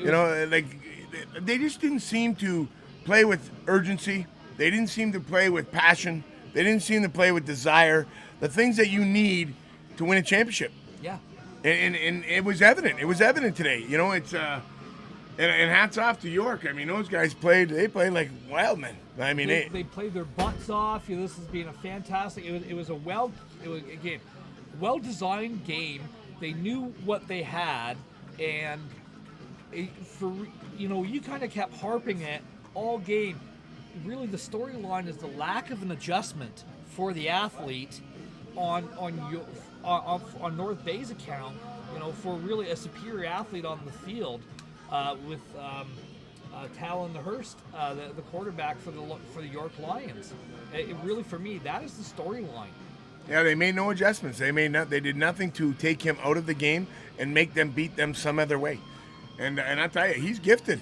He's a gifted football player. He's a smart football player. He played within himself, and he made plays. He made a million plays today. He got it done. Again, the greatest celebration you get is a championship win. It's so hard to do. Again, Coach, you 32 years for you, 22 years for me. I've been on my share of both ends of those. It never gets any easier. And again, as we see the greatest line in sports, the handshake after a one-game victory, this is what makes football special. You just battled each other for 48 grueling minutes of playtime, which is about 2 hours long of actual time. And then, you hate each other in the field, and afterwards, football is a brotherhood. It is. And It's you about see- respect, and it's about the love of the game, and you know what, the fact that you're able to do this afterwards and commend each other, that is what the game is about. Yeah, and this is, again, the greatest. Johnny Urban says that it's the greatest line in sports. Is this game in here, as we're going to throw it down to the president of the OPFL in a couple moments here. And again, want to give hats off to Adam Melrose and Purple Kool-Aid Productions for allowing us to produce this, and again, the OPFL for allowing us to host this day. Coach KJ Kennedy and the numerous volunteers who have been around over the last 2 days of football. It's been a tremendous weekend of football, a tremendous weekend of entertaining sports and sportsmanship. Really, hats off to the Mustang organization and to London and to the OPFL. This has been a great year. You know what? I tell you again, I got to tip my hat as well. Like you said, I mean, this has been a fantastic weekend of football. The London Junior Mustangs have went all out. It was outstanding, absolutely outstanding. That was great.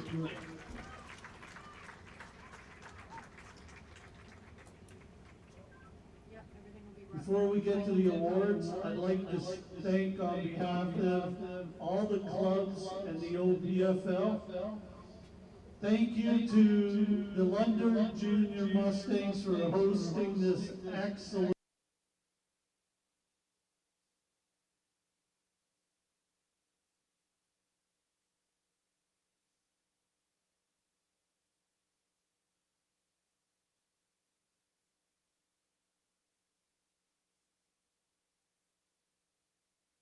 Eastern Division rep, Mike Borthwick. Please come forward to present the Defensive Player of the Game.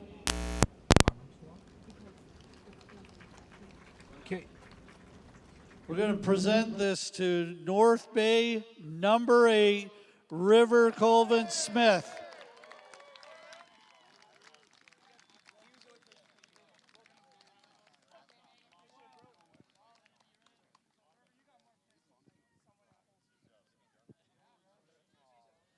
I'd like to bring forward Alexander Reyes Walsh, our treasurer and registrar, to present the Offensive Player of the Game award. From York, number 1, Talon Horse.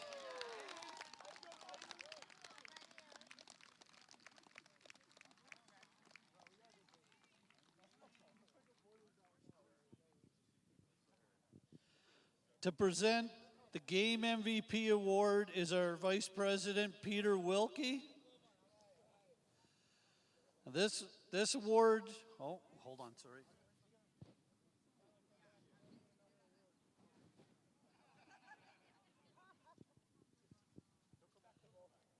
This award's going to go to somebody that offensive and defensively was everywhere on this field and without a doubt was an easy pick.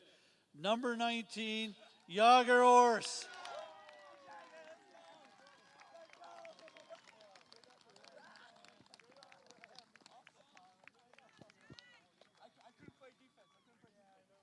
Enjoy your sleep on the bus because you look exhausted.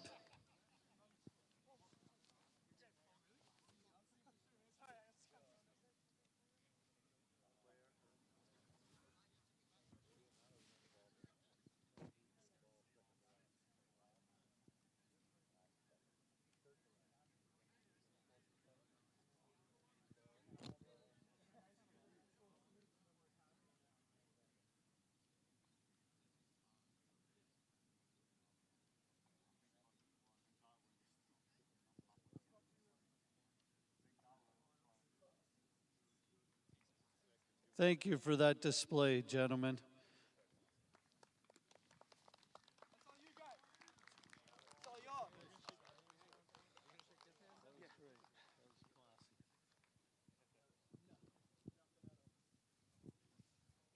I'd like to bring Mike forward again to present the finalist banner.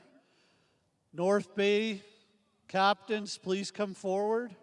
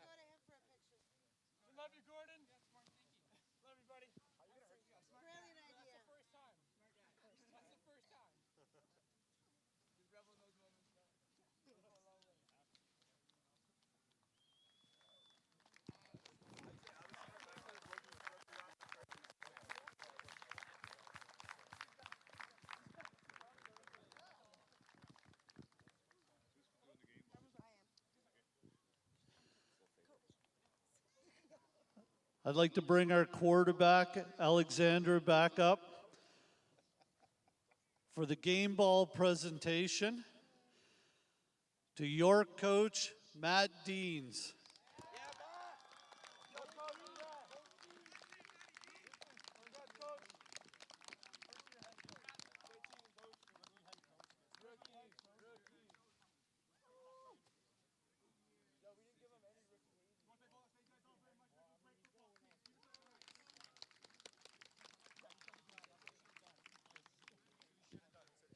I'd like to bring forward Peter Wilkie again. And I'd like the team captains from the York Lions to come forward between the 50s.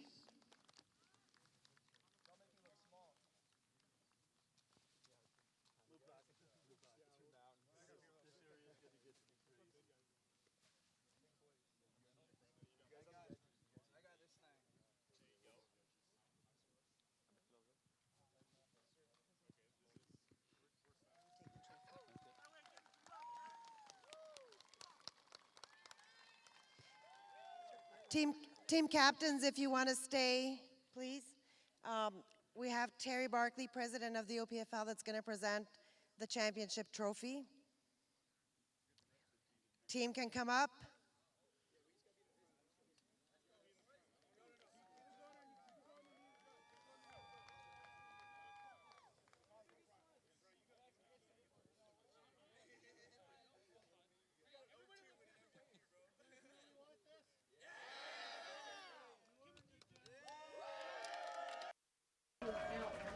And congratulations to the York Regional Lions. First year in the OPFL, winning 2 of the 3 championships. And again, fantastic job done by the Lions here. It was just a great day of football, Coach, a great weekend of football. It's really been a celebration of the OPFL at the premier level and at the regional rep level. You know what it was? Some exciting football went on at every level, at every age group. We had 2 or 3 one-point games. You know, we had every game was a contest, and every game was exciting. And hats goes off again to the London Junior Mustangs for putting on a tremendous event for 2 straight days, and just everything. Everything was first class, and it was awesome. It was awesome. You know, again, congratulations.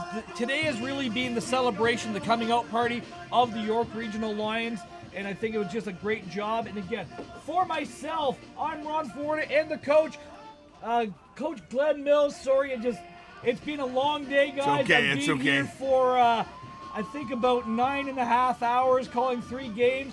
Thank you very much for allowing us in your homes on this beautiful Sunday afternoon. Signing off from TD Stadium in beautiful London, Ontario. Thank you very much, and we look forward to seeing you in the fall for more Ontario Junior Mustang football.